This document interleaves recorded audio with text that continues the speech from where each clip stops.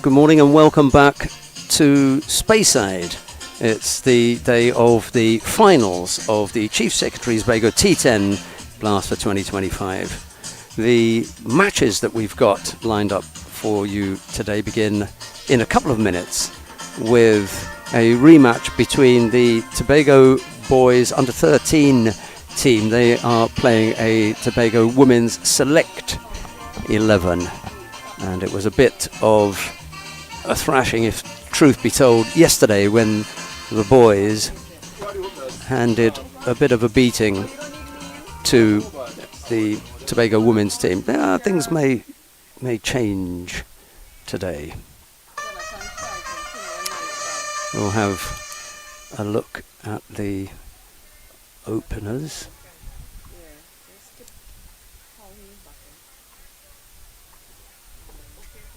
The opening over is going to be bowled from the river end. 7, 6, 5, 4. It'll be. 2. 1. Is that Jonathan? No, it's Yeah,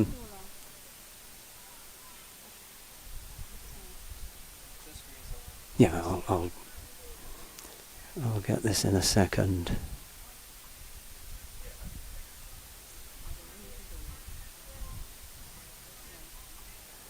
That's the first delivery, cut to short third man.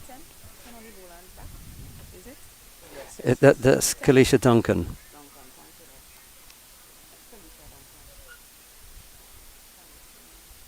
There was no run. She bowled reasonably well yesterday. There were two of the bowlers who just let a few extras get away from them. That was their problem. I'm going to try and cut that out for today. Kent, he tries to pull that one into the onside but misses out.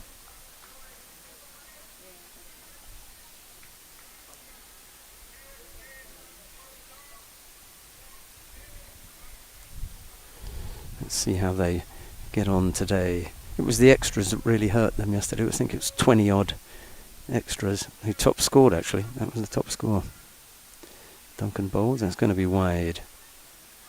Let's just try a little bit too hard. Get that radar right. Coaches always talk about the front arm being the guide. Can also be that Duncan doesn't like bowling to left-handers. Could very well be that. Anyway, she bowls again now. It's floated up there. Kent tucks it past the fielder at backward square, and they come through for one run. Kaylee Griffith, it was, who did the fielding.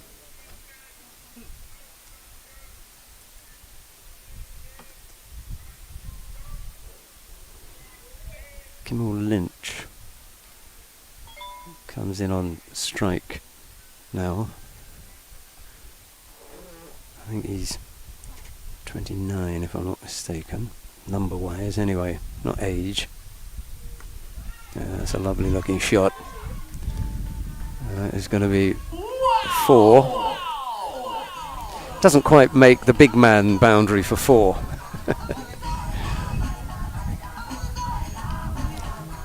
Good shot from Lynch. He's clearly got something about him. Nice stance, nice and straight still. Gives it a good bit of willow. 6 without loss. Lynch. First ball 4. Put on his hip, if you like, and he received that happily.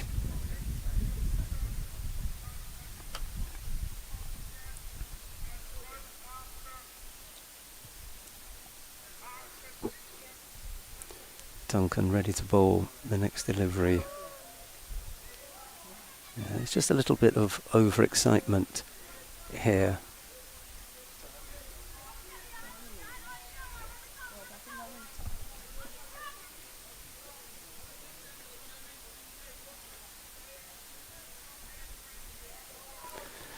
similar to what happened yesterday, really, just trying a little bit too hard. Repetition is really important for bowlers. You get in a rhythm. There's ball after ball after ball after ball that you play the same. He pushed at that one outside the off stump and missed.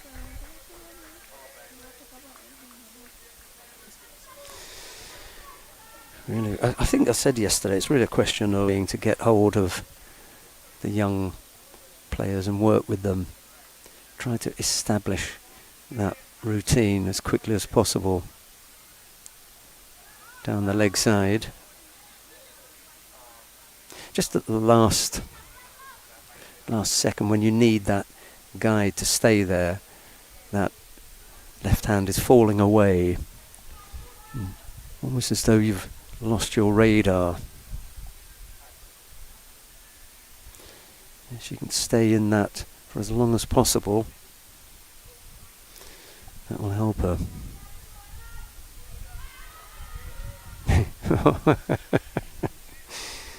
It's hard when you've bowled both sides of the wicket to convince the umpires. End of the over. It's not a bad shout, actually.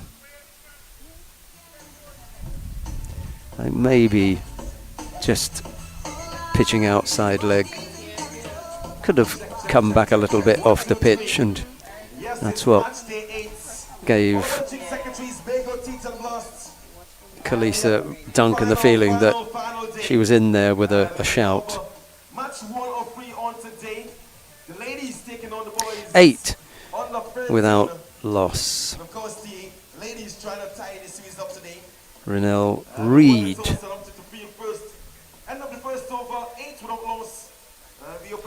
Is the bowler next up.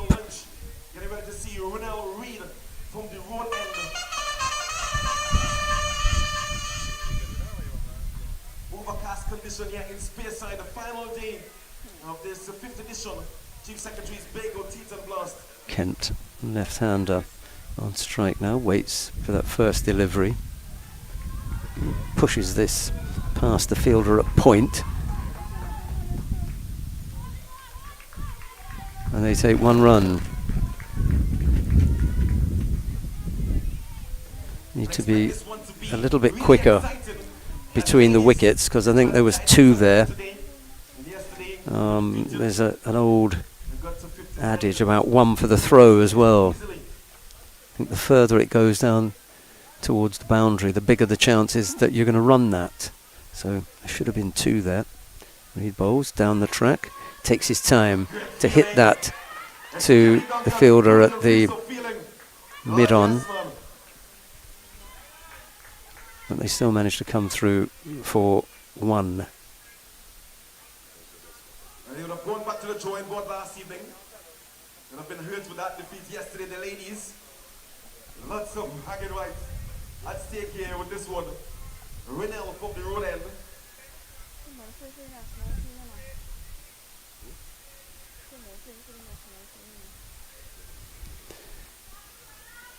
No, going to leave that. And they'll take a wide. We'll have to bowl that one again. Kent showing some patience with that one. Could have had a swing, but decided against it.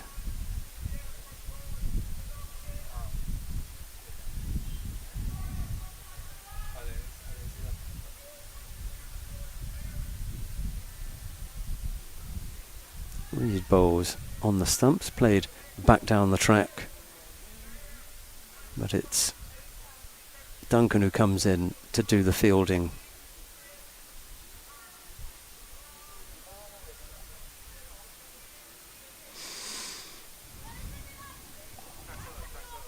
.11 without loss.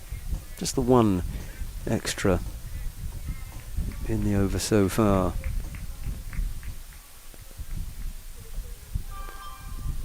Lynch comes down to have a word with Kent. Reid bowls again. It's played out to extra cover and they come through for 1 run. Score goes on to 12.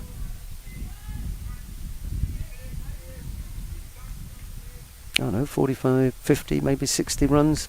That'll do the trick, won't it?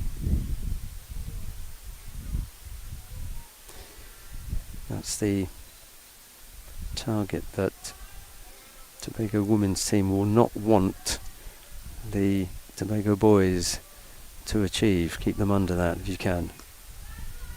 Nice looking shape to that shot. Again, it goes this time to mid-off.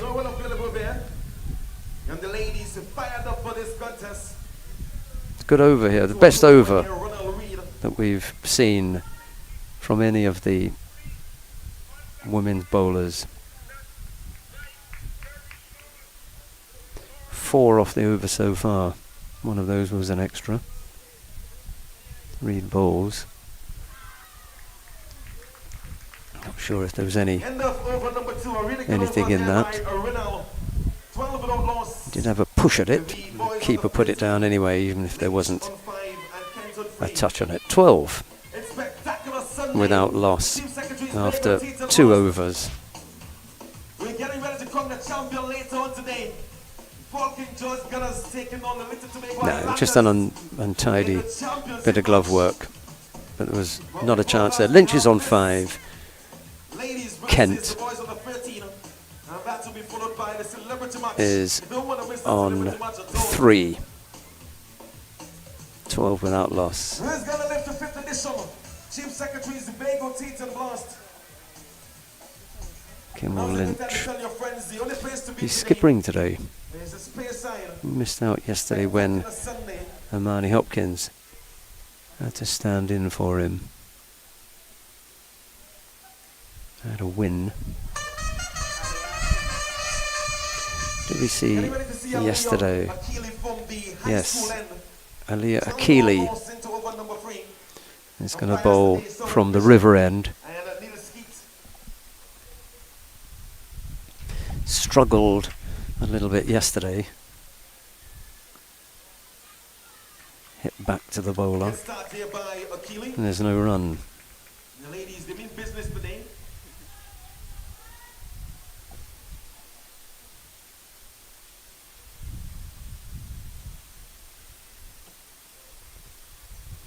Yeah, it takes a while to get there, doesn't it?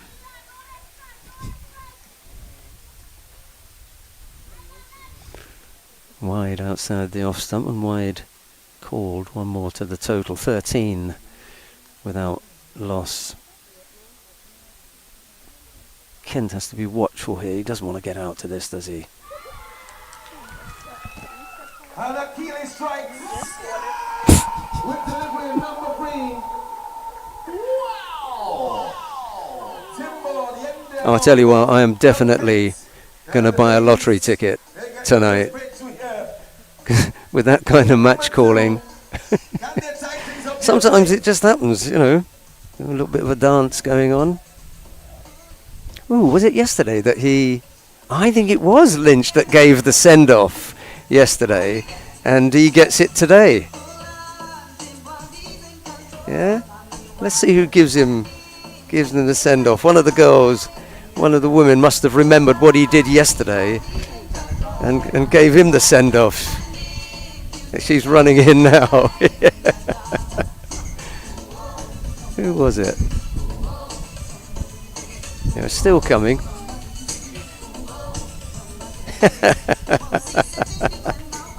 Right. I don't know who it is. Yes, it was Janelle Trim who decided to have a little bit of fun and said goodbye to Jonathan Kent.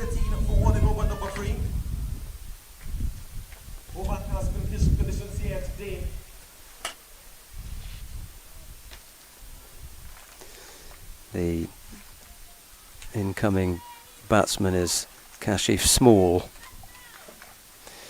He's going to face the next delivery from Aliyah Akili.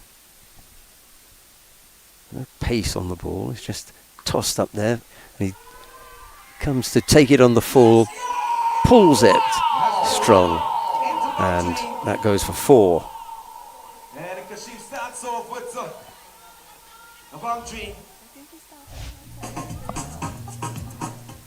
Could very well be that he began with a 4 yesterday.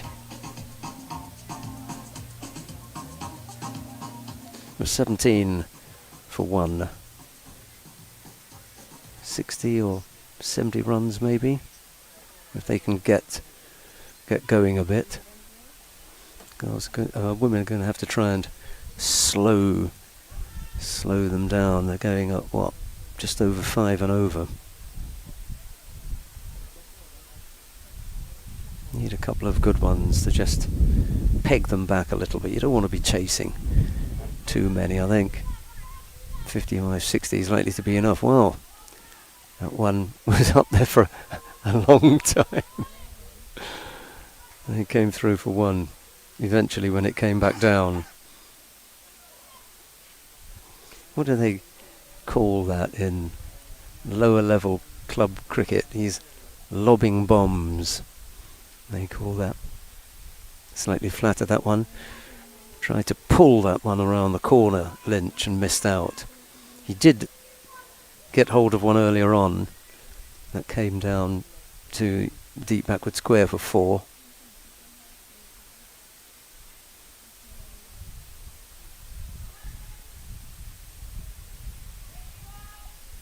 There's another bomb, and that one is connected on the full, hit out into the offside in the deep for 4.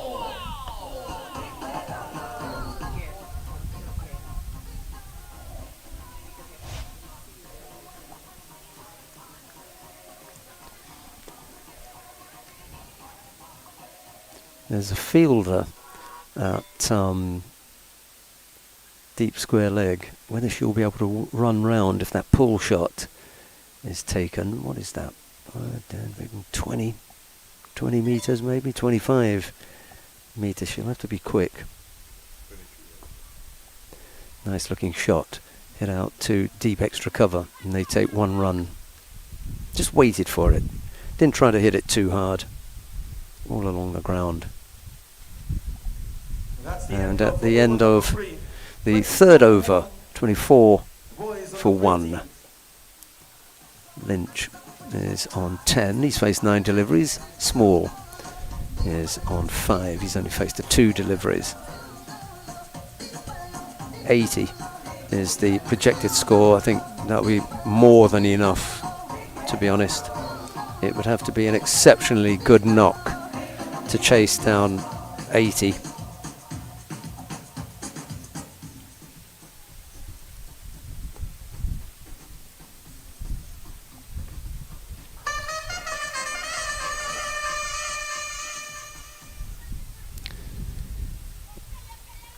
It's been a better bowling performance today. We've probably had more runs off the bat, but we've cut down on the extras. So many extras yesterday. It's good that they've got it under control.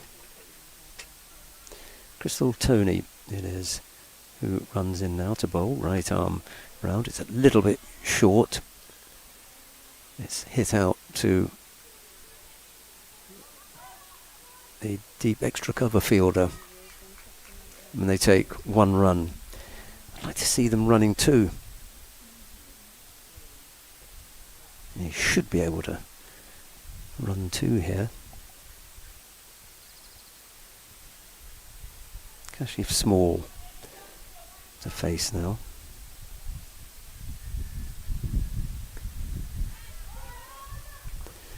Hit out to deep cover. There's a little bit of a fumble there.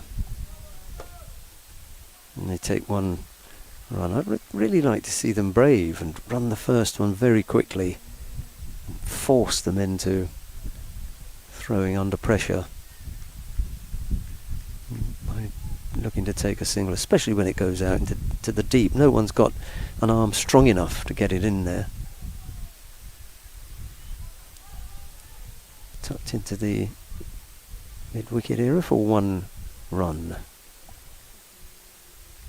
I'm not sure if they've spoken about that.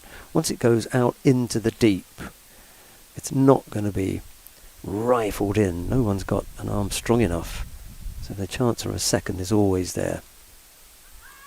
Tries to work that off the pads. There was one there.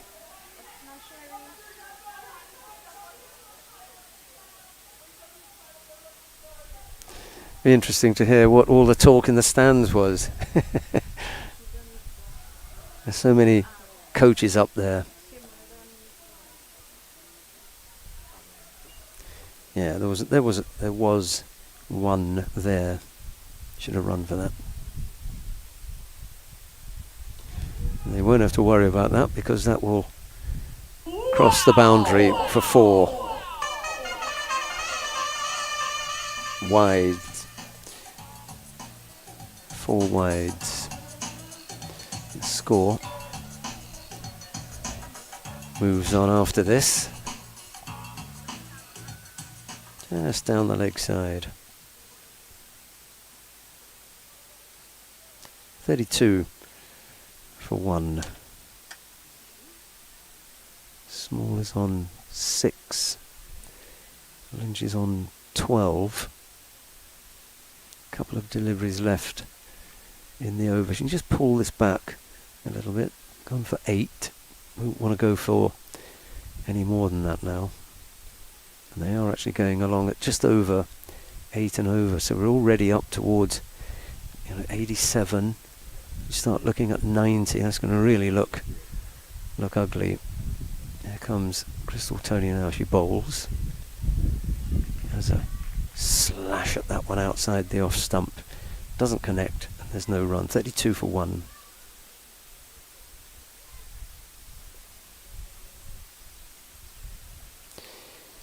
Really like to take another wicket now, wouldn't they? If they can just get it on the stumps, that seems to keep the batsman a little bit more respectful and quiet. Anything outside the off stump, they get hit. Yeah, there you go. On the stumps, keep them quiet. Defensive push back down the ground, and at the end of the over it's 32 for 1. Small is on 6. He's faced 6 deliveries. Lynch is on 12 off 11. There were 8 runs taken off that Crystal Tony over. 32 for 1. We've had 4 overs. The end of over number 4, 32 for 1. The ball is inserted by the ladies. Lynch up to 12 and Small on 6. The first of 3 games on today.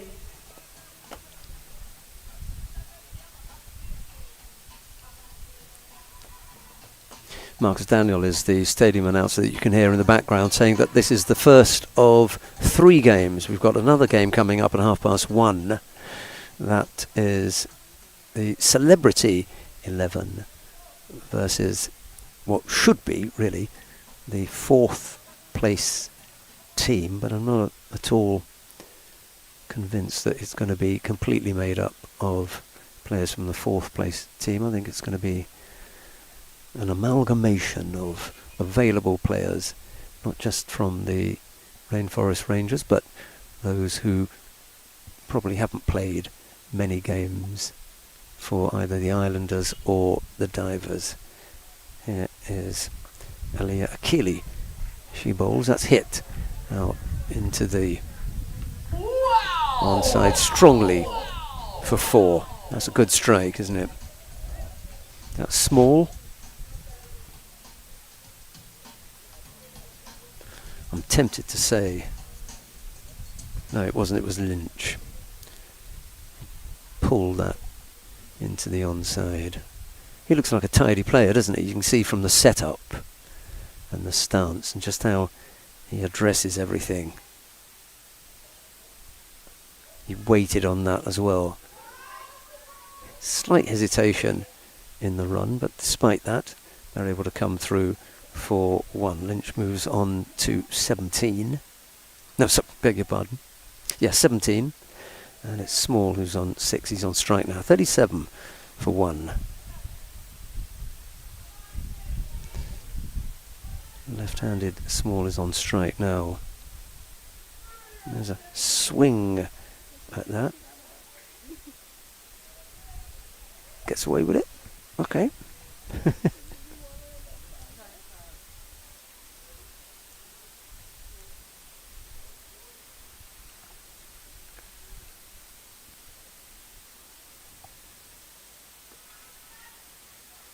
Yes, I think things look a lot better when the bowling is straight.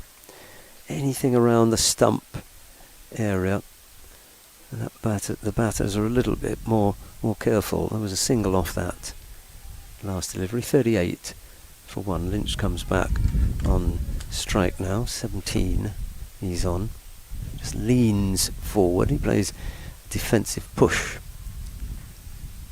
Back up to mid-off, and there's no run. Just something about his whole setup that suggests that he's got a little bit more to him than some of the others possibly.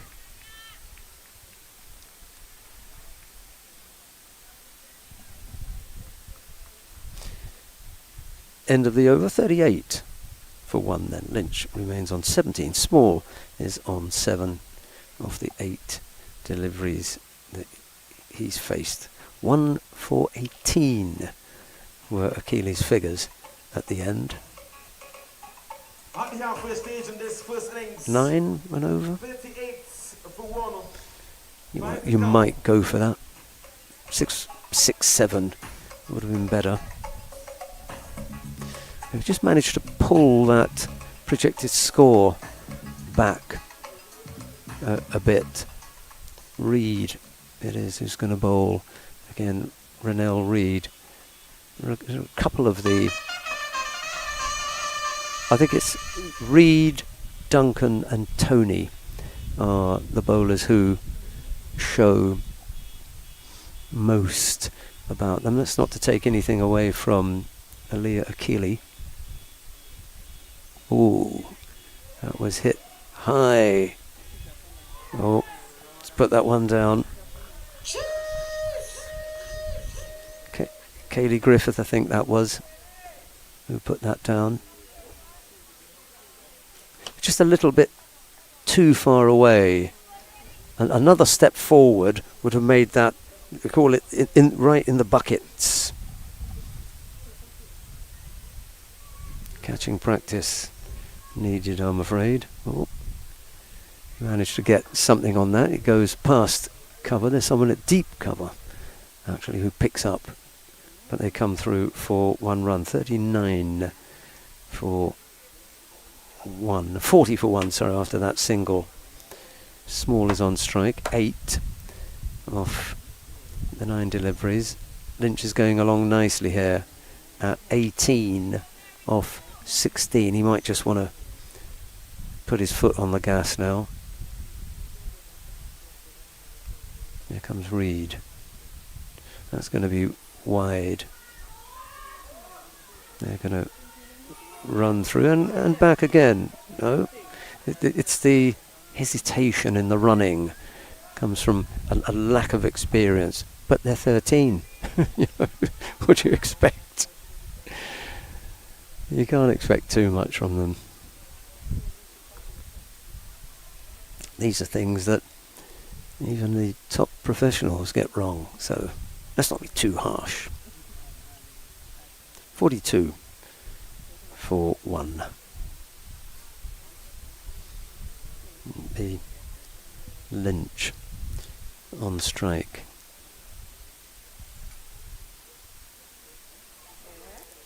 Yeah, that was a little bit too easy.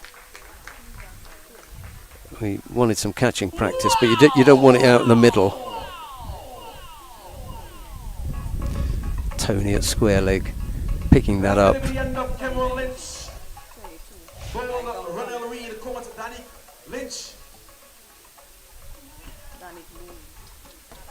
Danik Louis was that who took the catch.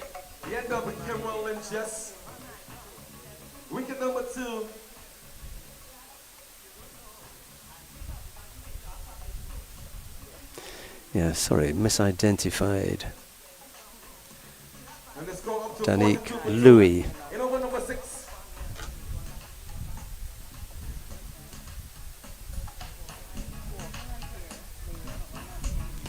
So we've lost Lynch replaced there by Zaya Lynch. McMillan. And coming out into the middle, Zyra McMillan. We had a look at him yesterday, briefly I think. We can have another look.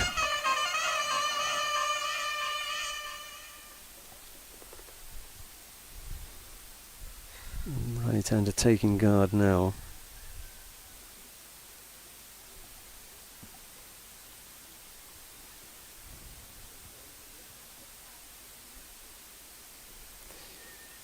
Reed could do her team a real favour here by just getting a few dots.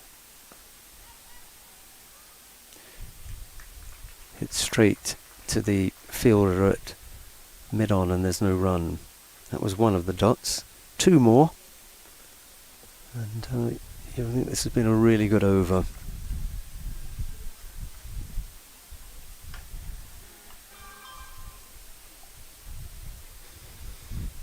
Comes Reed. She bowls now. It goes wide.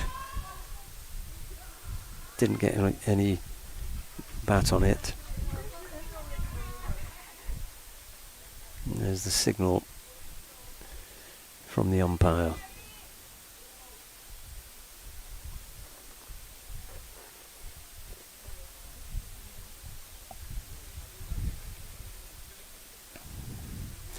Well, couldn't quite join up the dots. That's what you really want.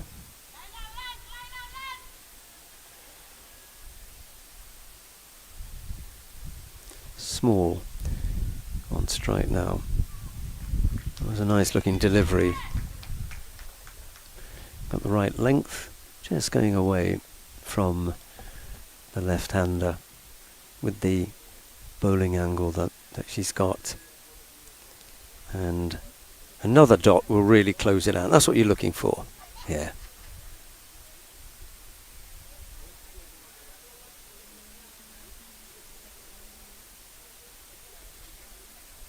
This will be a really good spell for Reed if she can finish off here. Don't try too hard. Yeah, that's exactly what you want. Every time they bowled on the stumps, they've made it that little bit more difficult for the batters. They've been very careful, very watchful.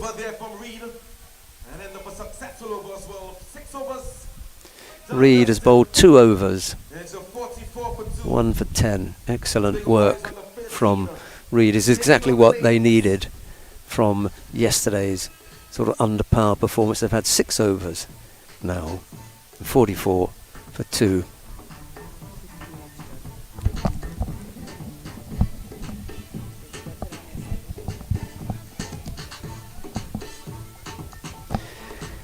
.44 for 2 after 6.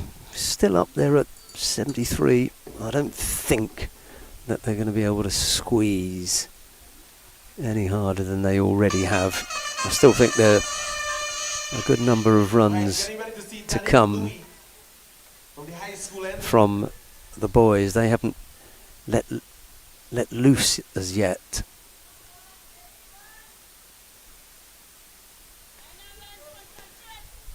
Sarah McMillan is on strike. Louis bowls down the leg side. He has a flash at that. Does McMillan. Misses out and a wide is called.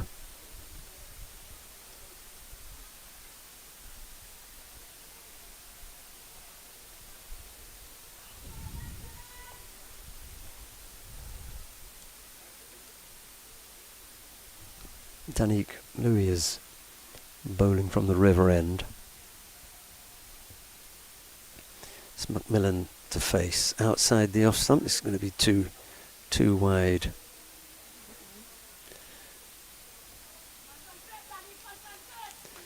Well, maybe he thought he could reach it. Looks quite a reach.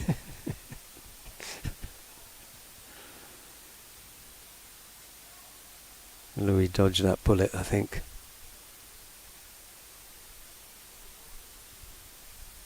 .45 for 2. As Louis runs in now and bowls. That's better. Looking to sweep that really, but it was a sweep that went almost nowhere. Hardly came off the cut strip, just popped up into the air and didn't get any power into the shot. The score stays on 45 for 2. 1 wide in the over. Little bit fuller this time. Wraps him on the pad. The keeper picks up. And there's no run. 3 dots then.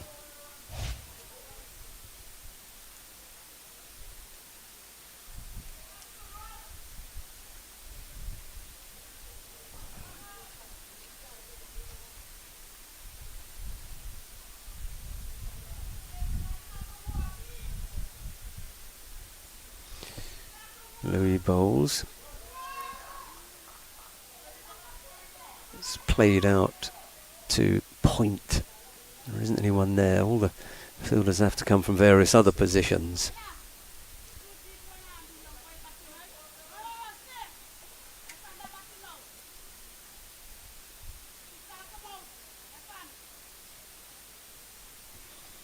.46 for 2.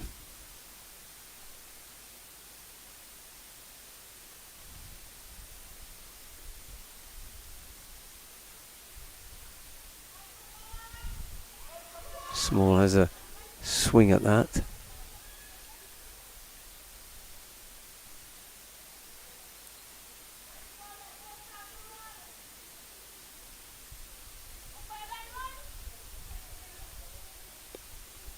Well, he hasn't signalled anything else, has he? So we'll take a run then.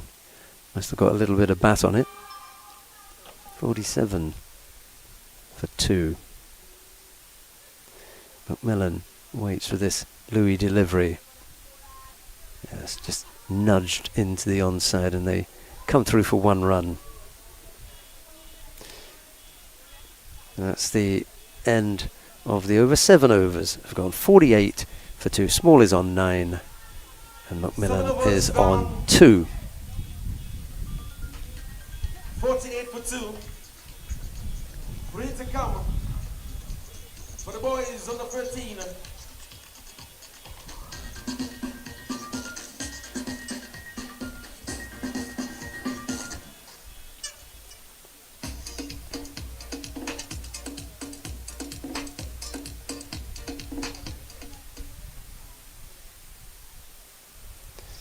Let's see where the bowling options are. Tennell Trim is going to bowl the next over.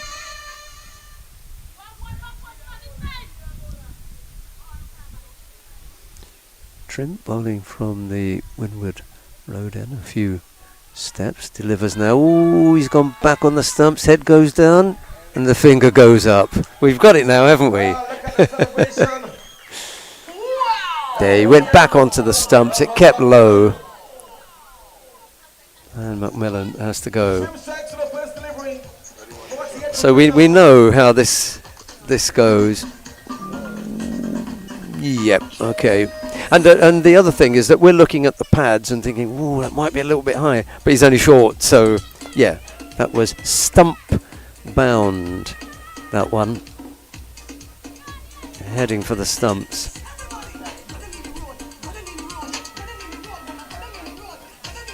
So the umpire's method of giving out is to think about it, put the head down, and when the head gets right down, the finger begins to come up. It takes a long time. It's like the death knell. But I think we spotted that was going to be out. 48 for 3 in over number 8.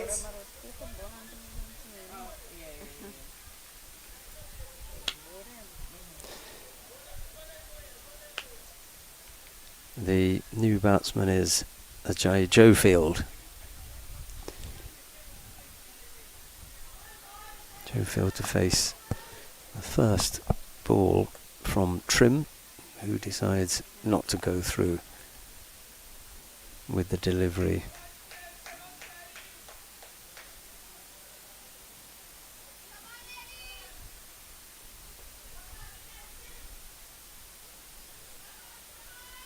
Yeah, down the leg side, he'll leave that.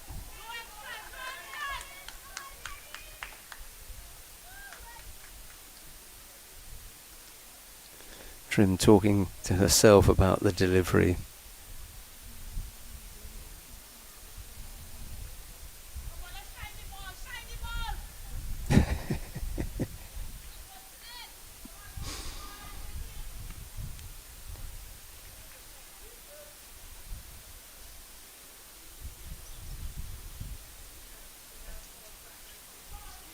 Schofield waits for this, has a swing at it. He takes it from way outside the off stump and pulls it out to almost at the mid-wicket boundary, deep mid-wicket boundary, and they come through for one run.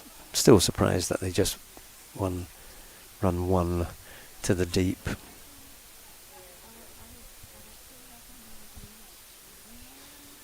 $50 for 3. Let's trim again. It's a nice looking strike. That's probably one of the best shots of the day. Wow! Really nice off drive from Small. Boundary of the bats of Kashif Small brings up the 50. For the boys under 13. In over number 8. Yeah, too much width. Hit straight. Well, not straight actually. It was. Try to pull that one. That's going to be wide. It kept a little bit low actually. So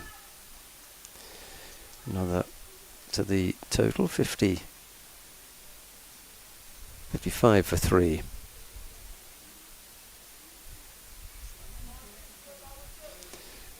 Small is on 13.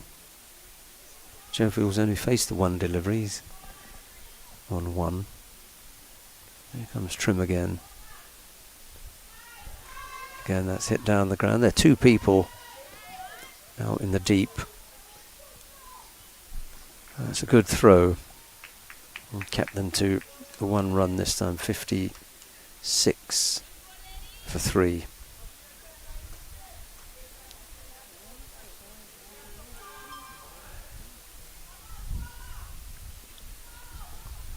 Trim bowls again. Nice looking swing and a good stop. That backward square leg. Not the best of throws.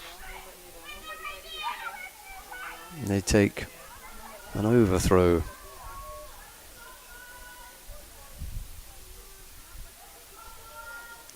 $58 for 3 now. A few extras have piled up in the last couple of overs. Swung at that. There's another one to the total.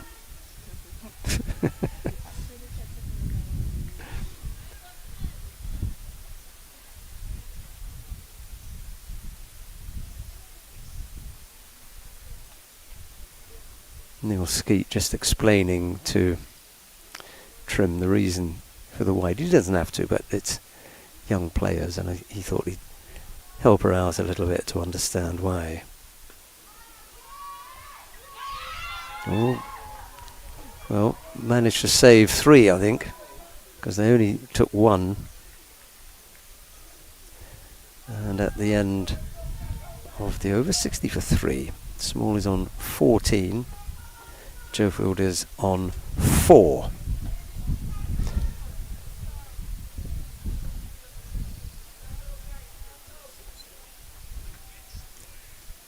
Eight overs have gone. 75 is the projected score. I still think that that's probably 15 or 20 too many.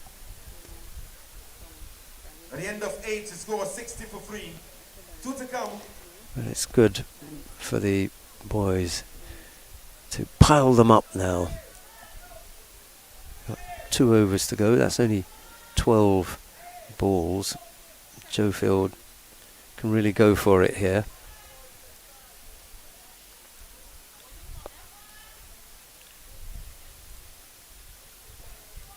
Danique Louis comes in to bowl. That's down the leg side, and that'll be wide.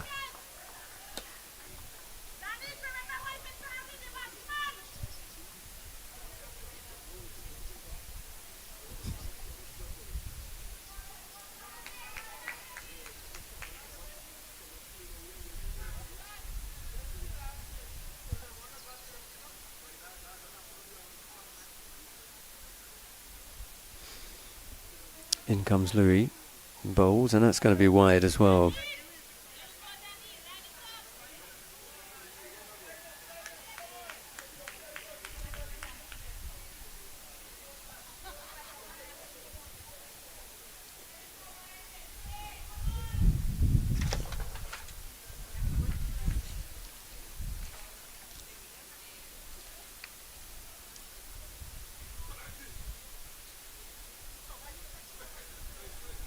Here comes Louis again. That's a better looking delivery. It's hit down the ground. There was almost a catch there. Wow! Somebody say yeah, yeah! It went past the fielder at long on and went over the boundary for 4. It was a good hit, actually. There's a chance. It was actually wide. It was bounced well in front of the fielder. No chance really for getting that one. Here's the next delivery. Yeah, his eyes lit up. He was just snatched at that a little bit. 66 for 3. The score.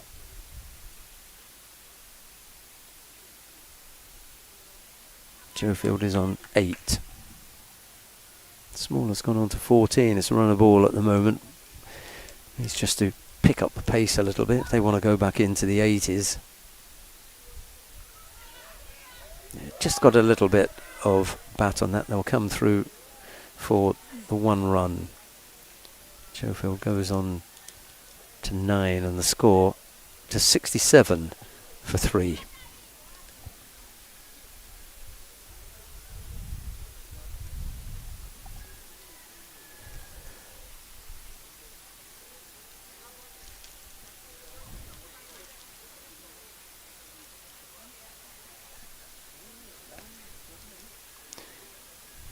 In comes Louis now. He got some bat on it. And they come through for 1 leg as a leg by.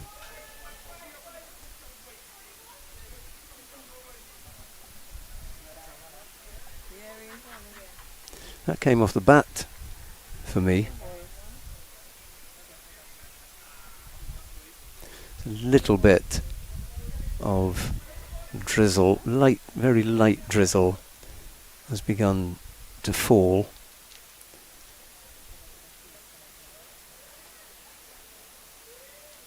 Louis bowls, a swing at that one.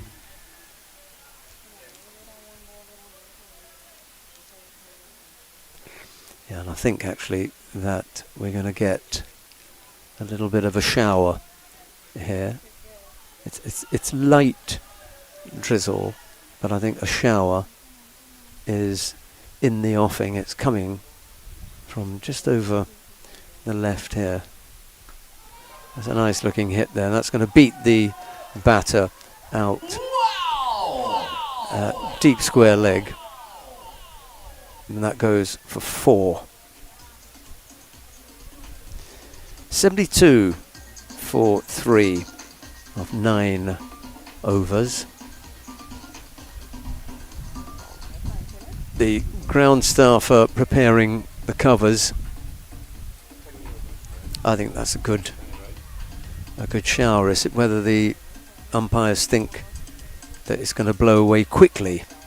End of 9 is 72 for 3.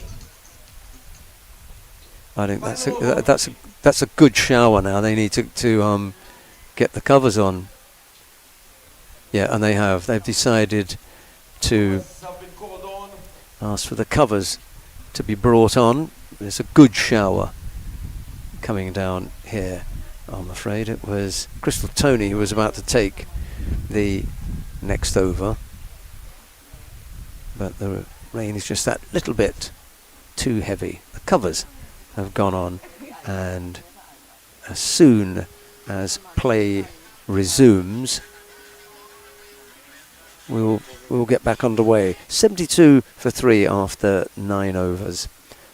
8 and over they're going along at the moment. The projected score is a nice 80. A rain delay, I'm afraid. We'll be back as soon as this rain holds up.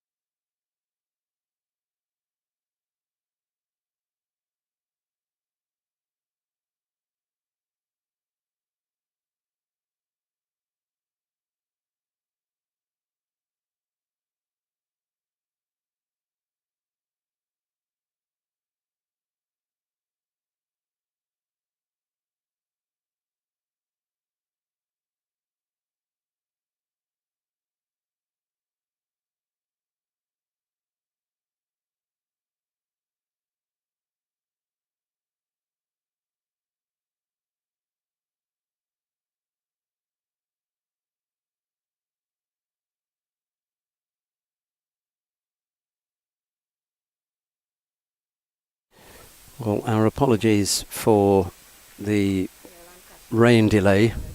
Not much we can do about the weather, which is beautiful now.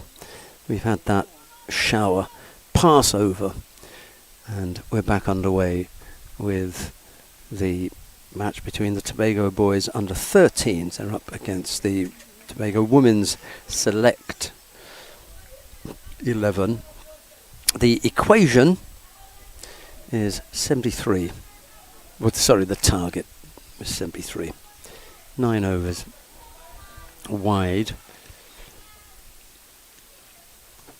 So that's what the Tobago women's team are going to be looking for the win. We'll be up and running shortly, but given that we've had the rain delay, we've got to make sure that our camera equipment doesn't become rain affected. So that had to be covered up. No ball signalled by the umpire. That's Neil Skeet out in the middle, and a free hit. Just what the women would have liked. They need 71 or 53. Very manageable. Big swing from Aliyah Akili. Doesn't connect. Oh, sorry, that is trim, because Akili's much, leaner. Yeah, right. And she thought about having a go at that one to Neil Trim. That is on strike.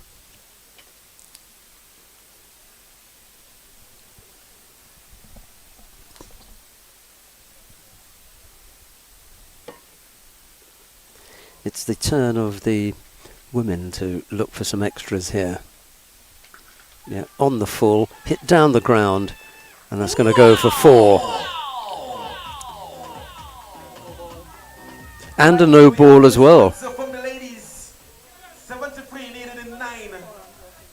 And Tinel Trim and Aliyah Akili will bring the batting gear for the ladies. And Tinel, A free hit. and she will get a free hit as well.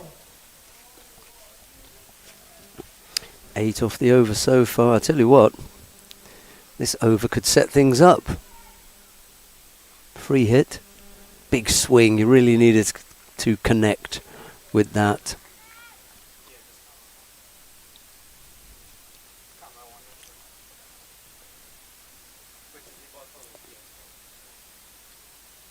Could still end up being a good over. Small it is. Cashley Small, who's bowling from the Windward Road end, needs to get out of this with a couple of dots.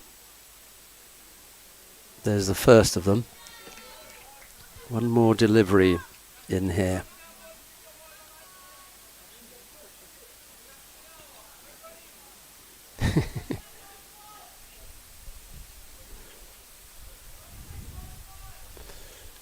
A few things being shouted at Kashif Small, a little bit unfairly, I think.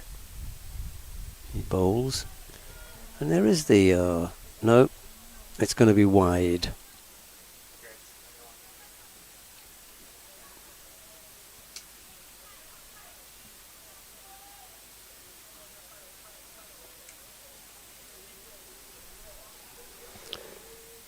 Small has decided to change the angle, bowling to the left-handed Trim. That's better. Oh, it's as though he wasn't quite sure.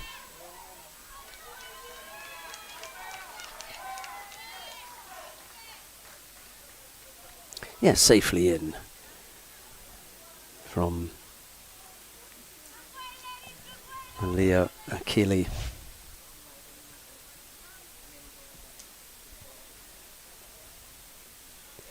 Was a little bit late to decide what she was going to play. What shot? Yeah, it was easily in.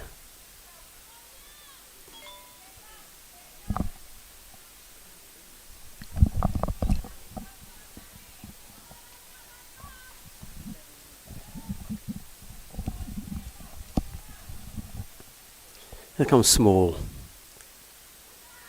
Takes a time to, not sure, but actually both the batters, a leg by off the last ball of the over, 10 off that over. The required run rate, by the way, is 7. The women could come back to do this. They're going to 11, and the required run rate is 7. So that was a good start for the women, and one of the things that helped there was the extras. Quite a few extras. We've been given some soft chairs to sit on. The soft chairs yesterday had a cloth covering, and they were really comfortable. These have got a kind of a leatherette comfortable, a leatherette covering, and it's not that they are uncomfortable to sit on. It's when you move, they can be a little bit embarrassing. Right. Jonathan Kent, it is, who's going to bowl from the river end or school end. I went with Marcus Daniel to name the ends at the beginning, and he kept calling it the school, but he's changed to the river now. No, he called it the river to begin with, and now he's gone back to the school. Yeah, I don't know. It's just how he feels. Yeah, you see, these chairs are not very forgiving, are they? Every time you move, it's like... Well, I want them to bring the cloth-covered chairs back. Yeah, it's a shame, because when you move, you could find yourself being embarrassed.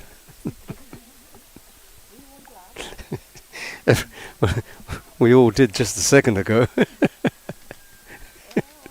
Right, 11 without loss. Game on as Kent comes in to bowl. It's wide.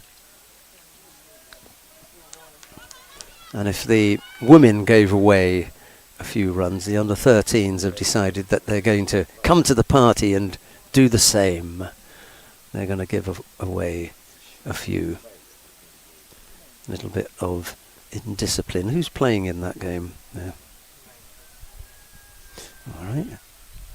Ooh, there's a little bit of a stab at that, but it's wide. And another run. So just if you're watching the cricket and you wanted to know what the score with Fulham and Manchester United is, it is 0-0. How long? 60th. It's in the 60th minute. So second half is playing. 60th minute, 0-0. United and Fulham. Little dab at that one. Misses out. And there's no run. 13 without loss.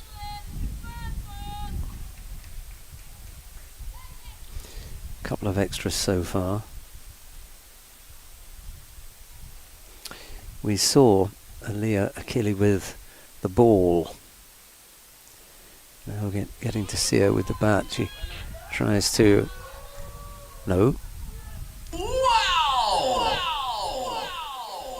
Oh, he you know, it is this half hour when he's going to give the out.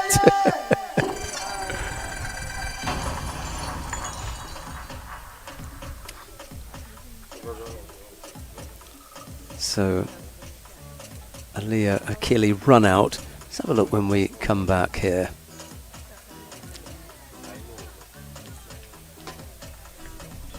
Yeah, we can't get it. It was just out of the shot.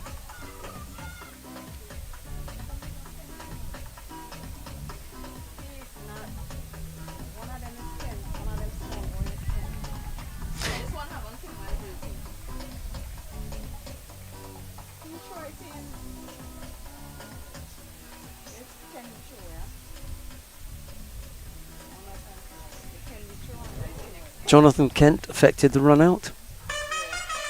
All right.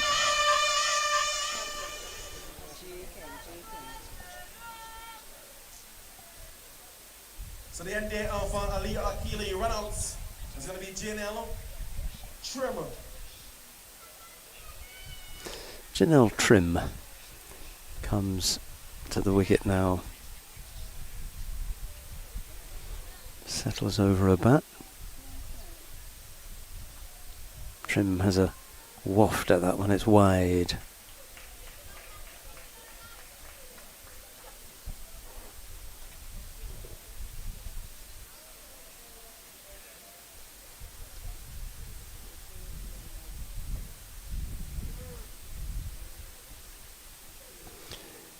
Tinel and Janelle.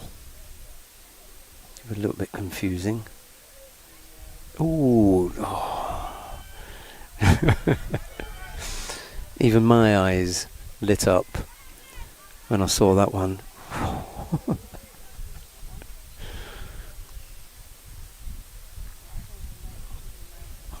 In an hour or so, a delivery like that will be disappearing into Tyrrell's Bay. Got away with that one. Mr. Skeets has come to tidy up the stumps. They were disturbed after the run out. He's come to tidy things up. And despite the fact that there is the left-hander on strike, he's gone over to stand at where the point fielder would usually be.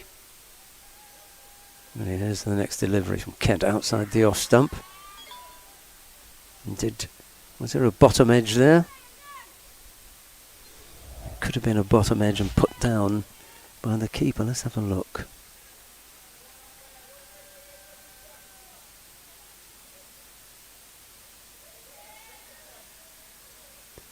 Yeah. And someone shouted out, don't be afraid to raise your finger. You raise your finger when they're out, not when there's been a drop catch. Played defensively. Back up the pitch and there's no run. 14 for 1 the score. The Trims are in the middle. We're going to see that a little bit later on when we get the Coopers in the middle. That's the big match, if we call it that, the big match today, the final of the Chief Secretary's Bago T-10 blast. Oh, go on. Oh my goodness. That was a simple little tap out to cover. They took 1 run, 14 for 1. The 2 Trims have a meeting. Look at this. This is the ball that you want to absolutely kill. Didn't move though, yeah. Watching the back of the hand, but it didn't result in any turn. End up to 16 for 1. 2 overs have gone, 16 for 1. As we get ready to see Zahir Macmillan from the root end. Another big over needed by the women. Make them feel a little bit more comfortable.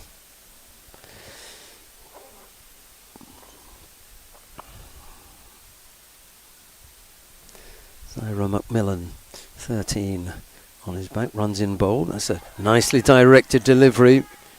Head stays up, so not out. It's when the head goes down, that's when you know you're in trouble. It's almost as though Neil Skeet doesn't want to look at the batsman. He puts his head down and then the finger goes up very slowly. I mean, really slowly. Macmillan started the run up, then stopped. But he's up to wicket now, bowls again. And it's nicely directed. There's an inside edge on that, isn't there? What a mess up.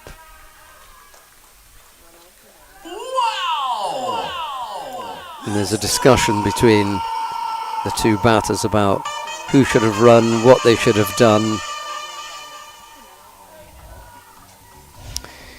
We'll have a look at the replay. Inside edge onto the pad. 23 is the one who's run out. Janelle Trim. 20. Yeah. Yeah, and it's Janelle who was run out.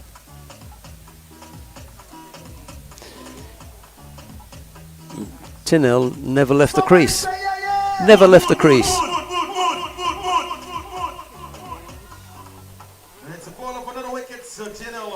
I'm going to guess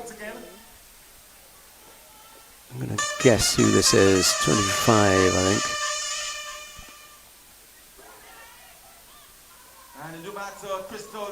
Yeah, Crystal Tony is the new batter.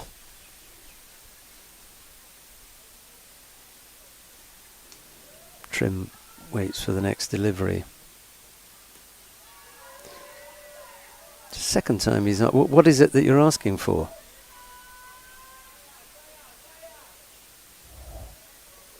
You can't ask for an LBW if there's a massive inside edge.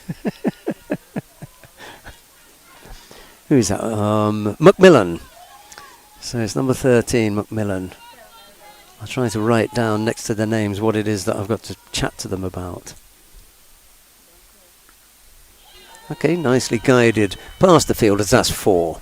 Wow! As long as you can pick up a few of those along the way, you'll do well. Yeah. 5 off the over. 1 more. Ball to come. Just put the bat there, guided it past the backward point fielder for 4. Wasn't the full-blooded cut, but just guided down to the backward point boundary. 20 for 2. Pushed back up the ground to mid-off. There's no run. And at the end of over number 3, the score is 20 for 2. Trim is on 10. And Tony has yet to face a ball.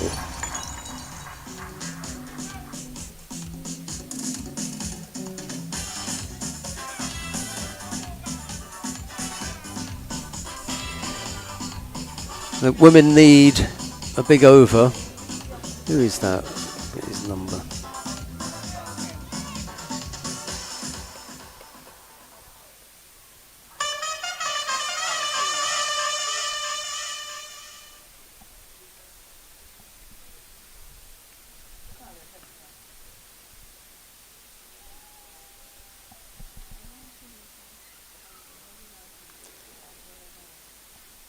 The new bowler coming in from the river end is Khalid Hector.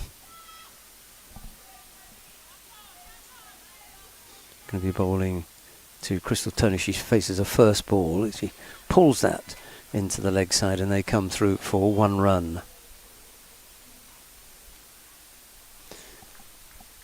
21 for 2. This brings Janelle Trim, the left-handed captain of the Tobago women's team, onto strike.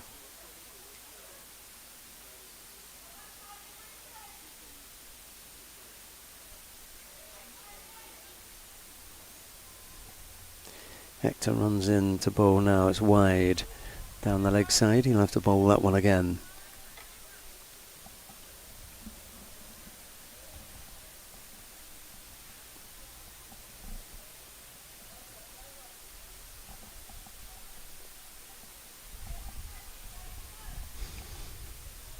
Hector bowls. And that time, I'm not sure if she meant that, but they managed to take 1 run, squirted out to, well, there's a short fine leg, isn't there, for the left-hander. We've got the right-handed Tony on strike now. They're still moving around. haven't settled yet. They have now, and Hector runs into ball. There's a late decision to try and push that one that's outside the off stump. Misses. No run, and the score stays on 23 for 2. That required run rate is pushing up now to 9. Tony has a swing at that one and misses out.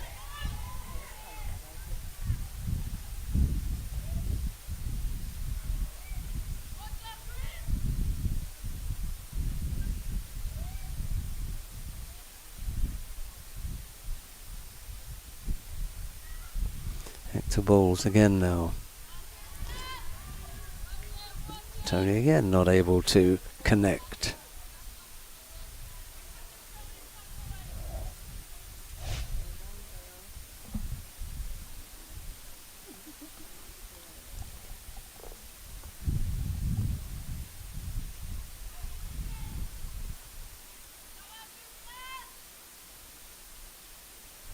That one's going to be wide. That's 4. Well, bit of a gift there.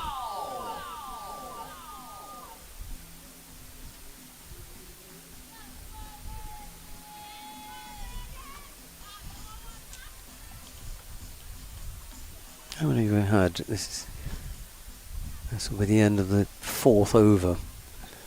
Remember, it's only going to 9, so we're pretty much getting there. 1 o'clock, depending on how quickly they get through the overs. Here comes Hector. No, something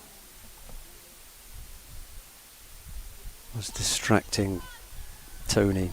She pulled away. Here comes Hector again now. There's a swing at that one.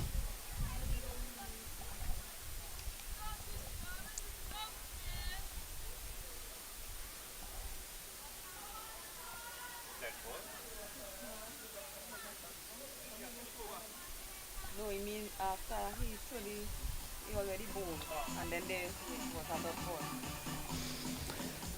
Okay, end of over number 4. 28 for 2.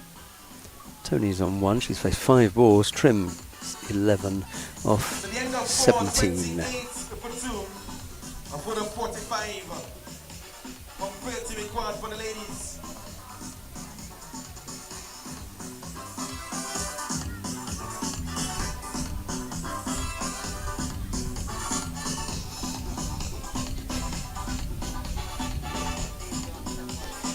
Time to get on with it for the women's team, I'm afraid. 45 off 30 balls. Can't afford to get too far behind the run rate. T-10 Shepherd it is, who's going to come right arm around the wicket to the left-handed Trim, who tucks that off her pads. It went backward of square, but there was no run. There's a fielder there who picked up and threw it in fairly quickly.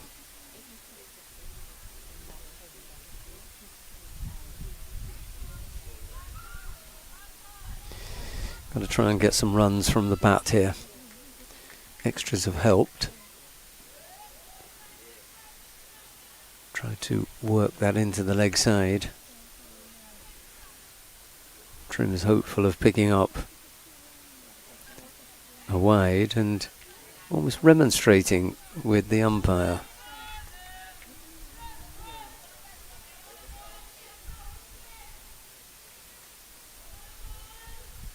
It brushed the pad.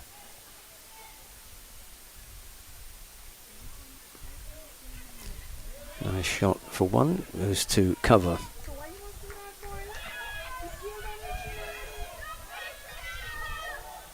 They could have taken another one there. Not sure who that was that threw the ball in. These are things that you learn. Bit by bit you pick up things.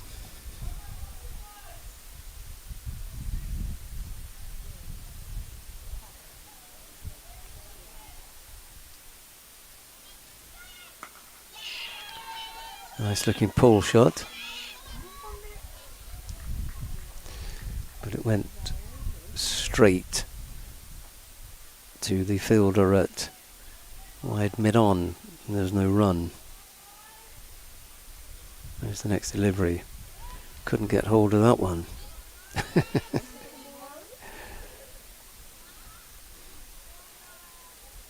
Tony was threatening to play football with that delivery. She thought better of it in the end. Looks as though she can get aggressive wide. Leave that one. Take the run and let them bowl it again. Yeah, I'll have a whack at that. 30 for 2 is the score. Short outside the off stump. Attempted thrash at that one. Misses out. And at the end of over number 5, it's 30 for 2. Look how quickly things turned around. At one stage, the women were in a really comfortable position, and all of a sudden, they're chasing nearly 10, 11 and over. I think that's beyond them, I'm afraid. 43 runs off 24 balls. That's the equation.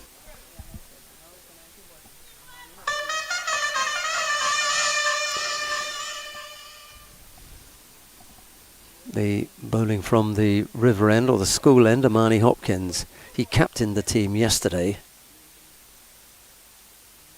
He runs up to bowl now. Short.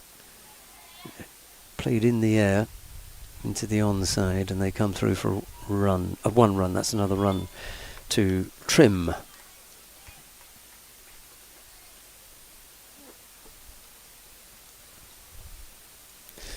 Tanel Trim goes up to 13 off 21. Tony 1 off 8. There's a swing. There's a shout. But there's no response from the umpire, apart from a shake of the head to say no, I don't think so. 1:05 here.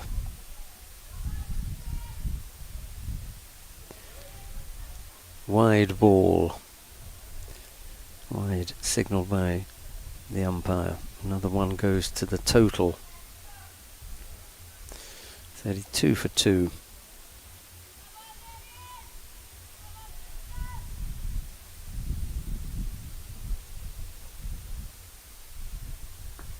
Yeah, Tony's made some connection with that one. It could be the first maximum from either side. Wow. Yep, Tony got hold of that one. T-10 maximum of the bats of Kristen. Tony, you take that. She really got hold of this one well. Good looking shot from Tony.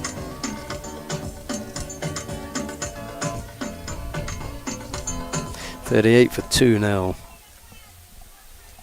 Pulling away nicely there by Tony. Up to 38 now the score. 3 balls left in the over. Ooh, I'll have some of that as well.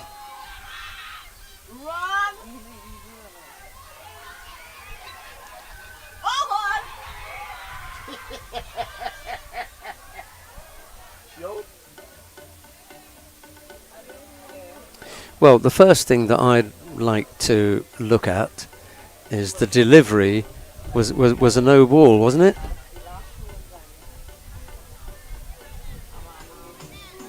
And it's another run out. This time it's Tony.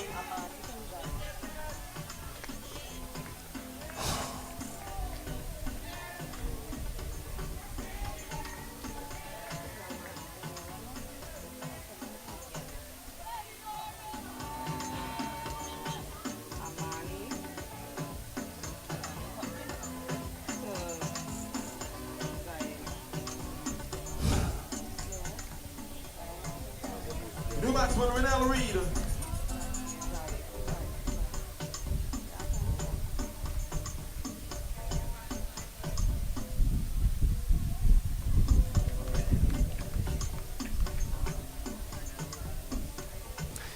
Renell Reed is the next batsman, next batter.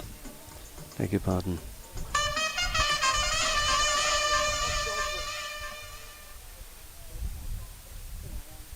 Four.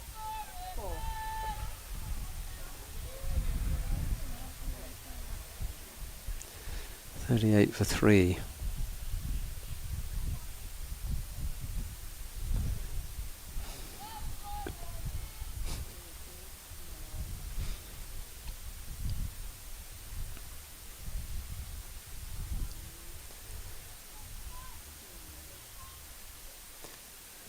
And the free hit for the no ball.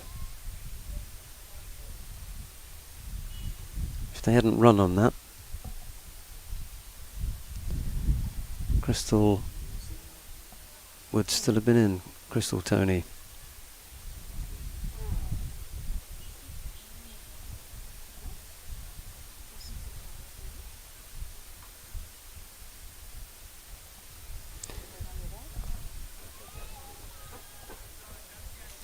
Tucked into the onside.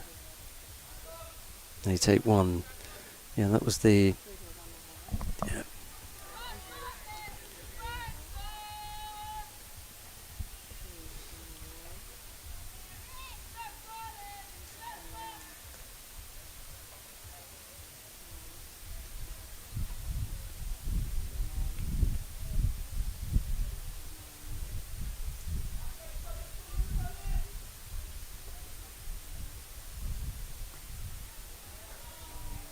That was a nice stop there from the young fella at point.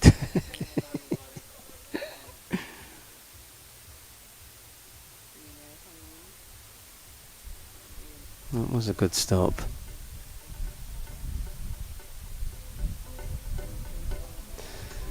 And at the end of the over, it's 39 for 3. That's what I make it there.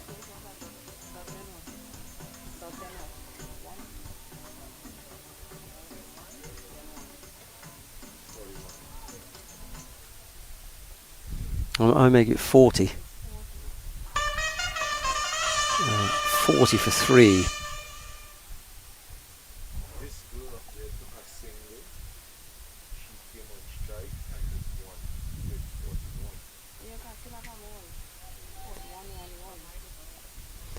41. And that would be the single he's talking about. In comes. Ooh.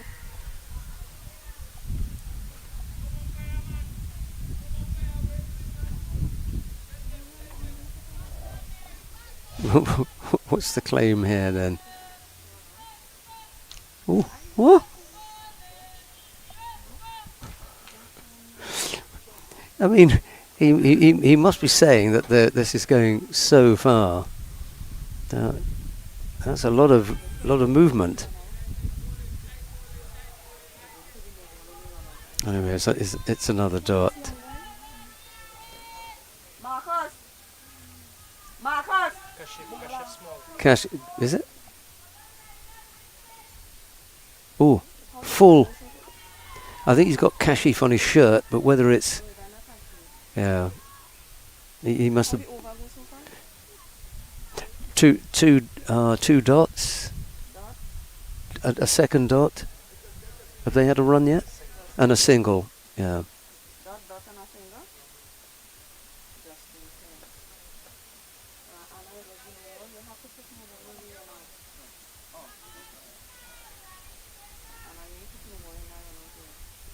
No ball. Now we've got a no ball. Here's the signal from the umpire. And a free hit is also signalled.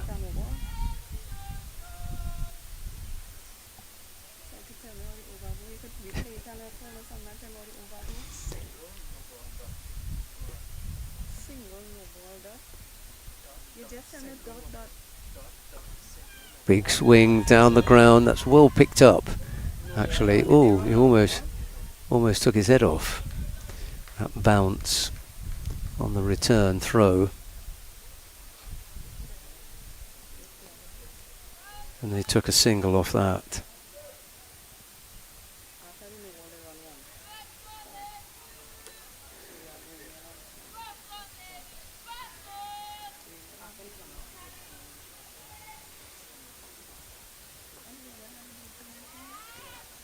punch to cover.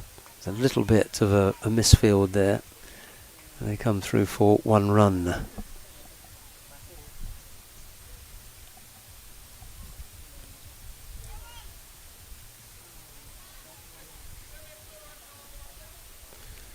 There was a single off that last ball here.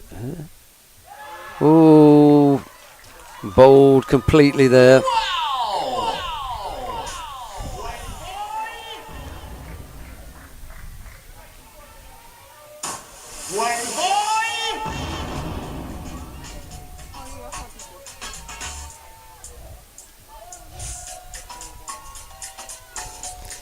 Somebody say yeah, yeah!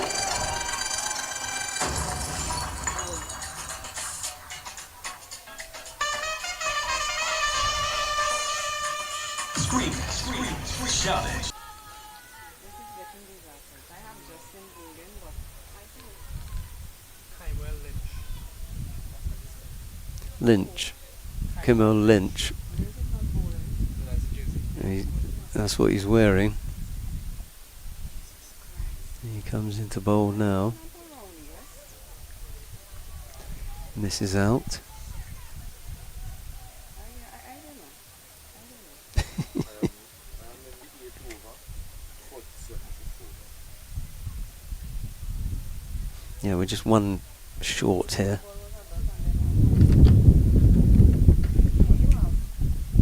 Oh, size that up. Outside the off stump, that was no problem. A wide on one? Wide. Who's facing there? Kyla? This is... Yeah, Kyla, correct. No, she got a single. Just. And she gets the other. Oh, there's a man around there. That's the... Actually,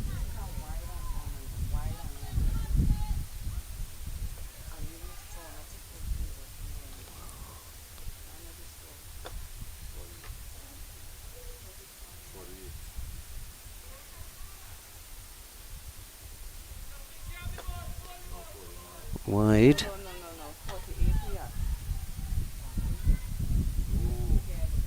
She got a single to go down there. 46 and You told me it was a wide too. And, now and now it's a wide. that's a single. But the last ball was wide. It's no 48 or 49. I am 48 is really wide. Oh, where's that one going? It's out in the deep. No, it's over the head of the man and it goes for 4. The Tobago women's team begin to celebrate.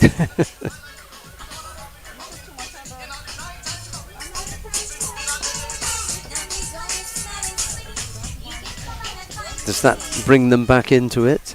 21 record from 9. Sort of paddled, lapped up there. 51 for 4, 26 off 10. That's gone up to 15. It's a huge ask, actually. There has to be a big mistake by the under 13 boys to lose it from here. Rowley bowls. And that's going to be a dot ball. It was hit back to the bowler.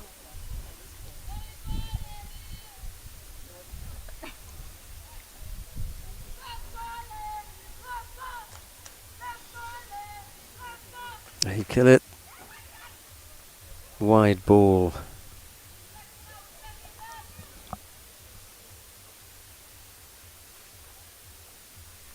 One more to the total.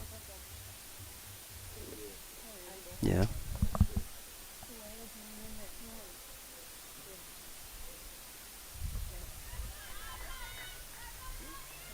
And now they take a single.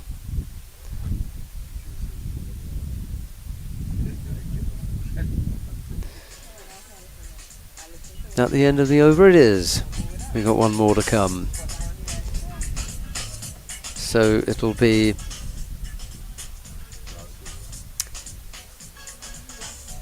should be 19 off or 18 then off the last over. It's a big ask. It's not impossible, but it's a lot to ask for. 20 past 1 here. I haven't seen anyone from the other teams arrive, and it's already 20 past 1. We need a colors bracket.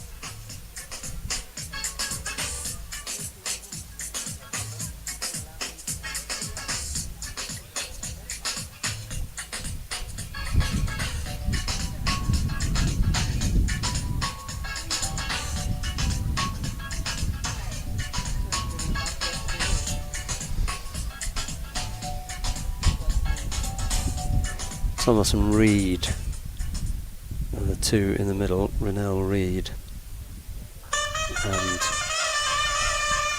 Kyla Thomas. Jonathan Kent. It will be to bowl or not.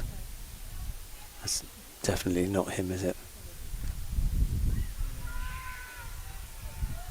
Off the pad, says the umpire, so not out.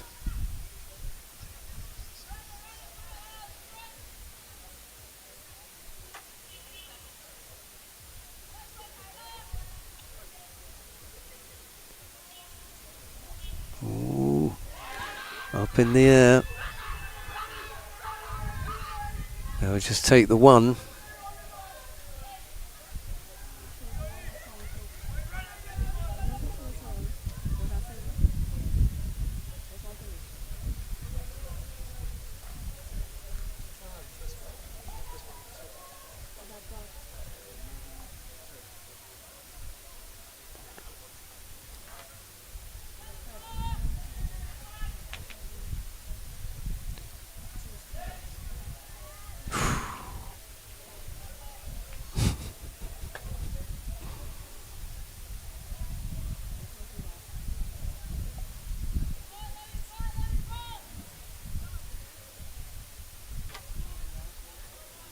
Hang on, there's a signal of no ball from the umpire there. And a free hit. Yeah, no ball and a free hit.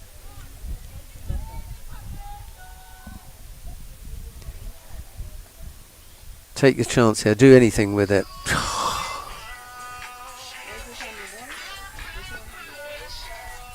And then a dot.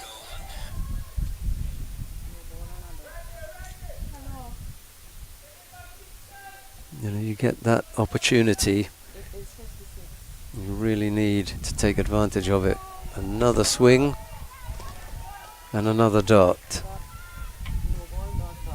Yeah, no ball, dot, dot.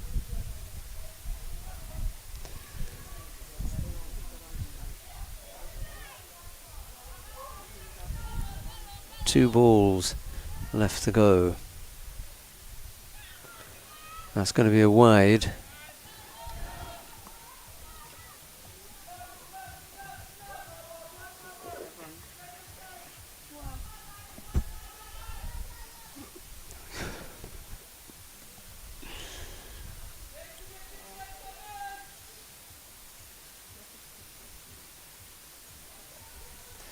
.57 for 4. 16 required. That's a nice looking hit, straight to the fielder. There's a chance for the run out, and there it is. Wow!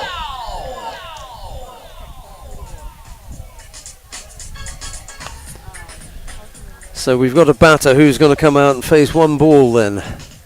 Somebody say yeah, yeah!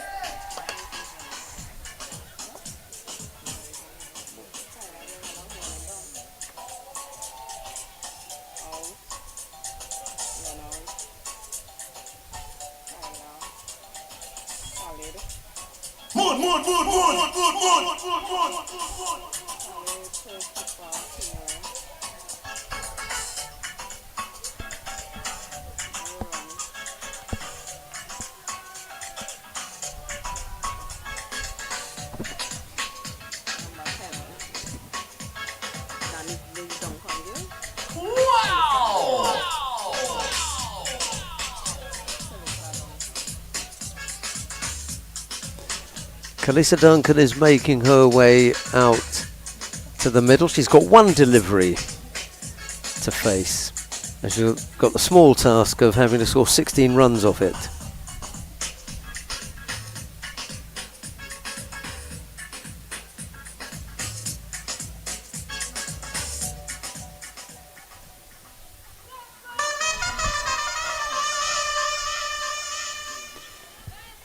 Well, she settles down now. Here comes the last delivery. She gets hold of it. There's something on it. Goes out to the offside. They take one run, and that, I'm afraid, is that. It's the Tobago under-13 boys who end up as winners again, quite comfortably as well. Slightly better effort today than yesterday. Right, we'll be back hopefully with the celebrity game. I'm not sure what time that is going to get underway, but what I can tell you is that at 4 o'clock we will have the match between the Little Tobago Islanders led by Lendl Simmons. They're going up against the table-topping undefeated Fort King George Gunners led by Dejon Charles. We'll be back with that action. Bye-bye for now.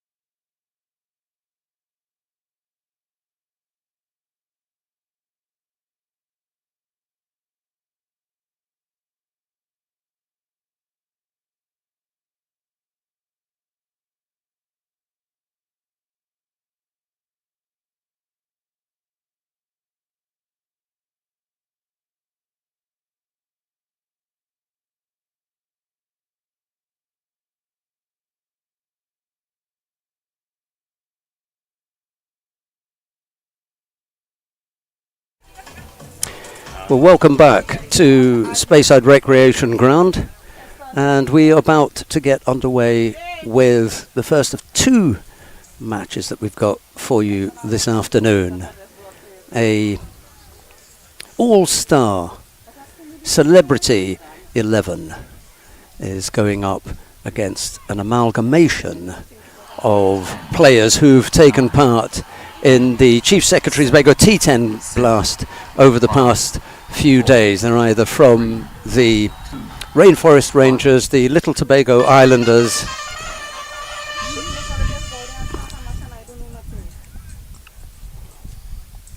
the Buka Reef Divers, and possibly one or two even from the Fort King George Gunners. The Celebrity 11 are out in the field, and it's the amalgamated 11 who are going to bat first. Down the track, Seapaw, and off the first ball, can you believe it, caught way out in the deep. Well, it was a huge hit, but unfortunately a man was able to pull it in.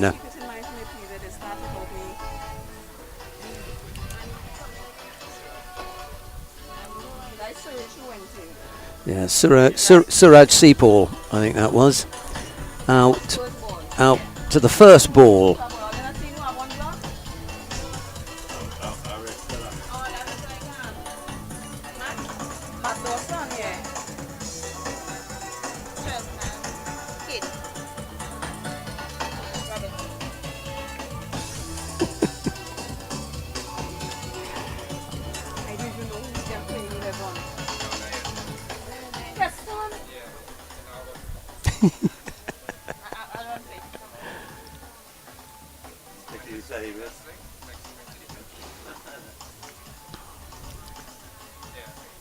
So, a wicket off the first ball for the Celebrities.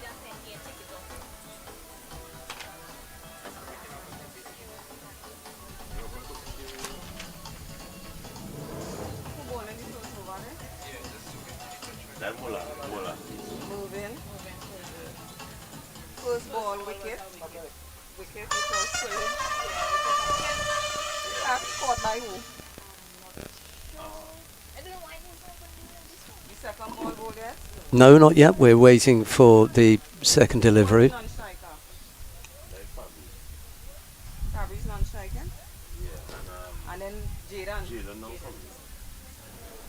So, Fabrice Lynch at one end. Suraj Seapaw was the man who was out, just outside the off stump. There's no run.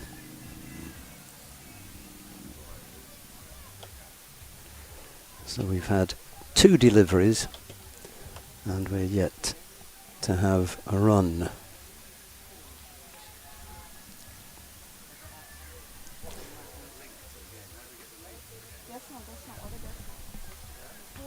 Just give us 5 seconds. There's a dot ball there for number 3. 1 wicket, 2 dots. It settles over his bat now. And that's a lovely swing. And it's gone way over the boundary. Beautiful swing of the bat. And that goes over the deep square leg boundary.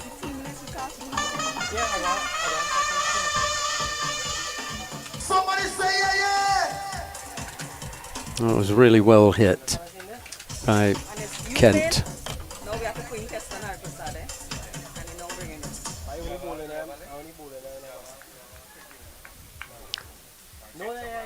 There's the next ball then. And another big swing, just gets a thick outside edge. And it goes down towards third man. And they take 2. So they ran 2. They run two. Yeah. Who were two with Jaden? Right. Kent has the 2.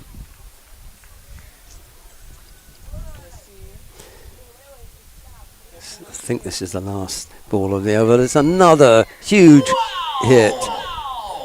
Big slog sweep there, down on one knee. Paddles that over the boundary. And them just find that so funny. So a second maximum in the over. And that's been a really good start. 18 off the over, I think. Man should be on top.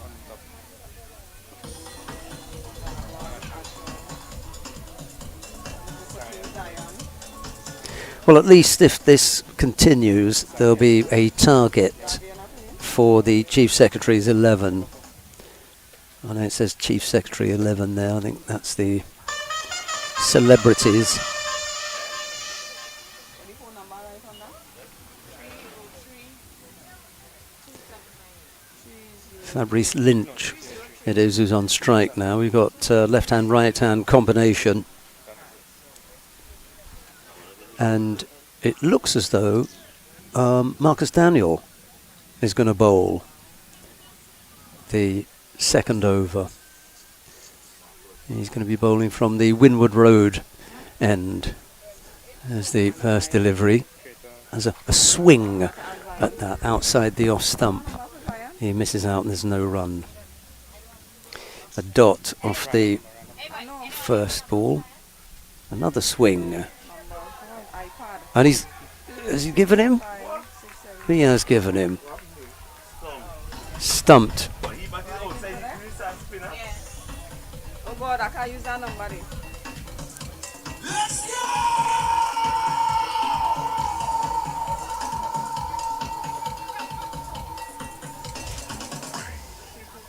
So that was the delivery by Marcus Daniel.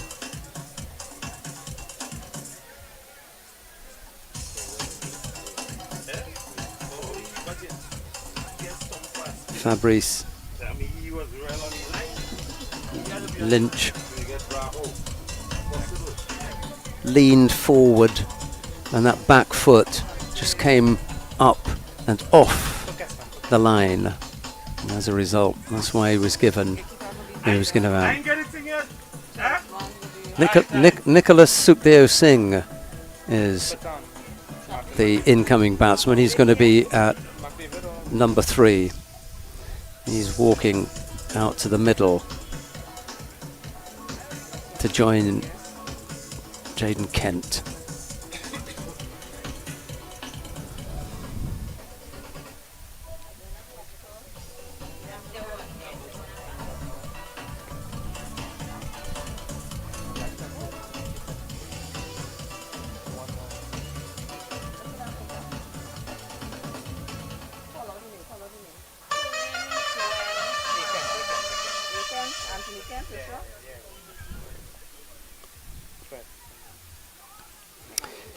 Daniel is going to come around the wicket. It's Nicholas Sukhdev Singh, the incoming batsman.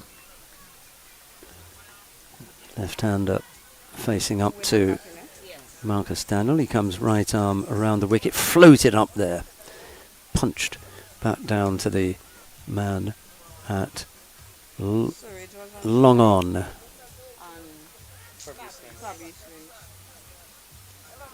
And they come back for 2. And who was the bowler?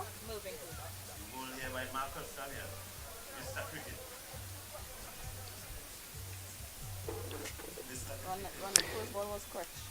Short, and he tries to pull that and misses out. Maybe just rush through a little bit. There's no run.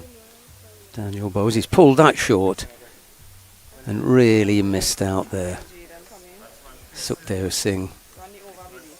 There was a chance for really lofting that over towards the little bar. on the other side, and he missed out. 14 for 1 is what's up there. Kent has scored all the runs so far. Sukhdev Singh has scored 2, by the way. And this time he does get hold of that, and it goes to the boundary. He's on 6 now.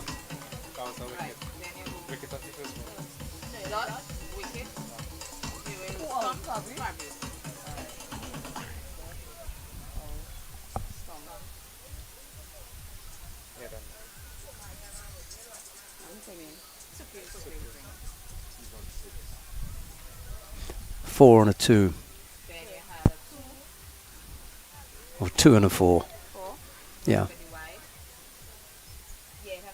Sukhdev Singh has another swing at that, and that's going to be wide as well. Wide with no run, Yeah. 24. Yeah. And then the wide again. Wide again. Yeah. 22. Tucked into the onside to mid wicket, and there's no run.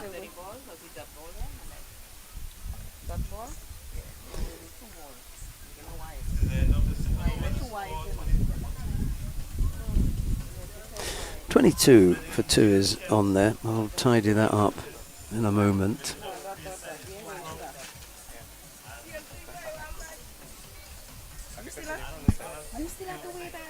Yeah, I know. I'm going to give it 40 runs. That what?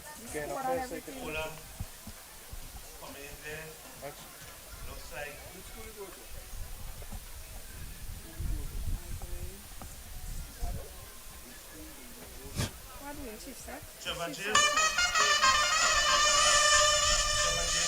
I heard the name of Trevor James being mentioned as the bowler. He's going to be bowling to Kent. He does now. It's a lovely little gentle lollipop that gets deposited over the deep backward square boundary for 6.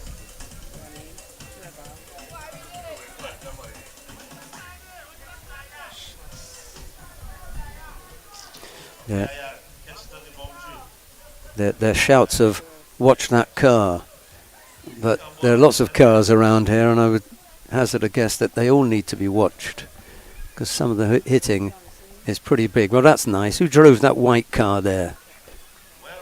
You know?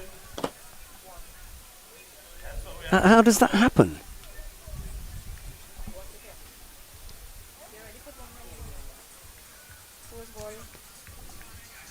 There's a word that we use to describe a certain level of cricket. It's called village. And that was village. Sukhdev Singh wasn't ready, and he called wide anyway. This is just... oh my goodness.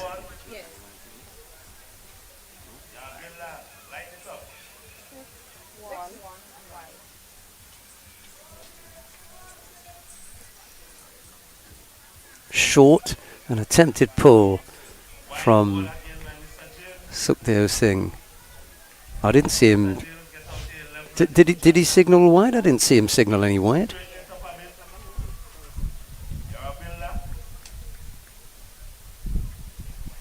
Oh, he does. All right. Luckily, we've got a replay. James bowls again, and that'll be another wide. Keep it coming. At least there's going to be a score to chase down.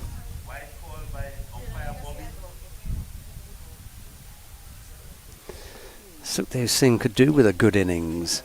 Actually, it hasn't really gone his way, has it? There's another one. One bounce. And over the boundary. Kind of feeding him, isn't he?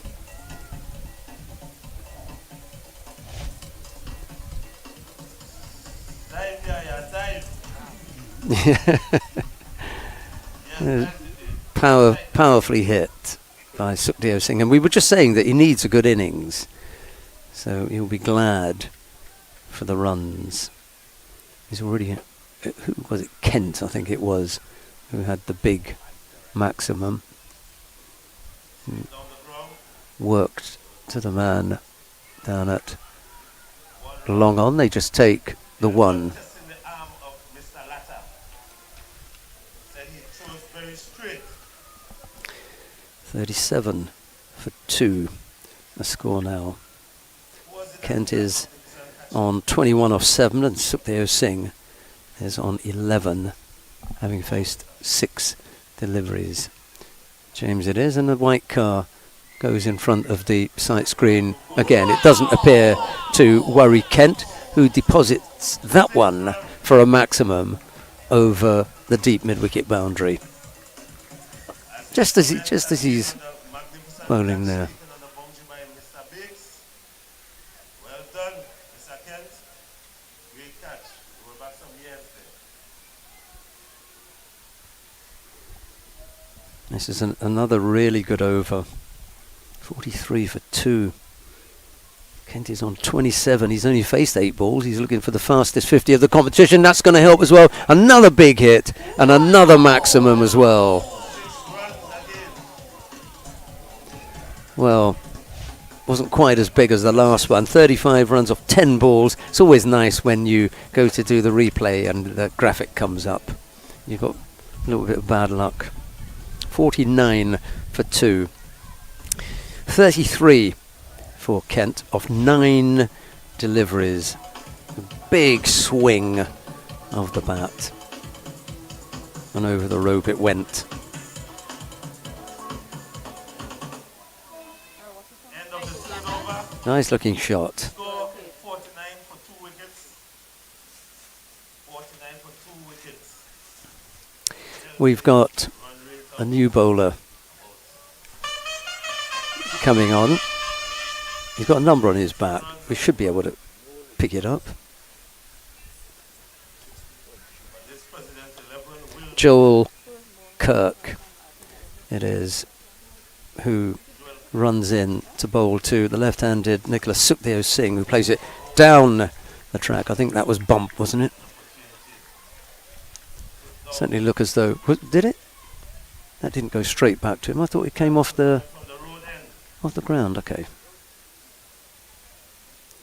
Kirk then put down one that was hit straight back at him. He runs up to bowl now. Leg side. Oh, be a wide when he gets round to calling it. Good stop. Down in the bat. They come back for 2 wides.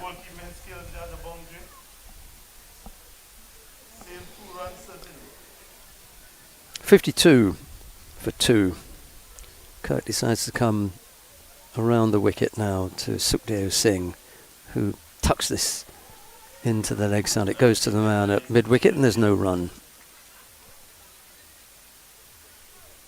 Score stays on 52 for 2.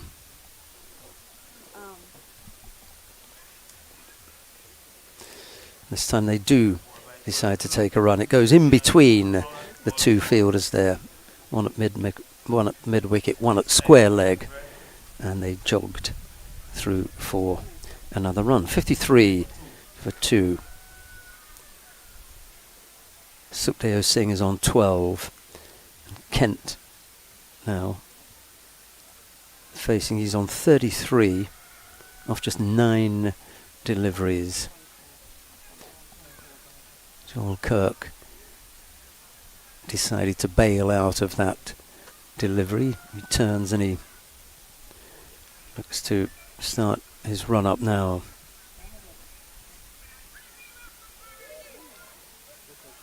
A big swing from Kent. Doesn't connect.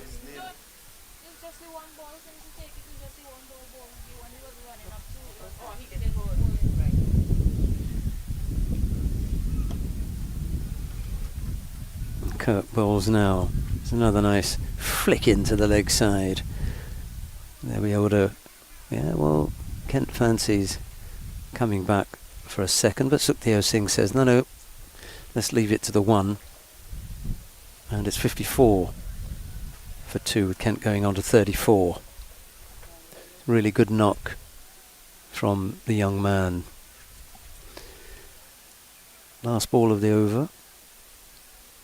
It's swung down to fine leg. It went down there fairly quickly. They'll just be able to take the 1 run. And at the end of the over, it's 55 for 2. Kent is on 34. Sukhdev Singh is on 13. And it will be Kent to face the bowling. We're not sure who it is that they're going to toss the ball to.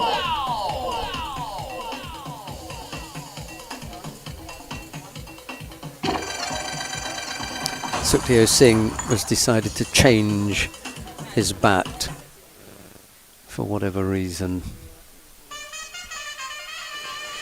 He's got a new piece of willow. We'll see who it is that they give the ball to.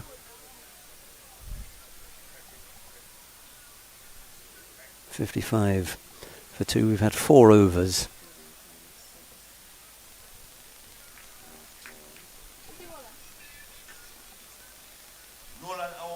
Nolan Orr, it is, who bowls, and Sukhdev Singh has a swing at that. Misses out. The umpire's called a wide anyway. So 1 more to the total, 56 for 2. Nolan just pushing that down the leg side. Keeper with a little bit of speculative work there, trying to backhand it onto the stumps. That time they came through for 1. There is Marcus Daniel down in the deep. 57 for 2. A wide, and then that single. Kent to face. Swings at that one.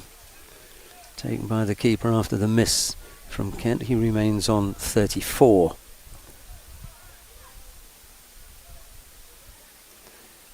With a wide first ball, single, and then a dot off the pads. They thought about a single and then said no, we'll leave it.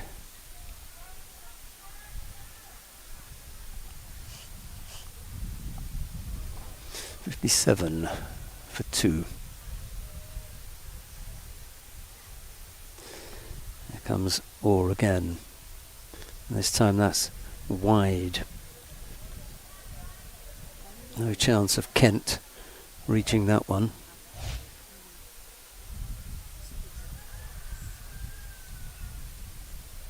Good take with the keeper actually, because it took off and it went really wide. He stuck out a big mitt. Great swing. That's another maximum.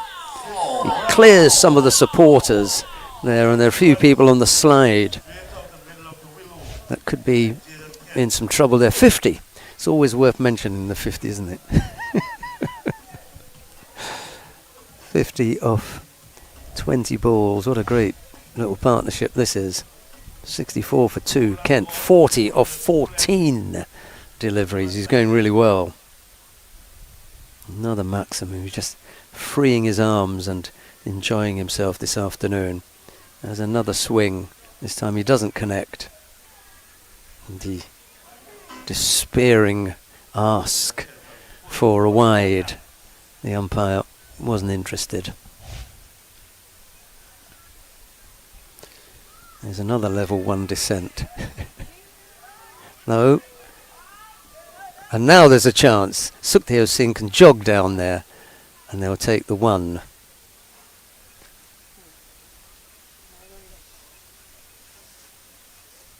To his credit, the wicketkeeper just underarmed it. Didn't whiz it in or anything. He rolled it trying to hit the stumps. They took 1 off the last ball of the over. I think that makes it 41, doesn't it? 65, 66 for 2. Should be. At the end of the 5th over, 65 for 2. Jaden Kent on 14. Nicholas Sukyo Singh on 14. I think instructions is being sent on the field for Yaya to warm up. The bowler next over.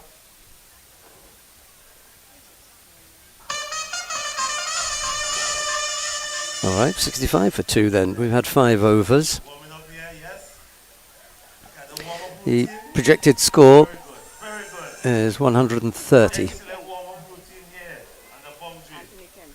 So over now being bowled to be bowled by Anthony Kent, aka Biggs. Took a wonderful catch. It's Kent to Kent then. Tucked into the onside. A nice single. It goes up to mid-wicket. And Jaden Kent moves on to 41 of 17 deliveries. The score goes up to 66 for 2. Sukhdev Singh now down on strike. Has a look around the ground at where the fielders are.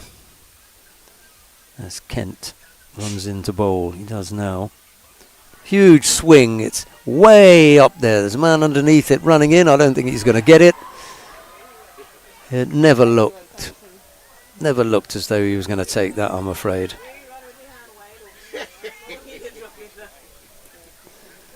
Jump catch there by Mr. Kirk. Kirk holds his hands up and he says, "I didn't drop it." Well, it wasn't me. Don't bring my name into it.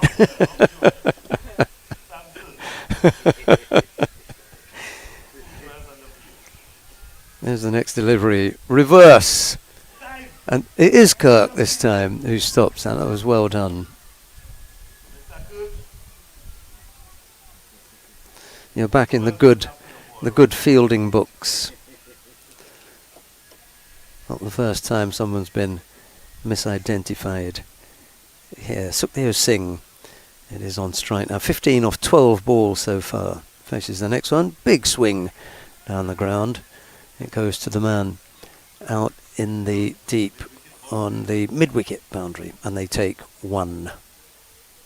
That brings Kent back on strike. Remember, he's on 42 off only 18 deliveries, so a few lofty blows here could get him up to that big mark. He has an attempted reverse sweep. He wants to take a run, but Sukhdev Singh says, "Let's leave it. You stay down there. You're doing well."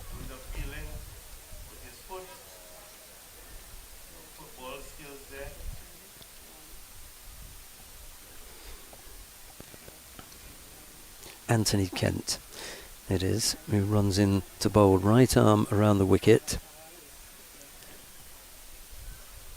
Where is he just whipped that off the legs for 4.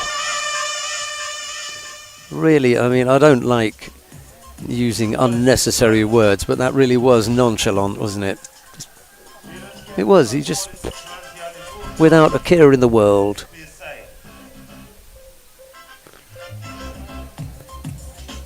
Flick that off his legs. And he goes on to 46 off 20 deliveries. The score goes on to 73 for 2 after 6 overs. The projected score, by the way, is 122. They're going along at just over 12 and over. I tell you what, if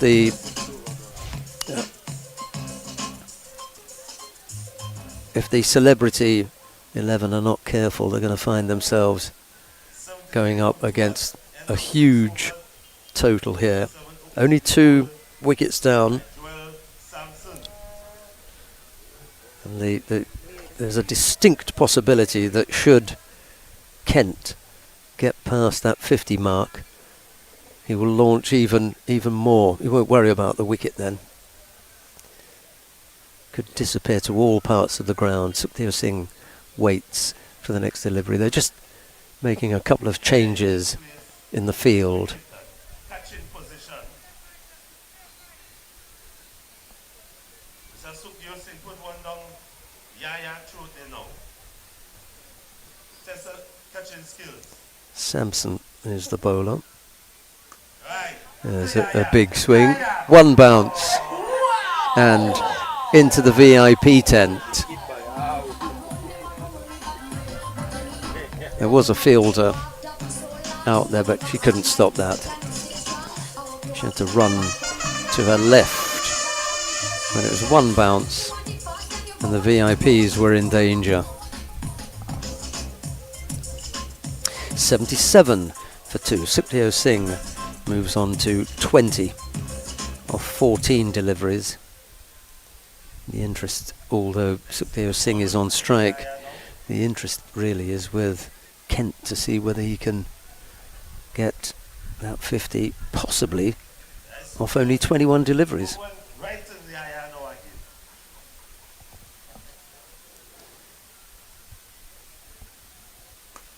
That's a nice looking swing. One bounce to the man who's taken over the fielding of Yaya. I would have catch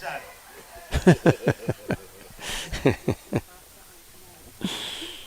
Maybe she would have. Anyway, they took a single. It went out there very quickly. Kent works that off his pads backward of square. They're going to come back for 2 because it's Marcus Daniel who has to run in off the boundary. They come through for a second run. 78 for 2. 48 off 21. Is Kent from Speyside then? Oh, okay. Waits for the next delivery. It's a big swing down the ground, all along the ground. They're going to come back for a second if Sukhdev Singh can move in quickly enough. And that is 50 off 22 balls. Very well done. 1-4 and 6 sixes. And he has a big waft at that one, and the keeper decides, we've seen enough of you, you're going to have to go. Stumped. Well, it was a lovely innings anyway, while it lasted.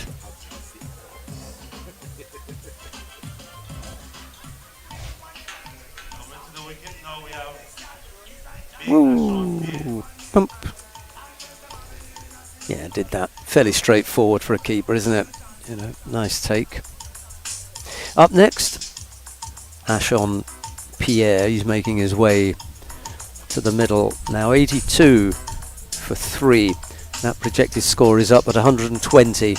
I suspect that'll be more than enough, unless they decide to put a few on there who are just going to lob it up and make it happy days for everyone.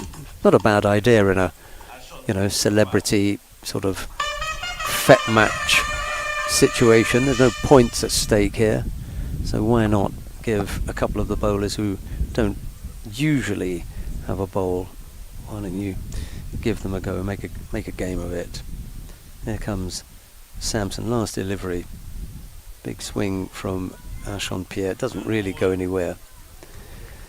A dot ball off the last ball of the over. 82 for 3. Ashon Pierre has faced one ball. He's yet to score. It's Nicholas Sukhdev Singh who will face the next over. 21 off 15. 82 for 3.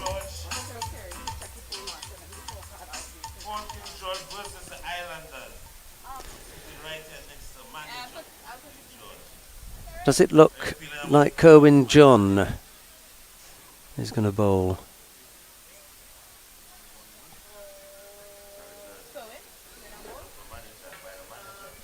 Kerwin John is going to bowl from the Windward Road end. President himself, Kerwin John.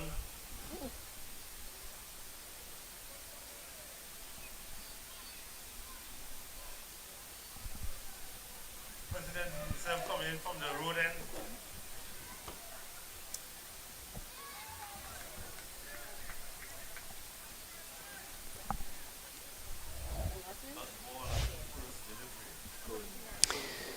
He bowled a dot ball. Right arm round. And that one is a wide. I'm not sure if the umpire realises who's paying his fee here. You want to be careful how many wides you give. You'll lose some of your match fee. Good swing from Sukhdev Singh. It beats the man. Will it roll over the rope? It doesn't.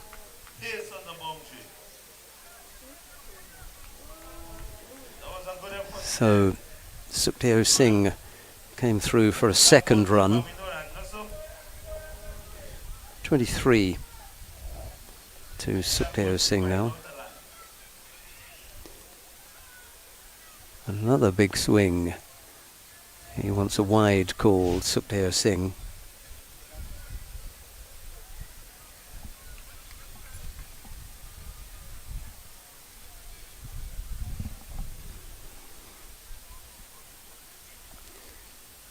Another swing from, I don't think he was out of his crease though, was he? If during the swing both feet are in the air, you haven't left your crease, but you're actually technically in the air when you're swinging the ball. Here, look. One goes up, he's still on one, he's all right. Another wide. You know what I mean? Could be, couldn't it? You miss it and you get stumped. He didn't have a foot grounded. Nice hit, straight down the ground. There's a man in the deep. He'll run in and pick that up easily. And they take one run. Sukhdev Singh goes on to 24 of his 20 deliveries. 87 for 3. There's a chance now for Ashon Peer to get off the mark. He's only faced the one to two are out there. Right arm around and huge hit. That's going to travel all the way over the boundary. He wasn't going to stop that. Wow! Lovely looking hit from Ashon Peer for a maximum.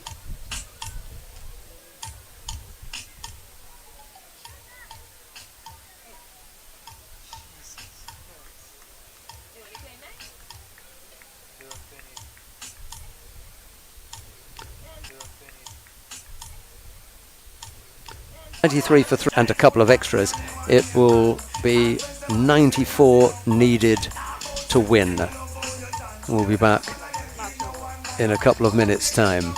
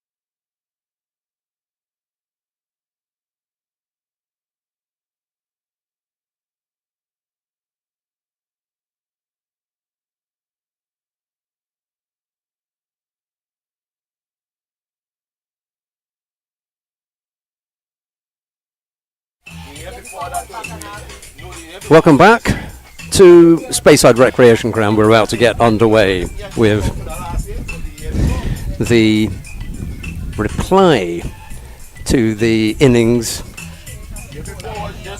of 93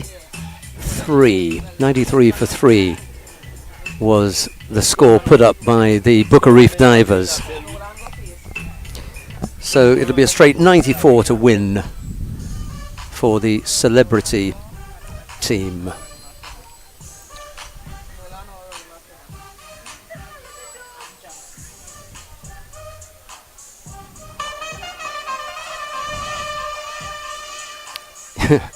The celebrity team are chasing 94 then.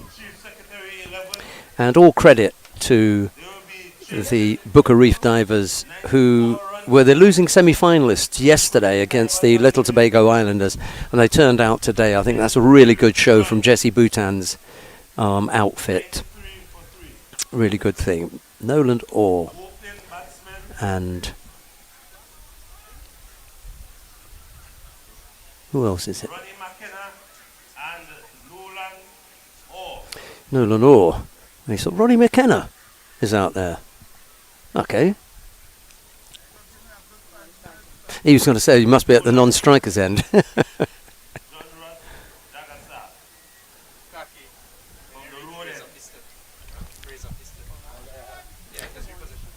Yeah, this is a tricky thing for Nolan Orr. I'm sure he hasn't got a great deal of cricket recently, and now he's going to have to face the excellent spin of John Ross Jagasaw, who tosses one up there, and there's his answer.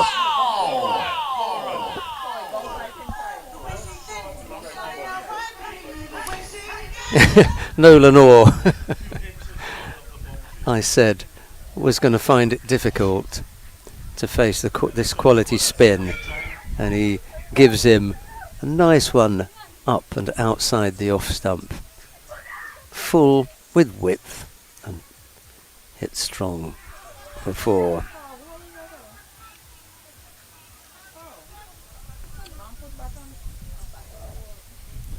Let's have a look and see, because Jagasaw thinks that this was on the pad.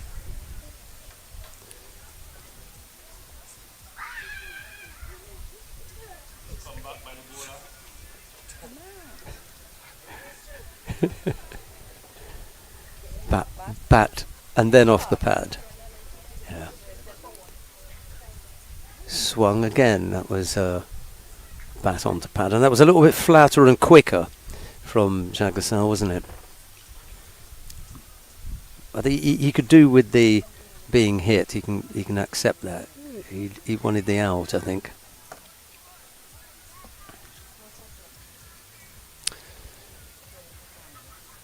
Four off the over so far. Remember, they need... Oh, up in the air. Oh, Kent puts it down. There's a chance there.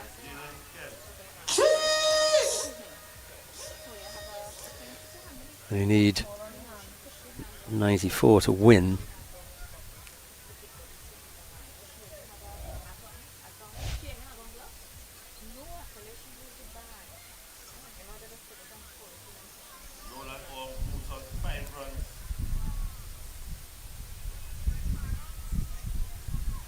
Ouch.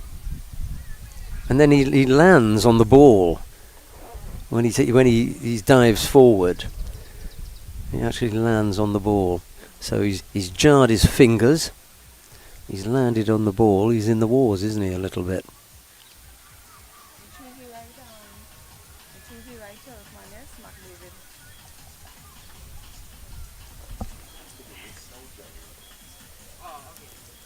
So we're going to have Kent leaving the field here.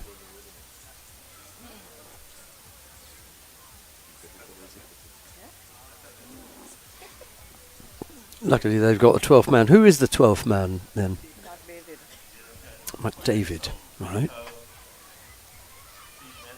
See, medical treatment needed That's when you have to know exactly what you need. Maybe some ice or special type of ointment, or what do you take to reduce the swelling apart from an anti-inflammatory? Thank you very much. Resident pharmacist is able to fill us in on this from Irie Drugs Limited. Right. 5 without loss.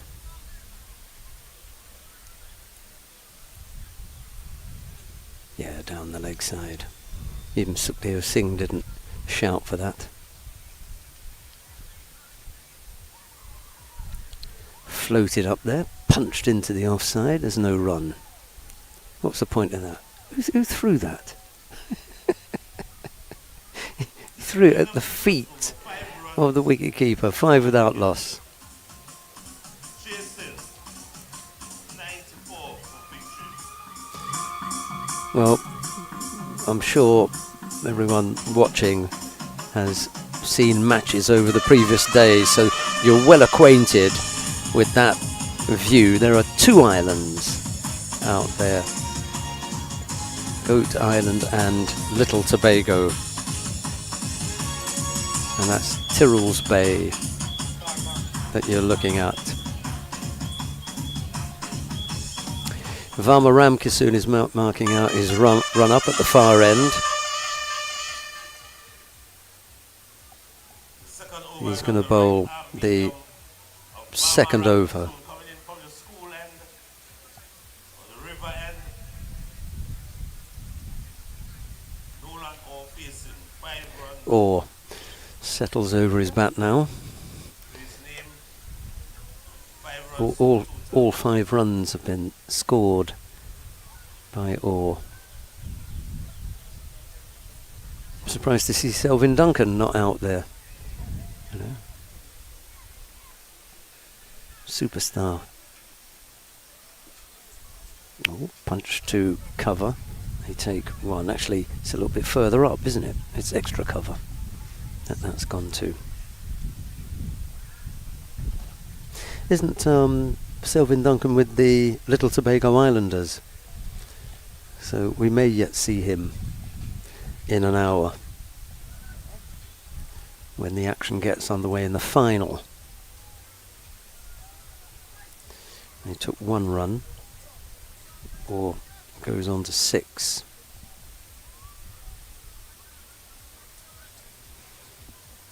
And we get to see who's it that we've got here. Ramkissoon gets swung down the ground. 1 bounce to the man in the deep. 1 bounce into the fielder, down there, long on. And they take 1 run.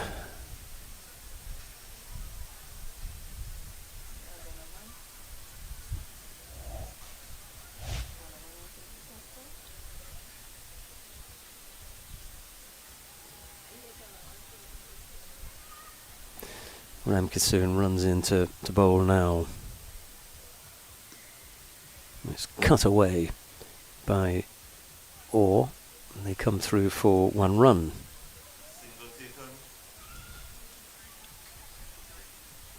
8 without loss.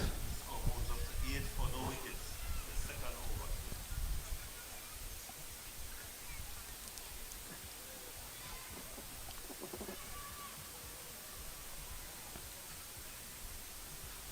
Here's Ramkissoon again. Tried to come down the track. Didn't need to meet that one. It was on him just a little bit sooner. Only succeeded in punching that to mid-off, and there's no run.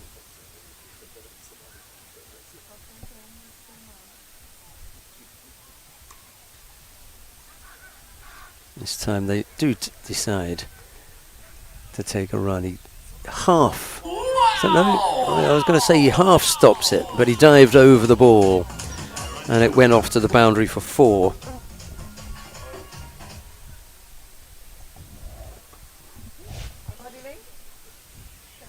When you're ready. 4 runs by Ronnie McKenna.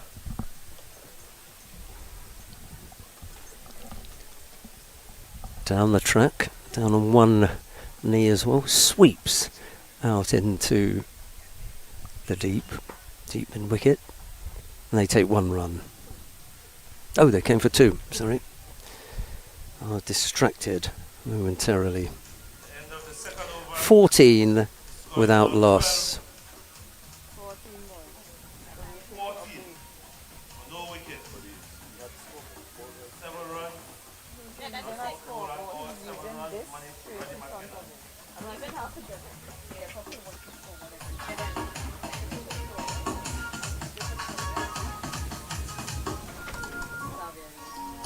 Xavier Reid has got the ball in hand. He'll be bowling next. He's had a good tournament, Reid. Enjoyed watching him. Invariably when he's been handed the ball, something happens. He comes up with a wicket. Or on strike. Waits for the next delivery. He's outside the off stump. He has a swing at that. He can't connect. And there's no run.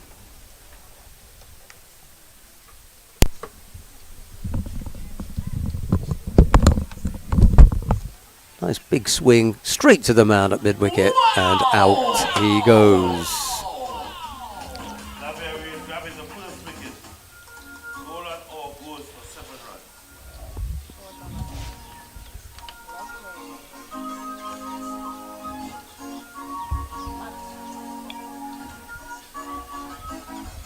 runs. Well taken there as well. Even the simple ones can be hard. Now, have we found out who the keeper for them was?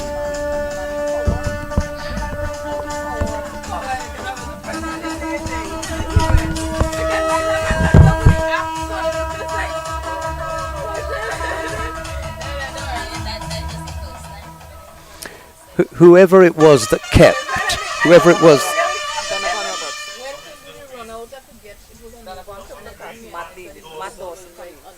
Matt Dawson.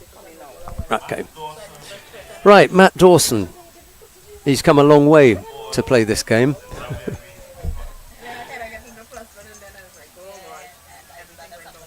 He gets a chance to play on the lovely ground of Speyside. So in comes Reid, he bowls. Dawson has a look at it. Doesn't quite get hold of it. He kept quite well actually. He was reasonable behind the stumps, wasn't he? Dawson got bat on ball. He's avoided the golden duck. I shouldn't put the mockers on him. There's no reason for doing that. Oh, chance for a swing. It goes down the leg side. They're going to come through for a leg bye. Okay.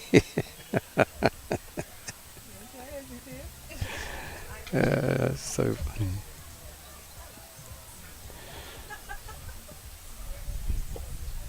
Nice swing down the ground. Is it going to go all the way? 4. Well struck.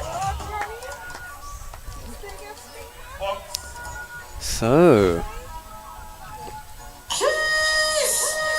is that Mr. McKenna with the big swing? Yeah, just could straighten the head up a little bit, but it was powerfully hit right down the ground. He has another go. This time it's pulled out into the deep. The farmer Ram Kissoon runs around to the deep mid-wicket boundary to field. They take one run, and it's a no ball and a free hit. Hey, happy days for Matt Dawson. Very hard to get out on this one, Matt. Goes down the leg side. He makes some contact with it, and he's off the mark. Oh no, he's not. He gave a leg bye. So yet to score. He'll be upset with that. But he has kept the bowling though, hasn't he?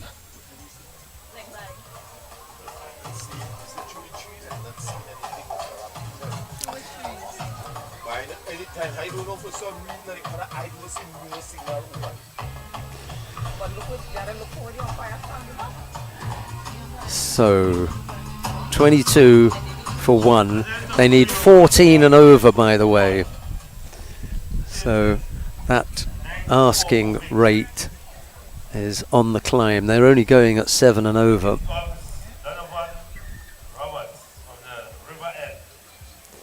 Donovan Roberts is going to bowl now. The bowling is reasonably sharp. There are a few good bowlers on the Booker Reef Divers team, and it will be Matt Dawson to face from the river end. Donovan Roberts is bowling and he runs in now.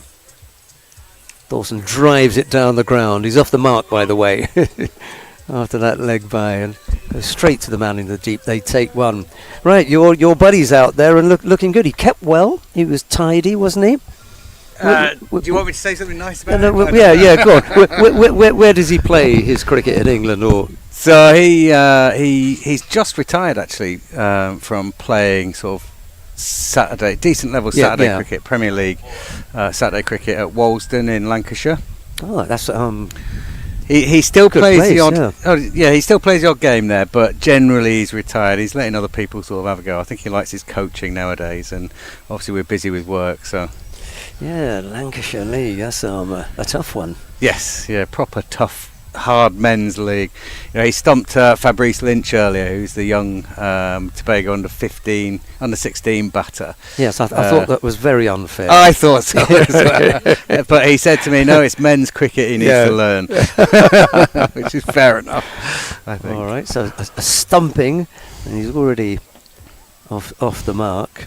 We were giggling because they'd given a leg by. We thought, he put it down. He should have held on to that, to be honest.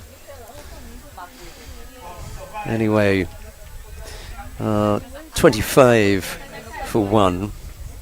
It looked, to all intents and purposes, as though he was going to go out here. Hit high and hard into the deep. Roberts, by the way, is bowling, and Dawson has a waft at that. It's far too wide. And he'll have to bowl that one again. This is the drop catch. Put it a little bit high up, close to the chest, and put it down. Oh, for the reverse sweep. A little bit inventive. Only ever looks good if you hit it though, right? Yeah. That shot. There's the replay. He turns, yeah. Almost got some on it. Roberts bowls again. Down the track, on the full. Hit 2. Allow that extra cover. They take a run, 1 run. Looks alright, doesn't it? He's got contact. He's been a good player in his time. He played Yorkshire Seconds, I think was his the level he got to, and then he played minor counties for probably 5-6 years, something like that, for Cheshire. Well, that is very good. That's a good level. End of the over, 27 for 1, or 28 for 1. They took a single off that. Now, your reason for being here, and it's the right time that we can talk about this, because this is the setting that you find so attractive. Why exactly are you here? What is it that you do? So we're a cricket tour specialist, and we specialise in junior cricket tours around the world. With the Caribbean sort of being one of our focuses. I love the Caribbean. I love cricket in the Caribbean and the atmosphere. What's the name of the company? TCA Sports Tours. And then last year we set up a new arm to the business, which is called the Global Cricket Series. And as part of that, we have tournaments in various islands for different age groups. And Tobago was our first tournament for under 16s, which happened in July this year. And basically, it's an opportunity for young players of any standard, really. But you know, they're aspiring cricketers. They're the guys who want to either love the sport or want to have the sport as a career, to come and play in different locations. And I had a meeting with Farley Augustine in 2012, 2023, I think, and talked about potentially bringing this tournament to Tobago, and he was really keen to host Come on it. down, yeah. July this year was the first tournament. It went fantastically well.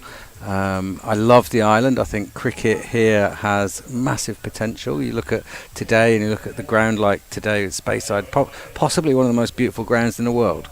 You know, I know it's all new and all fresh, and it's not been played. Cricket hasn't been played here for a while, but you look at this backdrop. There are not many better backdrops than this for a cricket field anywhere in the world. Yeah, we all agree with you, by the way. Yeah, who wouldn't want to come here and play cricket? Dawson would like to have a wide, and he's going to be given one. There, he just left that. 29 for 1. Yeah, it's a good choice. I mean, it's not the lovely little sweep shot there. Ram Kissoon picks up on the boundary and throws, and they come through for 1. 30 for 1. The other grounds that you've been to are where? Where are they in Tobago that you've been to? So when I first came over in 2023, I think November 2023, I was shown the grounds, and really we had a choice of Roxburgh, Speyside and Mariah. So we did a bit of a round of all the places where cricket could be played and where there's football fields that are big enough to also incorporate cricket. And we looked at Speyside and we looked at Plymouth as two potentially really beautiful backdrops. So we talked to the government about putting cricket fields in both these places. And now we're here at Speyside with the ground, and we played at Plymouth whilst the tournament was on. You'll be here next time round, won't you? For sure. Yeah, 100%. So we missed it this year. They hadn't quite got the pitch down in time, the wicket down in time for us to play here. But next year, we're here. We've got a 5-year relationship with the government. So we're looking to build year on year. So we're looking at Plymouth. We're looking at Charlottesville. We're looking at. So for next year, we're looking at places like Bonaccord. Maybe. Oh yeah, Canaan and Bonaccord, CMB. Yeah. That's Marcus Daniels' Yeah. home ground. Stumped, by the way. He came down the track just that little bit too far. Tempted him. Huge swing. And Nicholas Sukhdev Singh behind the stumps was able to affect that stumping. You were telling me, it's 37 for 1, you were telling me earlier on about a project that the sports tour company has got going where you give equipment to local schools. That sounds interesting. Well, tell us a little bit more about that. So part of what we're doing, and we're cricket people, right? So and we're also massive West Indies cricket fans.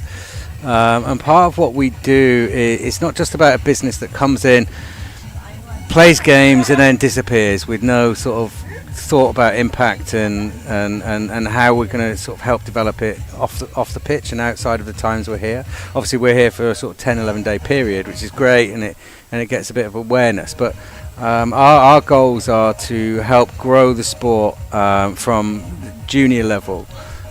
So we try and do whatever we can to help in areas that we think may need assistance.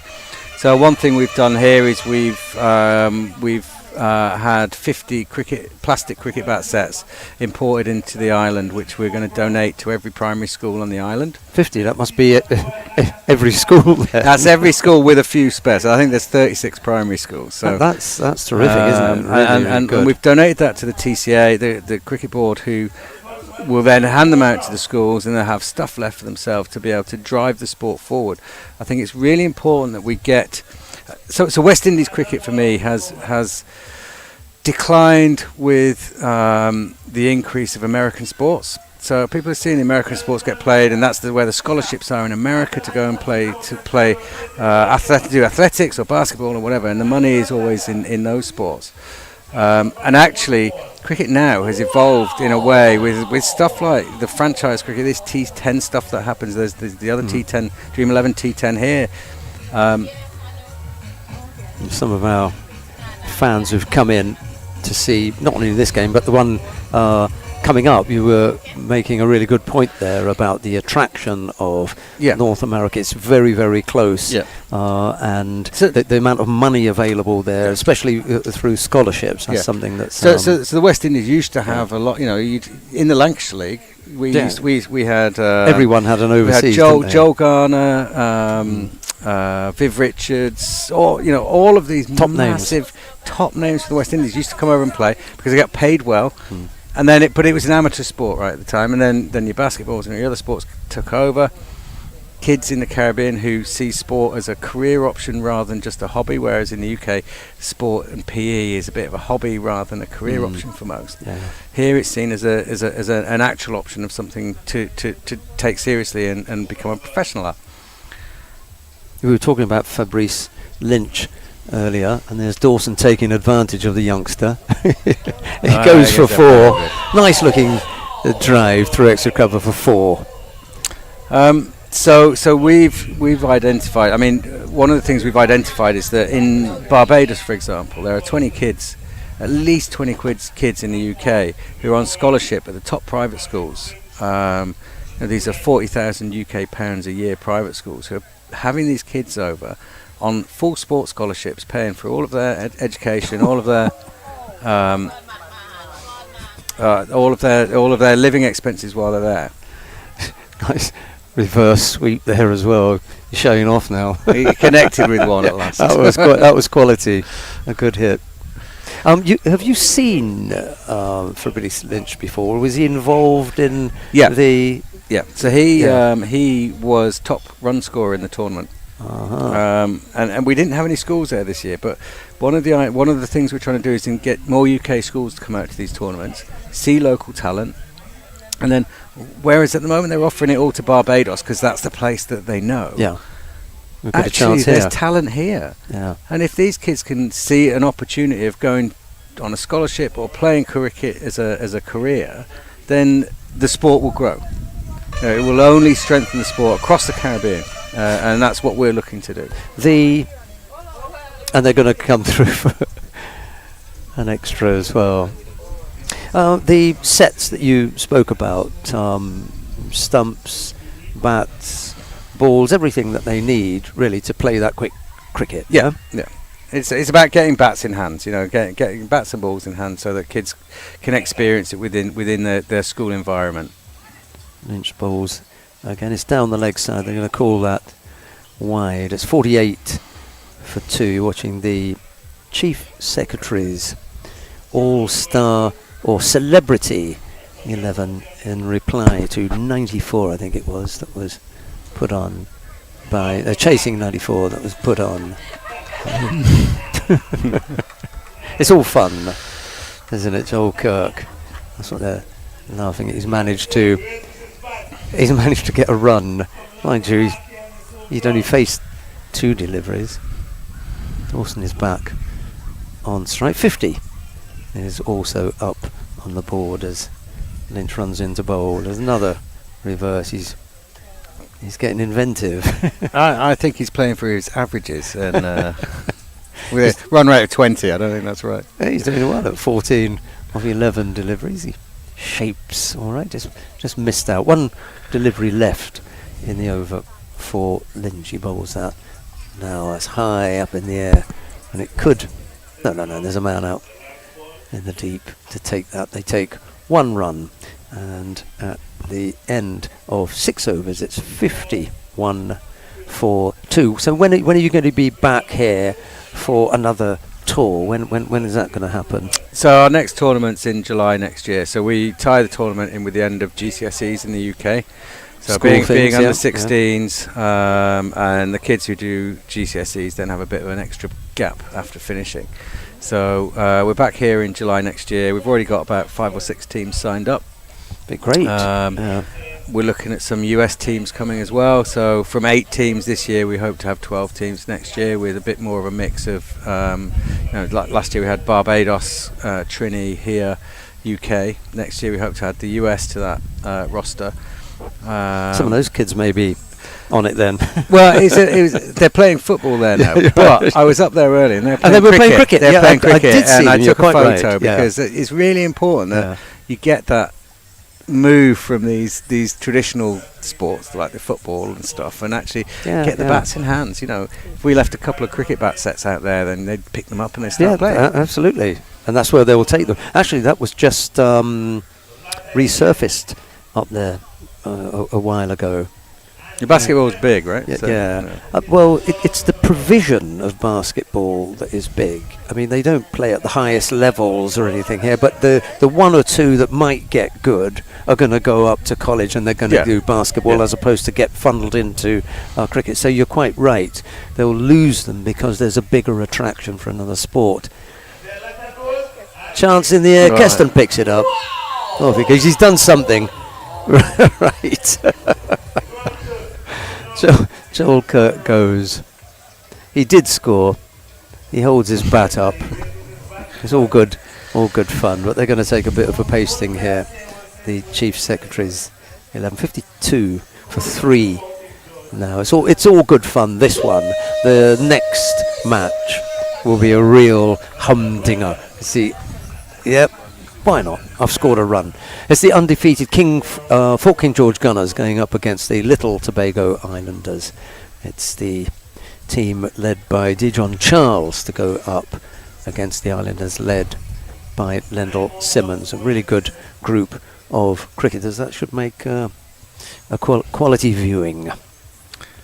So Joel actually coached one of our UK teams when we came over in July. So he actually assisted Matt in coaching. Nice guy, one of the UK. Really nice guy. Yeah. And it's great, that whole sort of cultural immersion, you know, mixing up the guys and the teachings and what they know and what we know is a fantastic. It makes for a fantastic opportunity for players to come out and experience something a bit different. I think Jaron Alfred, who's not playing on. He was playing for the Booker Reef Divers previously. He swapped over and he's now playing for the Little Tobago Islanders. But he's got a coaching qualification, and he played in the Essex Cricket League a couple of seasons ago, and he got his team promotion. He played for Hornchurch Athletic in the Essex Cricket League. I know Jaron. He's a really nice guy. Nice guy. Well, you'll see him in the final. So there are a couple of them around who I know have got coaching duties. I wasn't sure about Joel. But what we're hoping is that going forward, so what we're trying to do next year is we're trying to get the TCA to be involved in delivering coaching sessions within schools. And those schools coming to watch the tournament and take part. Get them in. To get them involved. You said bats in hands. That one's bums on seats, isn't it? Yeah, bats in hands, bums on seats. But just for them to see that there's opportunities there. You know, if we can get 3 or 4 kids the opportunity to go to a school in Britain, that's going to make it a massive thing for people over here to say, let's concentrate on cricket as an opportunity. That was James who got off the mark, and he's puts his hands up as well. It does, however, bring Dawson back on strike. We're going to have another look at Matt Dawson. 16 off 13 deliveries. In comes Kelly Bowles. It's short, it's cut away, and that's going to go down to the boundary for 4. A lovely looking shot that was. Carved down into the third man area. He's actually looked tidy. He really has. When last did he play then? Who, Matt? Yeah. A few weeks ago, I think.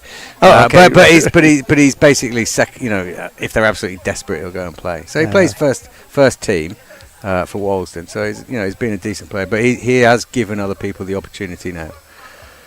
He's given him a short one, and he got pulled for 4. Thanks very much.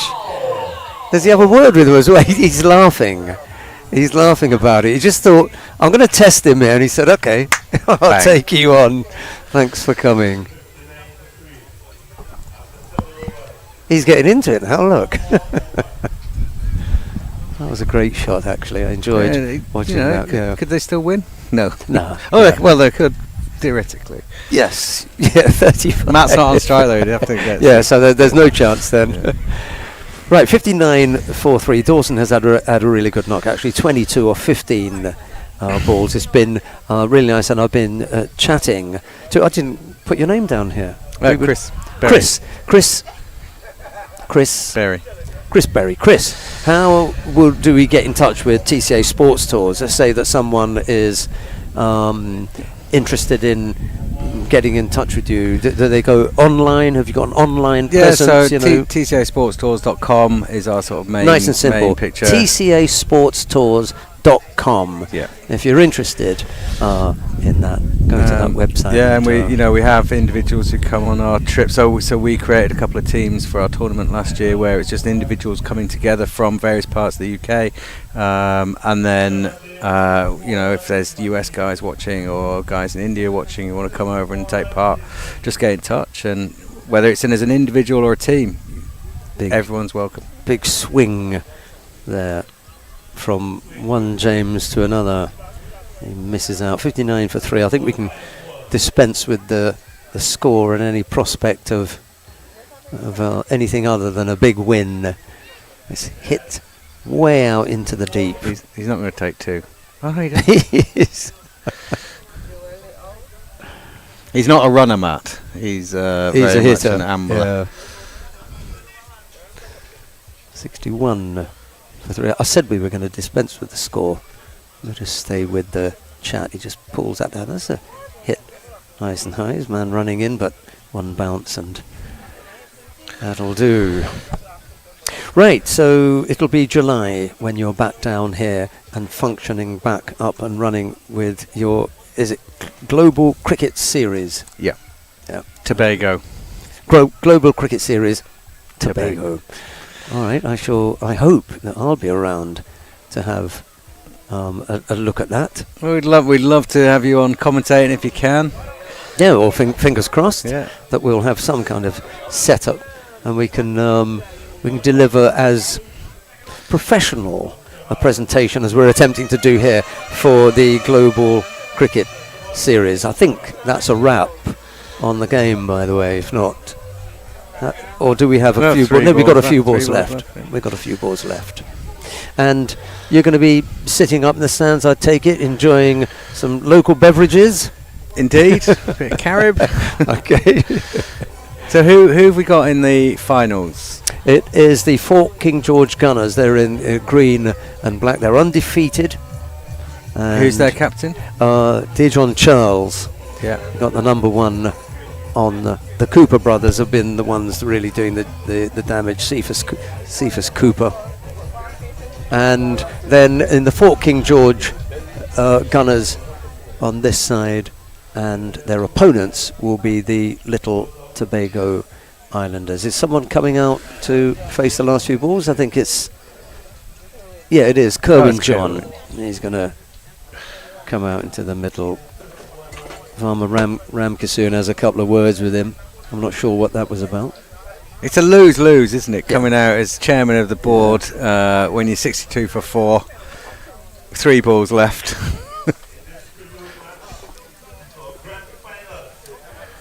I'm expecting big things, though. I think maybe 3 sixes from Kerwin. From Kerwin. Yeah, so I was thinking more of a single and 2 sixes from Matt. Let's have a look. John, I played against John many years ago when I came on tour here myself. He has a swing. It's cut to backward point. Ashon Pierre picks up and feels they take a run, and it does bring Matt Dawson on strike. But it's a good way to end it, isn't it? Yeah, it could be good fun with your man out in the middle. Well, let's see. You know, of course, you'll have all the bragging rights. He's got it short. I'll never hear any more. Yeah, hit down the ground. They take a single, and the best way actually to finish it up is Kerwin. There's one more ball. I thought there was another ball. Oh, what a shame.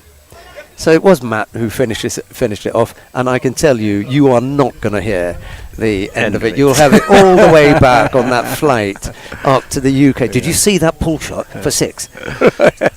And what about the cut for 4? I mean, I was on 4, wasn't I? I'll tell you something else, Sheldon, that I haven't mentioned before. I know it's going to finish now, but that's okay. So one of the other things we're looking to do is for the Dream 11 T10. We've been invited to bring a player from the UK for into each each of team. And it's 6 franchises, isn't Yeah. it? That would be really good. So- Do you know how you're going to go about selecting them? Lancashire League would be the best thing. We've They're got good. We've got our own academy in the UK, Oh, so we've had in that kids case. who've come through over the years, Oh, and we're going to the give them that reward. opportunity to come and, you know. That is good, Chris. That's really, really So that good. I think that will really help, like, just build a bit of that sort of, you know, people will see kids from the UK coming in and entering that. Yeah, that connection that Yeah. you're talking about. Yeah. Well, it's been an absolute pleasure chatting with you. It's been just as entertaining watching your mate Matt Dawson knock the ball around the park and roll Oh, back. I think the years chat has of it. been more entertaining than watching that. Right. Okay, well, enjoy the final. Thank you. For those of you at home, it was a win, by the way, for the Bucharest Divers. A nice way for them to finish their competition. We're going to be back with the final in about 25 minutes from now. Join us then. Bye-bye for now.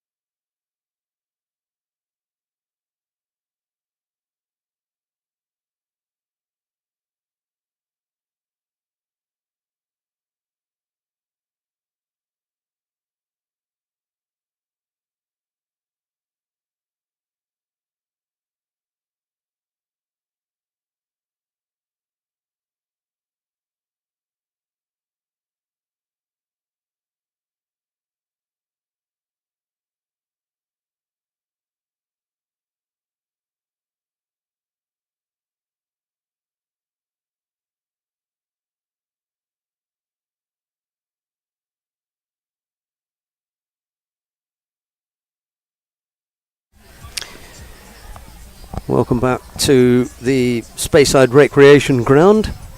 The final that a lot of people have been waiting for. It's difficult to say everyone because you've got a few people who are not in the final. So but most people have waited for this moment. It's the final of the Chief Secretary's Bago T-10 Blast 2025. And the final features the Fort King George Gunners. They are undefeated in the competition. They are led by Dijon Charles, and they're going to go up against the Little Tobago Islanders, led by Lendl Simmons. The two captains are about to take the toss. Marcus Daniel, one of the vice presidents of the Tobago Cricket Association, he's out in the middle with the match referee, and we should actually in the background be able to get to hear what Marcus has got to say. Lendl Simmons has made his way out to the middle now. There'll be a handshake between the two. They swap team lists so they know who they've got to go up against.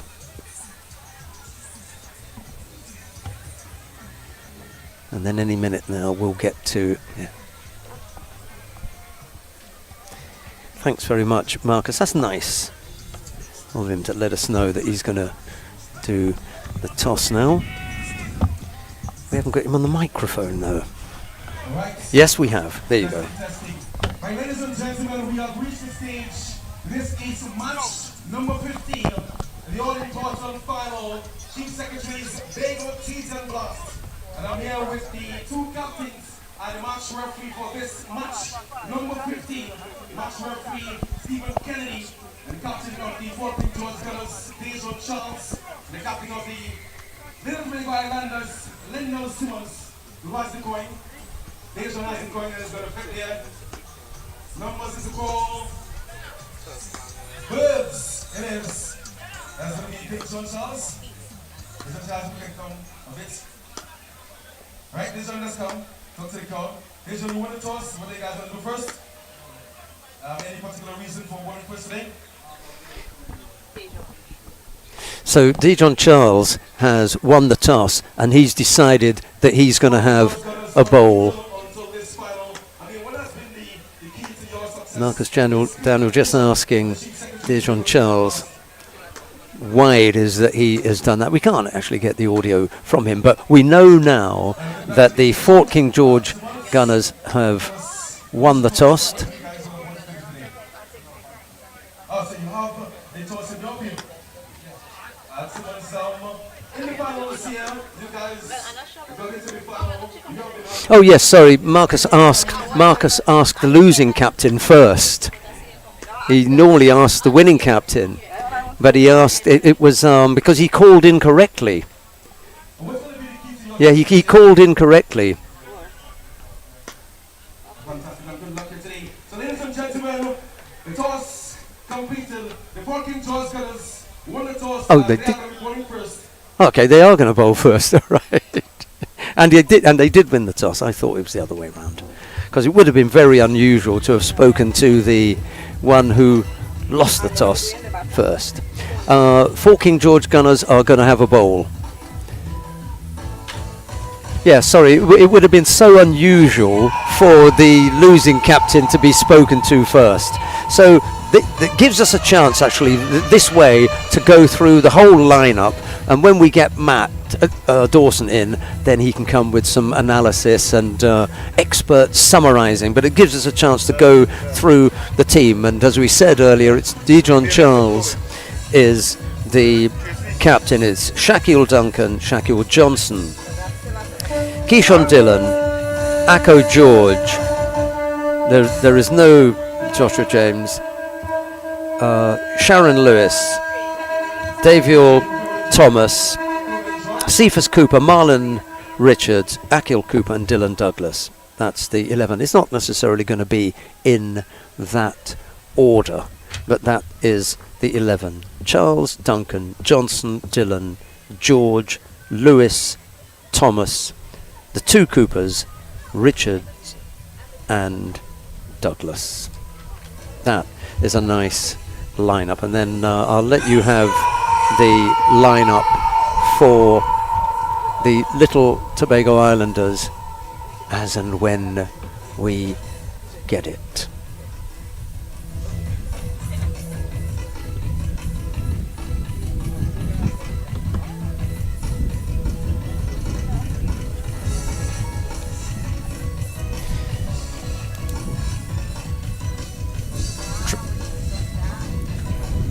Tracy Caldera is our scorer, and it's been very hot under the tent for quite a number of times. We've got a breeze coming through here, and it's the kind of breeze that comes just before the rain. I'm sorry to tell you, it's in the air. 3:45. There have been times during the week when we've had bright sunshine at 3:45, but we've already got the lights on and it's only 3:45. It's surprisingly dark, given that at 4 o'clock we've had blistering heat and very bright sunshine. So things are looking a little bit tricky. We had a good chat with Chris Berry from the TCA Sports Tour company, talking about the Global Cricket Series earlier on, and we're going to be joined by one of the players from the Celebrity 11, Matt Dawson. He had a nice knock, I think it was 20 odd off 16 balls or something like that. He is part of the setup of the TCA Sports Tour company. He will come and sit in for a few overs once we get going. All right, won't be long before the 2 teams are out. Join us for all the live action. We'll be back shortly.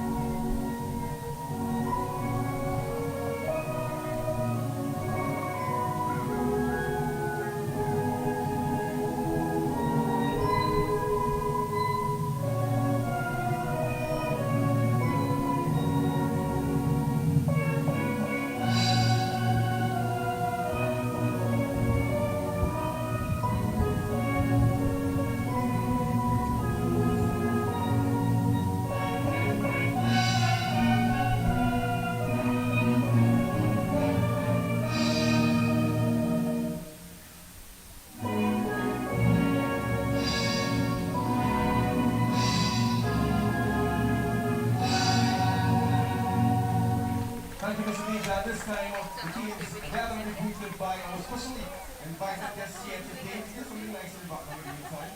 Yes? Thank you very much.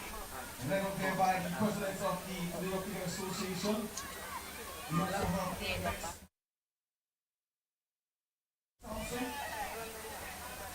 Secretary Division of Commission Government on Sports. It's a way flag.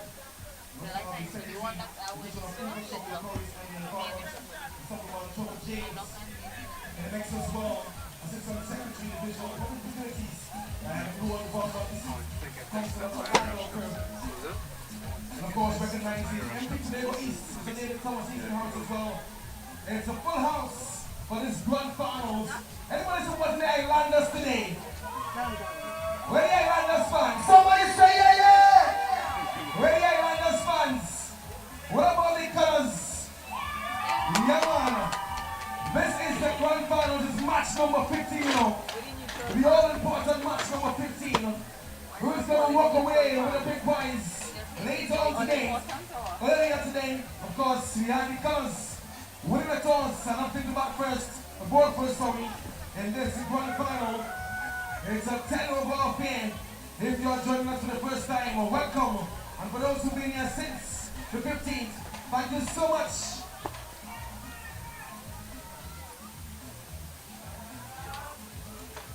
This is going to be the battle of the best, battle versus the best bowler.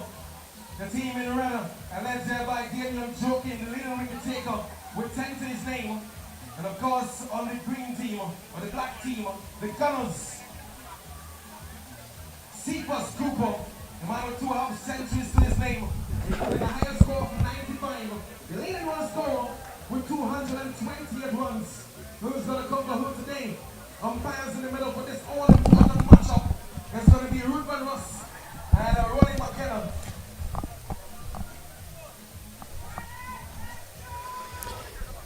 Right, the two umpires are making their way out to the middle. We've already given you the lineup of the Fort King George Gunners. Let's take a look at the lineup for the Little Tobago Islanders. Kendall Simmers, Afiba McKenna, Liron Lazama, Jaron Alfred, Davion Shangi, Simmons Peters, Brandon Melville, Tion Webster, Damian Joachim, Christian Turton and T-10 Castro. That's the lineup. The Little Tobago Islanders said that they're going to have a bat. So it'll be Tion Webster.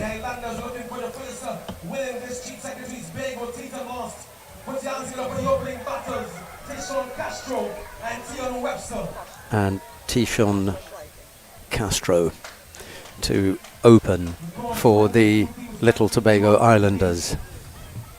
We had the Walking George Gunners winning by some 62 runs and 8 wickets. What's going to be the final score on today?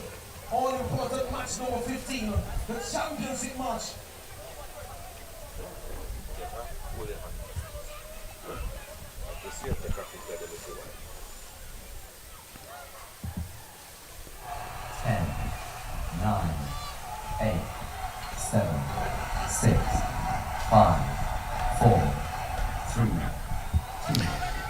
Sharon Lewis, it is, who's going to open the bowling from the Windward Road end.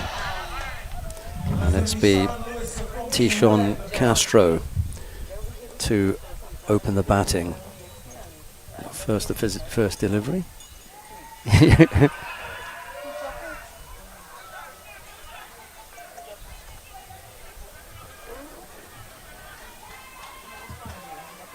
Well, that was an interesting first delivery. All sorts of things were happening there, including T-10 Castro just walking down as though he was going to club him out of the park here. Never seen that before. I don't think he got anything on it, to be honest. Anyway, maybe we'll get back to some regular batting stances, but that was particularly odd as he advanced slowly to meet Sharon Lewis, and I'm surprised that Lewis didn't give him something a little bit shorter. You might get it now. No, it's pushed into the offside, and they come through for 1 run.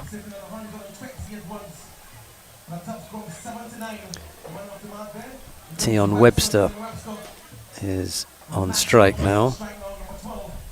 Ruthven Ross is the umpire down at this end. He's having good fun talking to a few of the players out there, because no doubt quite a lot is being said, especially after that first delivery. So just trying to keep things calm as Lewis runs in to bowl the next delivery. Left arm over outside the off stump, punched into the cover area. They run through for 1. Who's that runs in off the boundary to tidy up? It was Dylan Douglas out on the deep mid-wicket boundary who ran in to back up.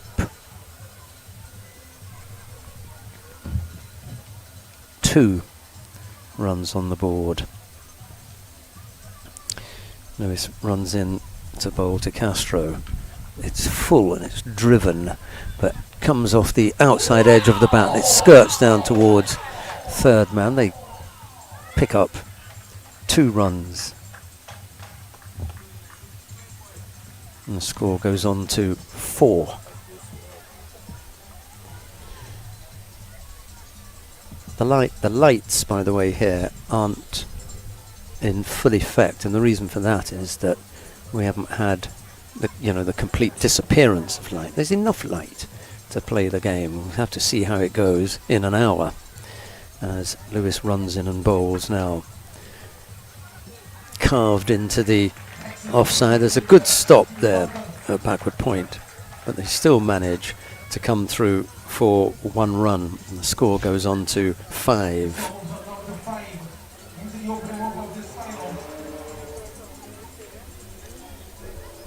Yeah, that was a good stop at point.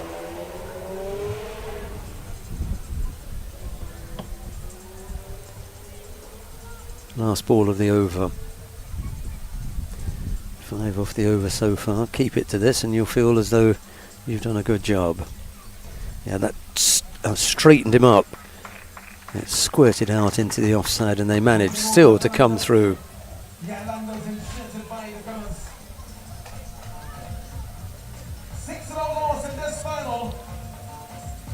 Yeah, it really turned him around.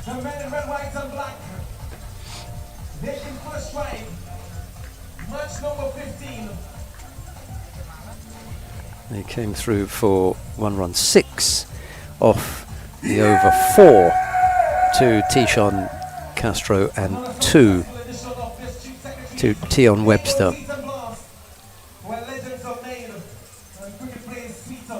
That was a nice little clip that they prepared with the where legends are made in the lead up to the competition. I think it was on everyone's social media things. Every so often you'd get one and it says where legends are made. I'm not sure if they paid any royalties to whomsoever, prepared the music, but they used it anyway. Over number 2 coming up now. Marlon Richards has got ball in hand as Tion Webster waits for the next delivery, and he bowls now.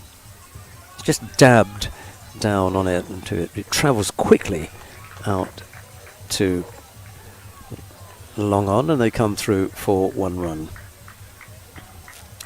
This time it's a blue car that goes in front of the sight screen. Mercifully no one's bowling at the moment, but there's this habit of cars and people walking in front of the sight screen, completely oblivious to the fact that there's a cricket match going on.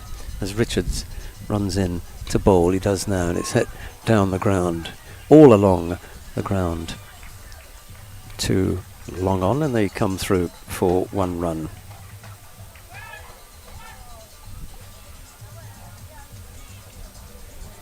I can't remember having seen so many occasions when people have wandered in front of the sight screen.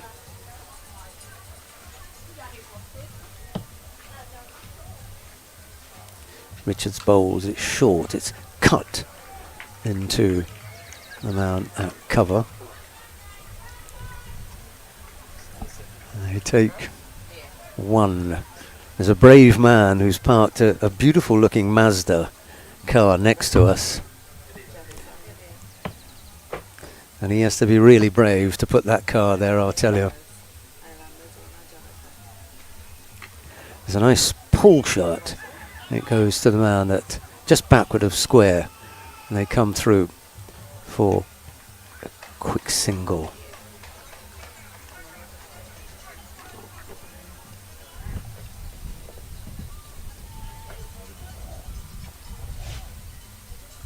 Score goes on to 9. It was Castro who got into a nice position here. Oh, it was dying on him, so that's why there was no ball. Down the track, punched down to long on, and they take a single. It was a nice looking hit there. Didn't get the kind of contact that you wanted. 10 without loss. 4 singles off the over, very reminiscent of the kind of innings that the Islanders had the other day when they just knocked it about for 5 or 6 and over and were comfortable with that. Again, it's hit straight down the ground and they take another single. That's 5 off the over. And it's the end of over number 2. 11 without loss. 6 to Tishon Castro and 5 to Tion Webster. Yeah, it's a very similar look to a day or so ago when Lendl Simmons' team was very comfortable.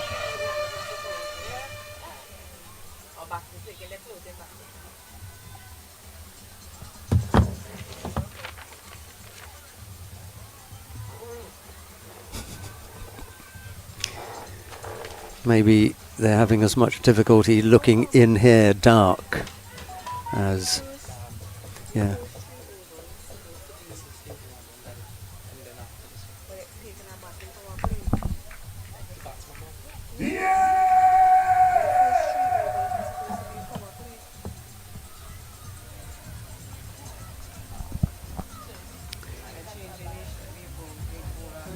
Eleven without loss.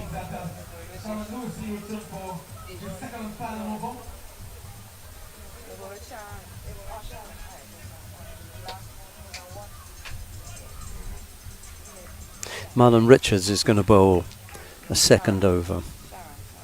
Oh, Sharon Lewis, sorry, beg your pardon. He bowled the first over, he's come back for a second. Attempted cut. There's an appeal for a caught behind. But the umpire decides it's not out. Yeah, it's Lewis who runs in.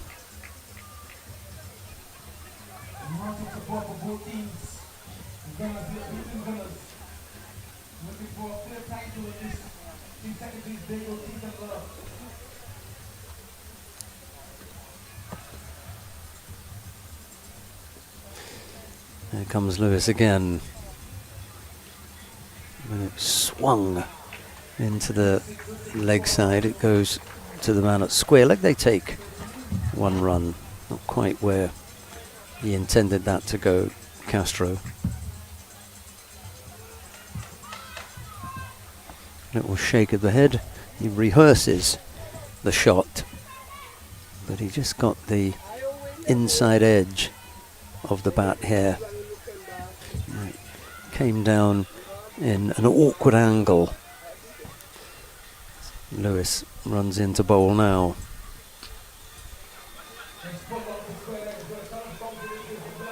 Now it's going to be picked. Oh, I thought that Douglas was about to pick that up.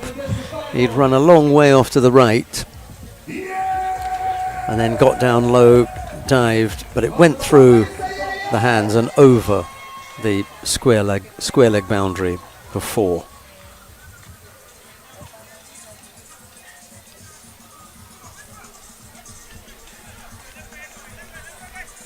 Yeah, just looked to get the hands there, and there was no body behind it. Sometimes you get the hands and hits the body, or you find some way of stopping it, but not that time. That went for 4. That's driven out to the man at cover. They take 1 run,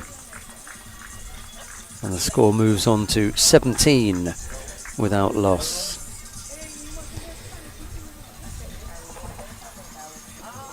Tion Webster is on strike now. He's on 6. Tishon Castro is on 11, having faced 8 balls. 6 off the over so far. We've got 2 more balls to come. Sharon Lewis runs in now. It's pulled, not exactly where he wanted it to go. It ended up going a lot straighter than he intended to the man at deep long on. They managed to come through for 1 run, and the score goes on to 18 without loss.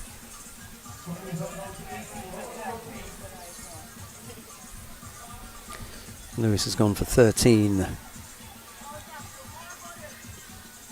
so far, and he's got a ball left to come. That's maybe if he'd stayed where he was, they would have called wide. But with the charge, yeah, he got away with that. So at the end of 3 overs, it's 18 without loss. A reasonable number of people who've gathered there. Over a couple of banks at the far end of the ground, and people have spread their blankets out there, and they've got coolers open with whatever it is they've decided to quench their thirst with. Juice, maybe some soft drinks, or something maybe a little bit stronger.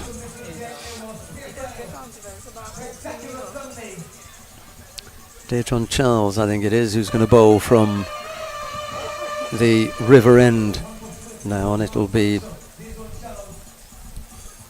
Tion Webster to face. Charles runs in and bowls now, and there's a little bit of lift there.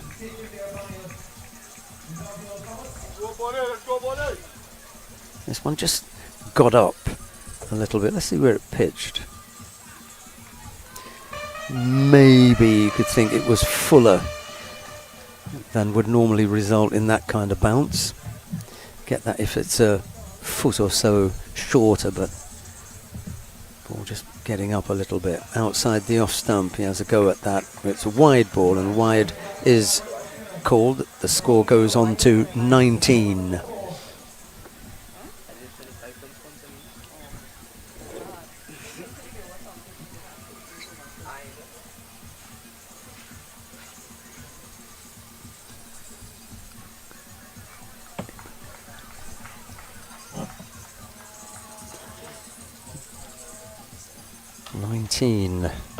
Without loss as Charles runs in. Now there's a swing there, a little bit too rushed, I think.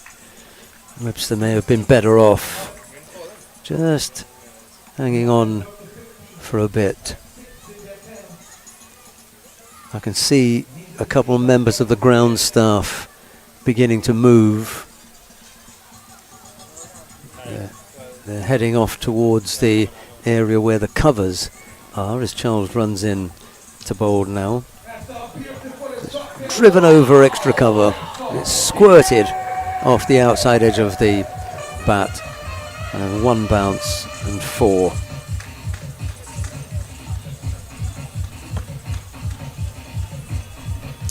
Went quite square, but there was no one out in that position. And as I say, 1 bounce and 4. 23 without loss. Tion Webster is on 11, having faced 12 deliveries. Castro is 11 off 9. Charles in. And bowls now. They take 1 run.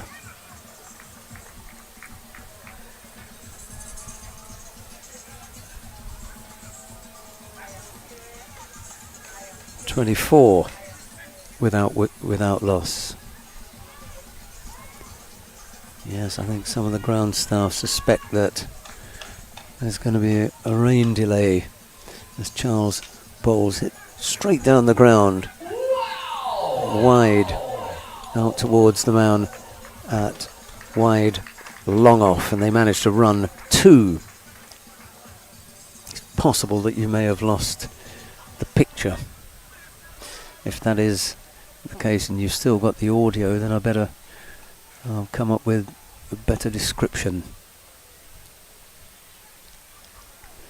It is Castro on strike. He's faced 13 as Charles runs any balls. It's short, and it's clipped to short third man. A big edge there.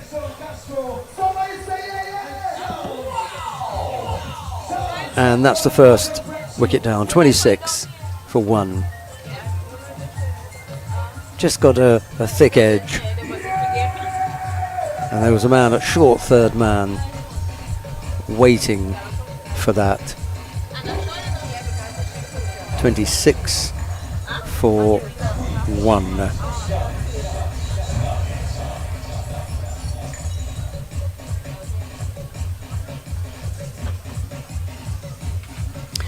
Well, at the fall of that wicket, the incoming batsman is Christian Turton.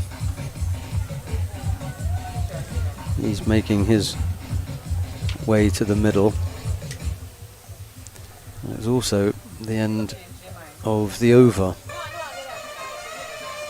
Keyshawn Dillon is going to bowl over.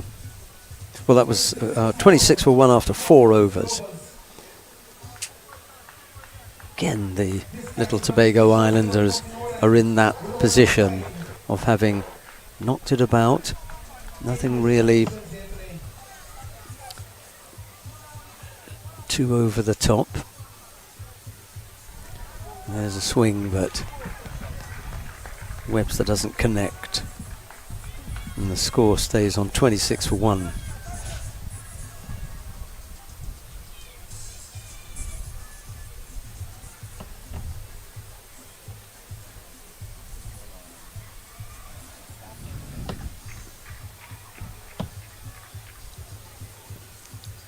Dillon up to the wicket now. Yeah, he's rushed him a couple of times and not been able to connect. Whatever that plan is to try and get to the pitch of the ball, it isn't working. He's come down again. And they just managed to see him coming and just push it that little bit wider. And he's failed to connect now on a couple of occasions, when he could have been better off staying there. Into the pads, he had a little, and they're going to come through for an overthrow.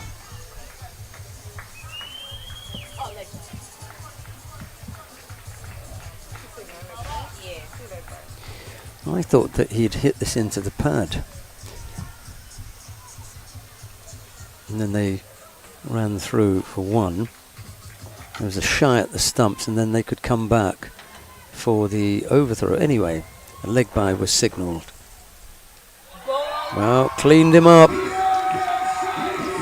Webster, 12 off 16. He was looking to get a better connection for the whole of the time that he was out there. It wasn't his day today. He goes for 12. The score is on 28 for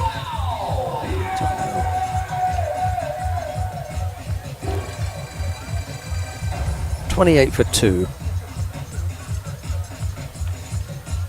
Christian Turton is yet to face a ball, and he's joined now by the captain of the Little Tobago Islanders, Lendl Simmons.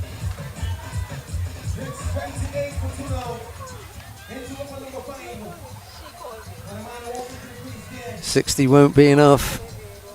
The projected score is 60, but I think that is going to change. Lendl Simmons has shown that if he can bat for 6 overs, maybe you get 2 or 3 that are fairly quiet, another 2 that might be reasonable, and then you'll get 2 that are very big. He faces his first ball and he's immediately off the mark with a single. Echo George ran in from the deep square leg boundary. Looks as though there's rain out in Tyrrell's Bay.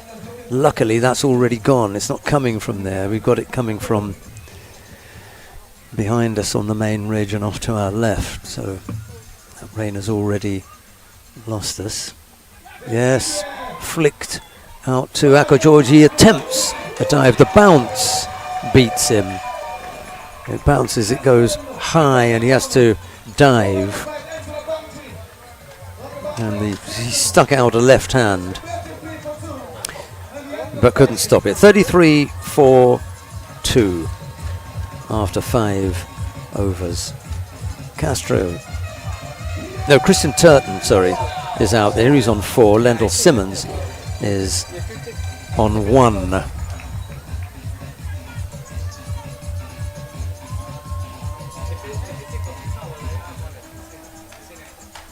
.66 is the projected score.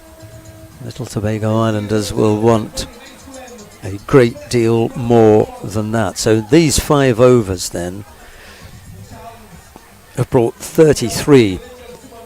They're going to want the next 5 overs to double that score.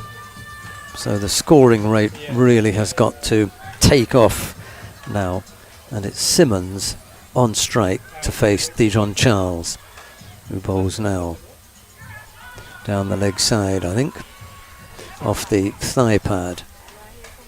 Yeah, there's a stifled shout from some of the fielders, but it brushed the pad, indicated as well. It was the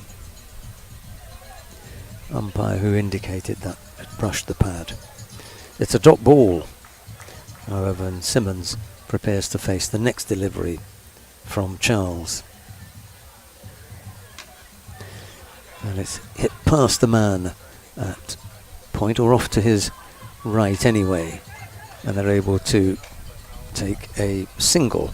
The score goes on to 34-2.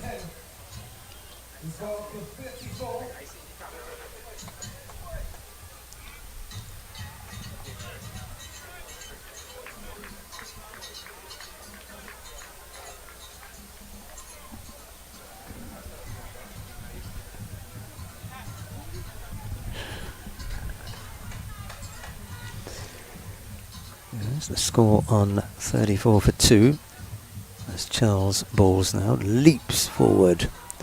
There's a swing to try and turn it into the leg side, and they are going to come back. It died there, and there the fielder had to come a long way in off the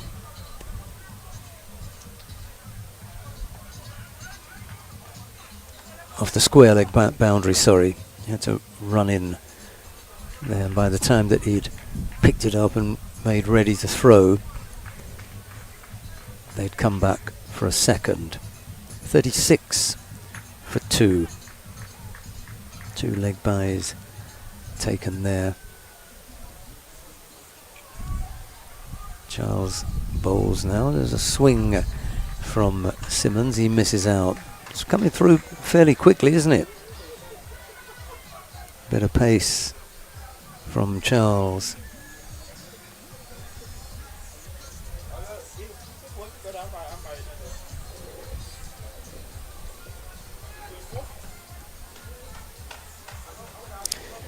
Charles doesn't look as though he runs in very fast, but when he gets up there, and that's a really, really lovely hit.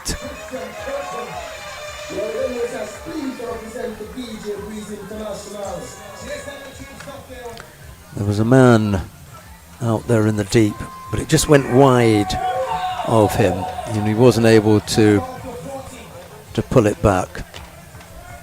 That went for 4. 7 off the over so far.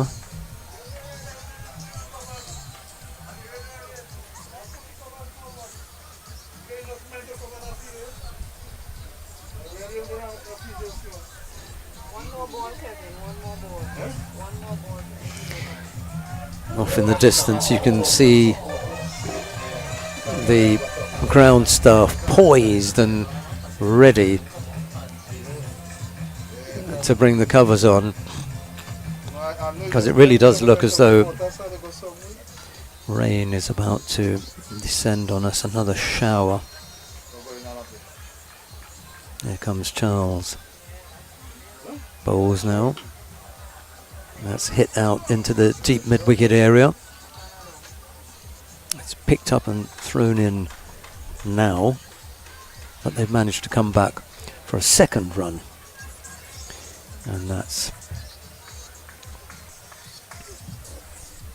42 for 2. We've had 6 overs and there have been 5 extras.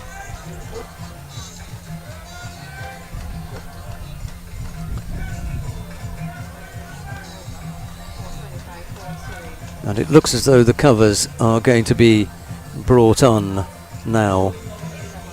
That rain in the distance is blowing in towards the ground, and we're going to have to take evasive action, I think, because we are going to get rained on. We'll take a short break and be back.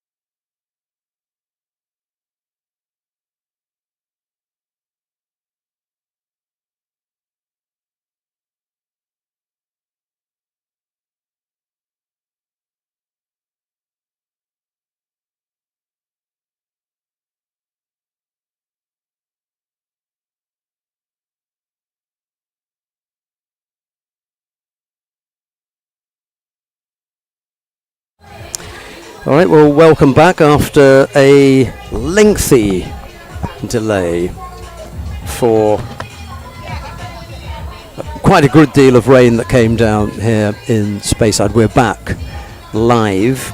We have closed the innings of the Little Tobago Islanders on 42 for 2 after 6 overs. The rains came down. That resulted in a delay of what? How long do you think was the delay? Quite a number of well, how long was the delay, do you think? An hour? 25 past 4. Well, that's actually, it's now 5 after 6. So it was a very long delay. Hour and a half. Perhaps. The umpires conferred with the 2 captains. The match referee was asked for his opinion. I'm sure at some stage the president of the Tobago Cricket Association also had some questions asked about what was going to happen, and possibly indicating that he would like to see the game completed. What are the issues here? Well, first of all, the length of time between one innings closing and the other beginning. There are rules regarding what happens with how long you can wait, and the very fact that the lights here, with the best will in the world, the lights here aren't really strong enough for the kind of quality of cricket that we've seen over the last, what is it, 6, 7, 8, 9, 10 days maybe. You've got some quality bowlers here, and a better lighting is really needed for this quality of cricket, in particular because the Little Tobago Islanders have got 4 seamers. They've got 4 seamers, and the other issue that has come in is that after the rain, the run-ups, the bowlers' run-ups are difficult because rain got onto the bowlers' run-ups. The covers don't really stretch to cover the whole area, and the Little Tobago Islanders, as I say, have got 4 seamers, 4 top quality seamers who are unlikely to be able to bowl. If it is that there was an issue with the light, which there is, you might say, okay, we'll only bowl spin. The other issue is that the Little Tobago Islanders, when they were building their total of 42, built it based on the fact that they were going to bat for 10 overs. Well, all sorts of questions and problems arise.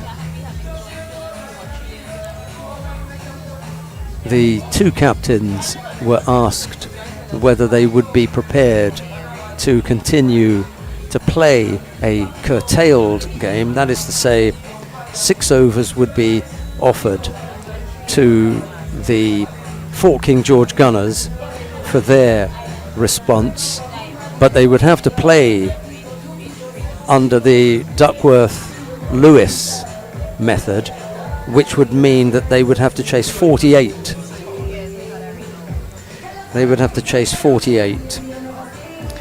And I think the Fort King George Gunners were asking why. Well, that's what the Fort King George, that's what the DLS throws up, 48.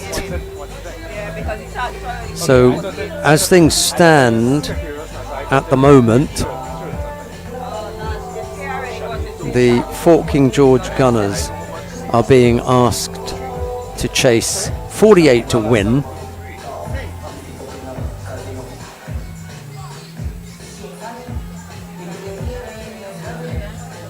And the Little Tobago Islanders are going to be hampered by the fact that their seamers don't have full access to their usual run-ups. And then of course the other thing is that the light is not that great. And I don't say that just for the batting team, it's also for the fielding team.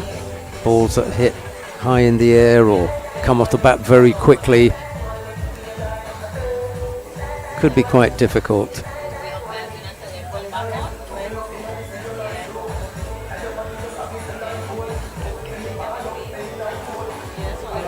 Well, the two teams were out in the middle, the two batsmen who were due to open the innings for the Fort King George Gunners went out into the middle, and we've just seen the Islanders team come off the outfield. They're now beyond the boundary, leaving the ground staff trying to mop things up.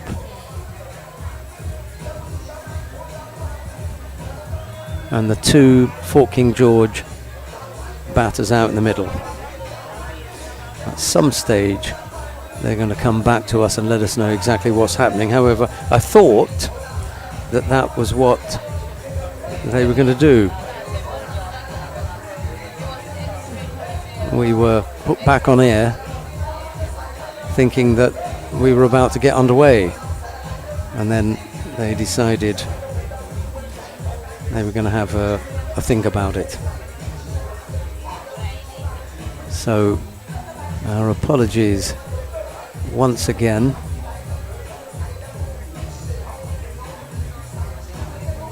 For what looks like another delay.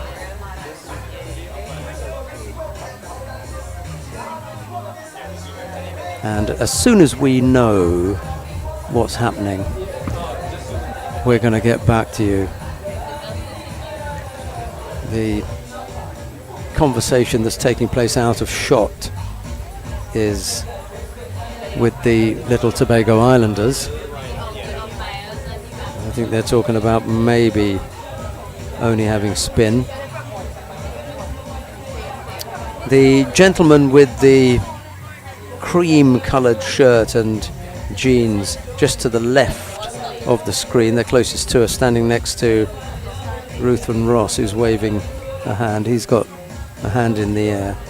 He is the curator of the ground. He's the man, responsible for everything up the ground, and he's worked extremely hard to try to put the ground in a condition that would be playable, but he's had an uphill battle. The weather today actually hasn't been kind to him. For the rest of the week we've been pretty good, but today we just had rain. It's only the second time that we've had that. The Little Tobago Islanders have had a chat off the field, and they are coming back out onto the field now. So it may be that we are going to have 6 overs of cricket. I can assure you that how things look on the screen is a little bit different from how it is live.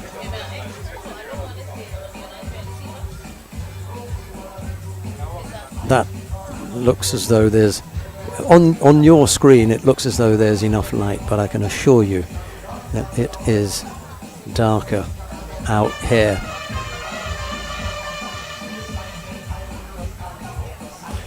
And the unfortunate thing as well is that there are one or two of the lights that aren't working. I suppose if we look at which end are we going to call it? It's the river end. At the river end, 7 or 8 of those lights are out on the right side, maybe only 2 or 3 on the left side. It's pretty good down at the Windward Road end, maybe only 2 lights out there, and I can't see this particular pylon. But whatever it is, the quality of the lights also come into the equation. These are great for football.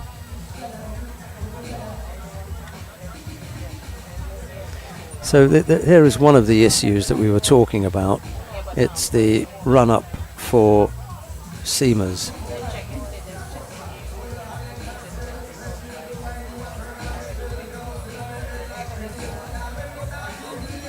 Dijon Charles wants to have a go at the 48, of course. Lendl Simmons is saying, but Dijon, look, I have to run through mud. I cannot get, even as a spinner, I can't get the impetus to reach the crease with any kind of force. Far less one of our seamers, and we have 4. Our side is based on having 4 seamers. And the ask here, the request is for you to just ignore the run-up.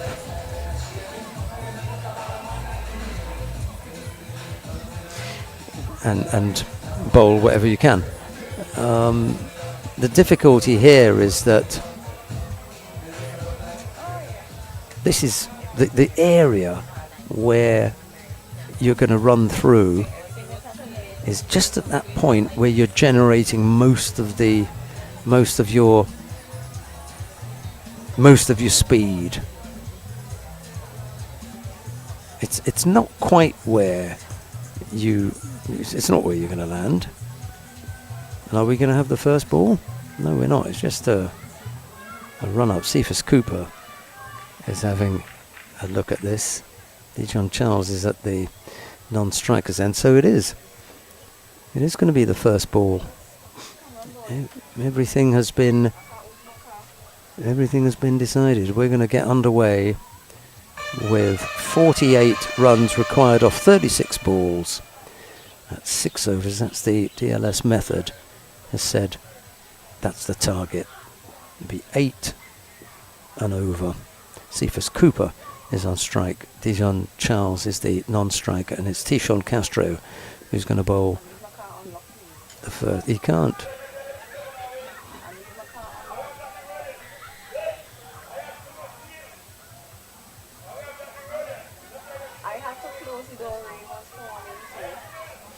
Well, he's had 2 goes at it, and he said to the captain, I'm really sorry, but I just can't bowl on it.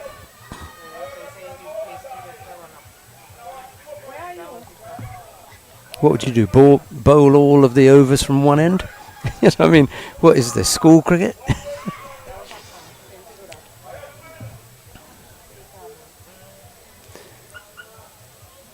Tishon Castro has run in 2 or 3 times actually, and on each occasion he said, I'm running through mud here, I can't do it.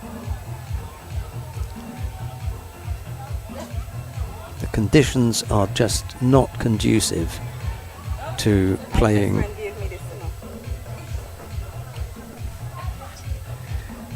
high quality cricket. That was one of the discussions actually with the match referee. Are the conditions capable of supporting high quality cricket? And there are a number of questions, and we've gone through them already. There's the lighting, there is the footing for the seamers, and it's just not acceptable to the islanders.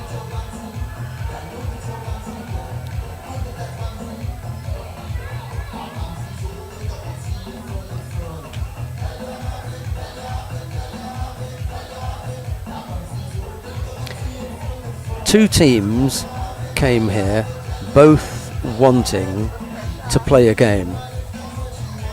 Both teams wanted to play the highest quality cricket, make it the most entertaining game of the competition, and both teams were perfectly prepared to accept the conditions as they were at the start of the game.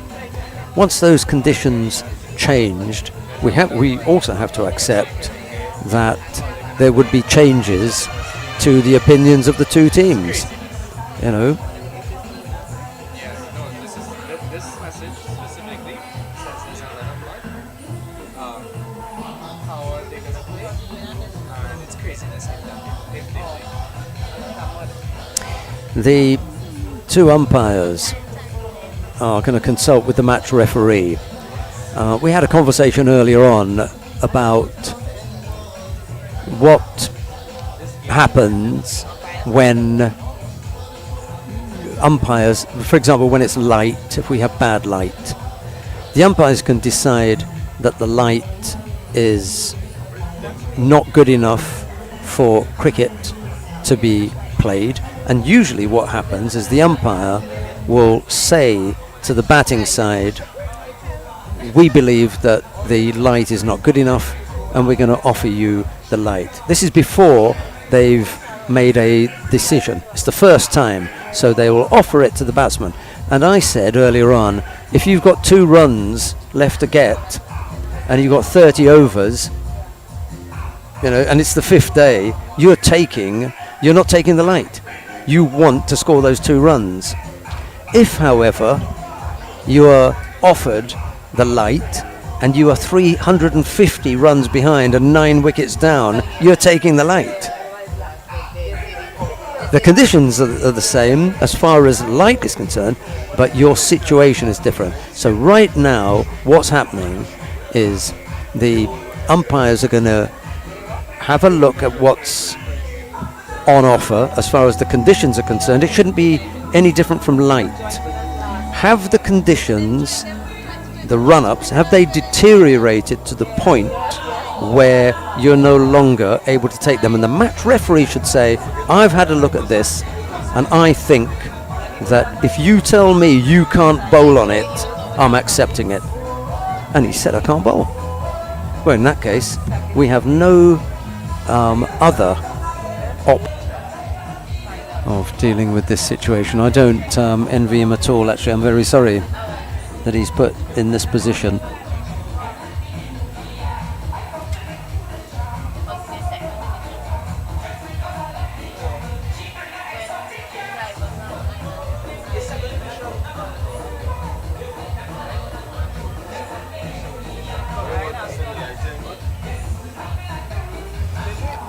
Actually, that for me is the question, and Simmons, I think, is indicating this. Do you think that this is good enough? Is this acceptable? Water has made this impossible to play.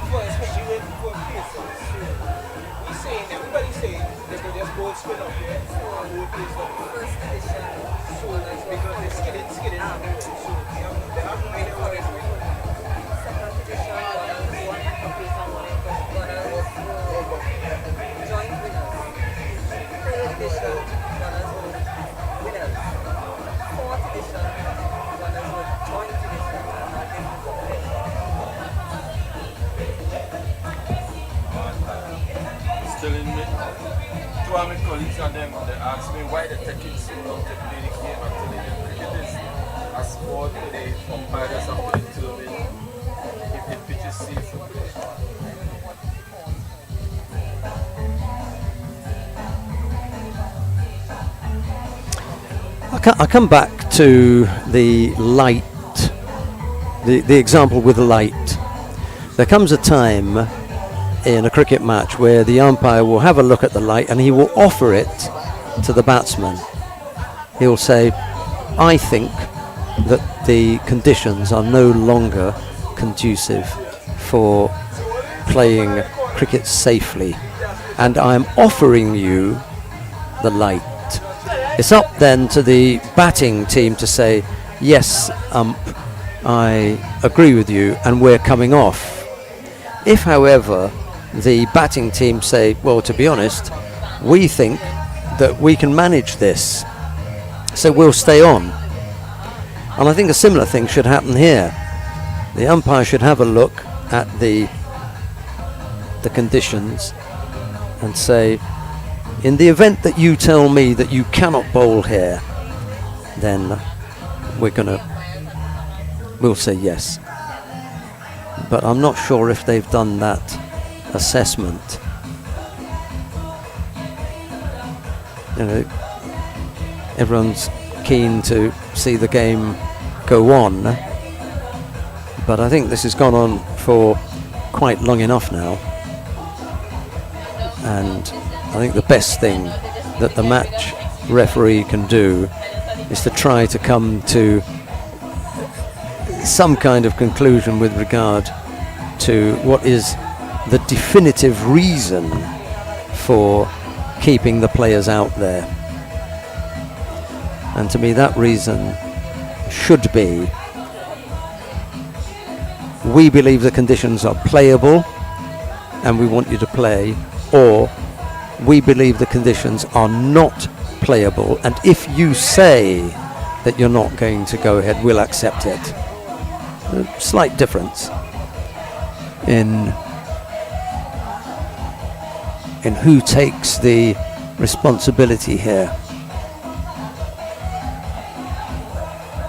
I genuinely believe that it's down to the match referee to have a look at the conditions, understand the concerns of the players, and then take a firm decision.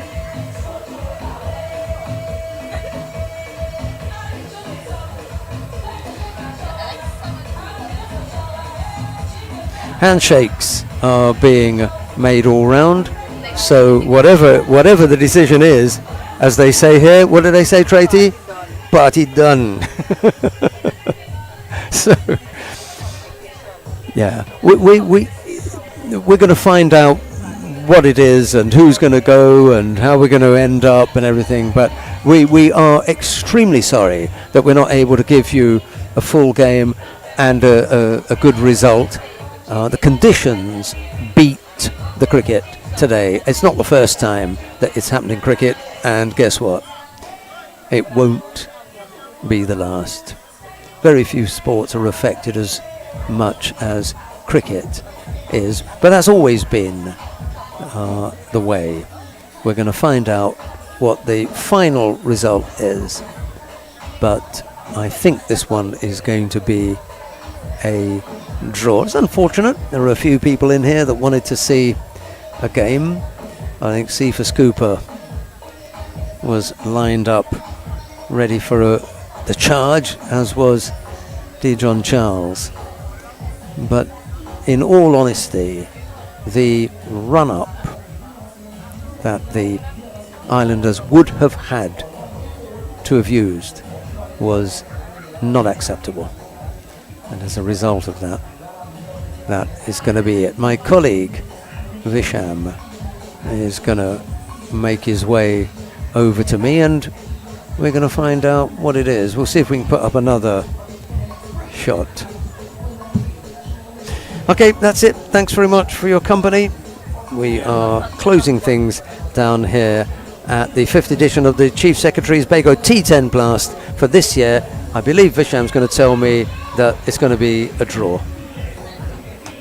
We're not sure. They're still working on it. Match referee called it off. Whatever it is, thanks very much for your company. Join us next time on 360 TV from all the broadcast crew here. Our scorer, Tracy Caldera. It's bye-bye for now.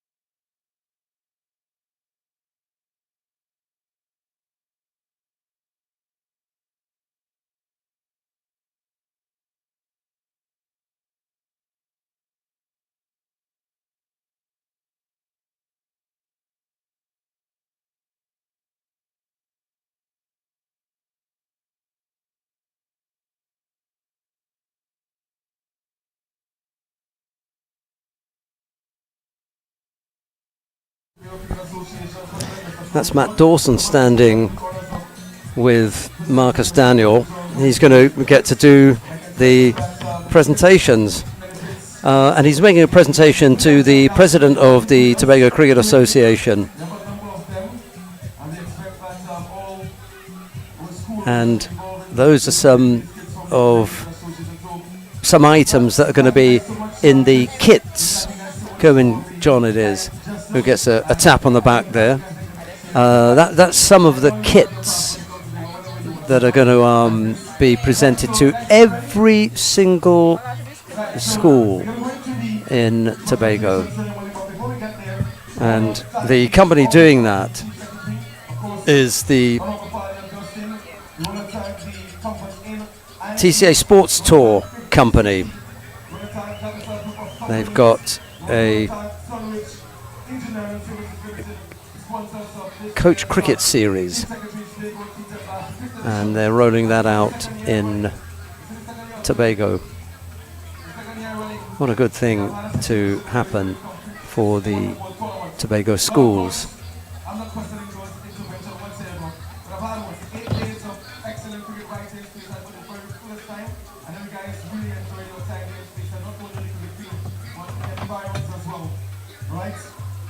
This time, invite the president of the Cricket Association as we invite the umpires if they are still here with us. Kerwin John is going to come back now to make a presentation to the umpires. I'm sure they're still there. Yeah, they've got to be there. They haven't gone anywhere.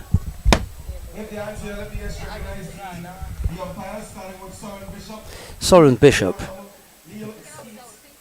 Abraham, Neil Skeet. Yeah, there are a good few there. Let me get into the presentation of awards. I invite Mr. Kerwin John to give us the first award. We're going to give us the first award for the most wickets. This is for the most wickets, this award. 10 wickets to his name, which is for Damien Joachim. Damien Joachim picks up the award for the most wickets, the little Tobago Islanders bowler. 10 in the end. It's going to take a while, isn't it? There are a few awards up there. And the player with the most runs, 228 from the team. It's got to be Cephas Cooper, hasn't it? Yeah, Cephas Cooper had a really terrific series. 228 runs, I think he had in the end. He's got a bigger smile now than when he had his backpack on. And now the Honourable Chief Secretary, Farley Augustine. That's nice, he's turned out in a West Indies shirt. Where did he get that from then?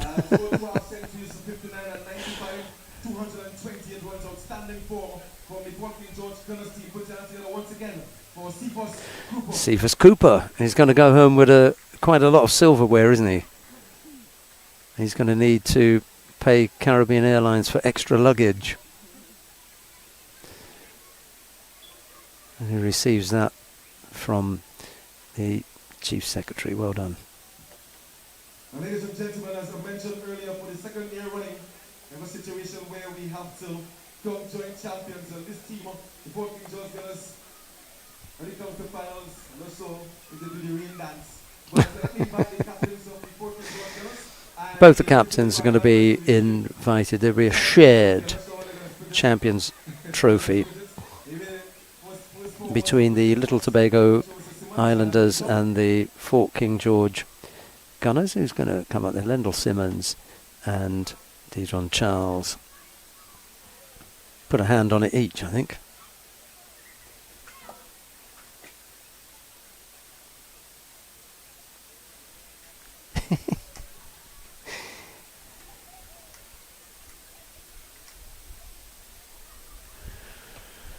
Right, there's still a few awards to be made. Let's see who Marcus is going to call upon next.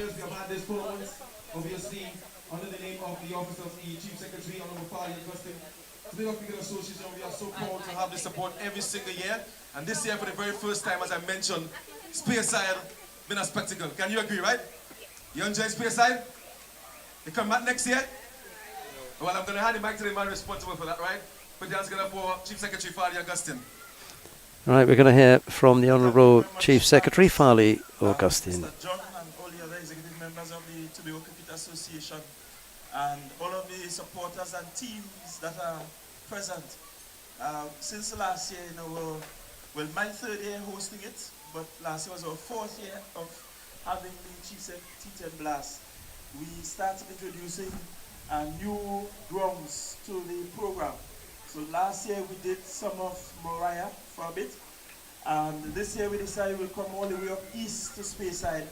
And so we made an effort to do some work on the ground here in Speyside. I want to thank two sets of people. The first is that we have a lovely team from out of the UK that brought the schools and the youngsters to Tobago to play cricket. Insistent that we have cricket at Speyside because for them this is the best ground, the best looking ground for cricket. And if you're from Speyside, if you're from this part of the island, you will agree this is the best looking ground for anything, right? It can't get more beautiful than this. But also, Pelham from right here in Speyside, about 2 or 3 years ago, came to me and he said, look, we need to get the turf done in Speyside. I know Kerwin tried about 3 or 4 years ago. He come and dig up the ground, didn't fix it properly. But this year we got the Vegans on a team to come in and to give us the turf. So let's put our hands together for the guys that put the turf together.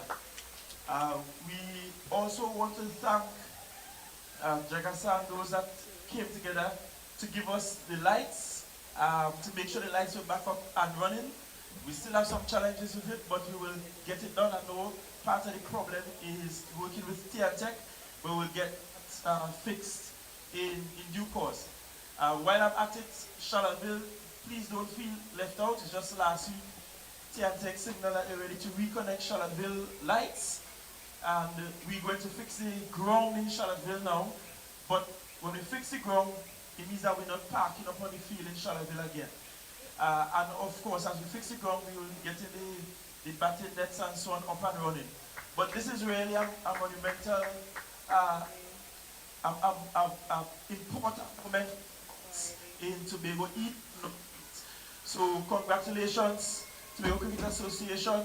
Thanks to the groundsmen who are always here. Let's put hands together for the groundsmen who are always here, every year working, the groundsmen. Whether it's Roxborough or Speyside or Moriah or Shaw Park, they're always here putting in the work. Thank you very much, groundsmen, for that. And of course, I'll make sure Mr. John and they properly reward you all for your efforts and all the extra hours and put in to the ground, right? So Mr. John, that one is on you.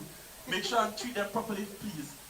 And of course, for the players that came from far, we want to especially thank our players that came in from Trinidad this year. So let's put hands together for our players from Trinidad who are here with us. And all the A-listers. And of course, we had some A-listers from right here in Tobago. So let's put hands together for all the local players. And all of the team leads. Let's put hands together for all of the team leads and the sponsors of the team.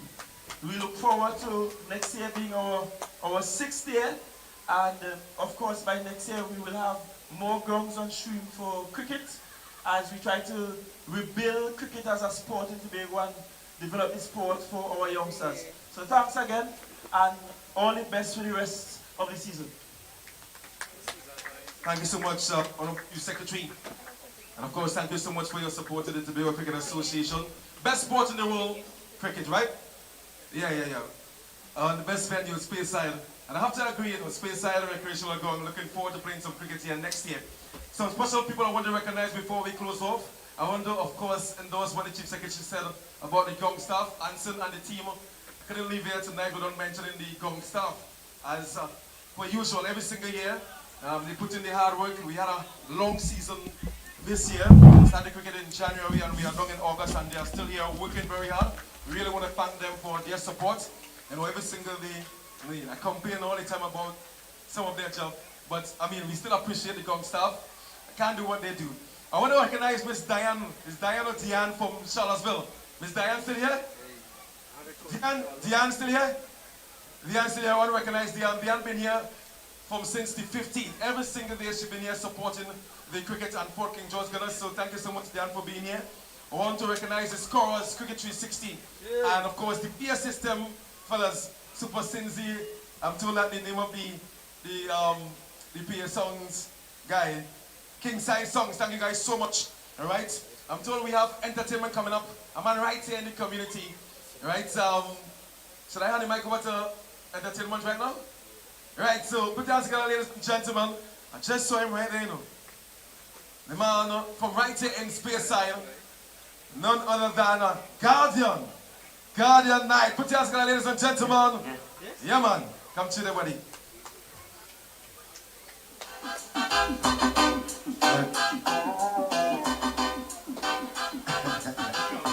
Speyside again, you don't know, yeah? Stop from call my name. Pull up. Hold on. I must say good evening to each and everybody. Acknowledge the chief sec. You don't know the T-10 cricketers on them. You don't know we go. Come out here and see men hitting 6 like rain. I want to know what's going on. 6 after 6. You don't know. Straight up. Give me something. I'm start it up, man. Yeah. Say yeah. Come and pick up yourself for bringing me here. You don't know we go, yeah? And it goes like this. So if you know, just help me sing along, right? Yeah. Say stop from call my name and give me the blame. Trying to bring me down in shame. I won't play those games. Now who shall bless no man will curse.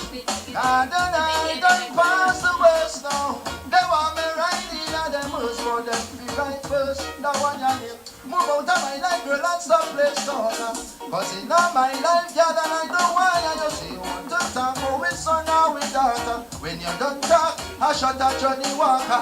Suck up your sandals, girl, lace up your sneaker. Hurry up quick, run back to Tiger. Not become a bucket, get it fatter and fatter. They come you want to play a body girl. That's why me I say, stop from call my name. Give me the you're just trying to bring me down in shame. I won't play those games. Who shall bless no man will curse. God and I don't pass the worst now. They want me right here. Yeah, me. You already say what you want to say. No, close my door and be on your way. Now go mix up with the dirty games. We all want to play the one from you, yeah, you could have the air child. Remember when you say I was your one and only. Then me find out you are flex with Tobago. Cause the mother man me hear you have been town somewhere, girl. Right there you mistake. And do me one thing. Stop from call my name. Next to Breezy. You're just trying to bring me. I mean, just give thanks to the energy man, straight. Kids and them around, I don't know, yeah? This one is for the people that with the strength and power in them, man, what I mean? But to pull a 6 from so and send it way over, so you have to have some kind of power, you know? God bless me with the power. People know Babylonian every hour, yeah, God bless me with the power. So wicked man, mass, all you can devour, God bless me.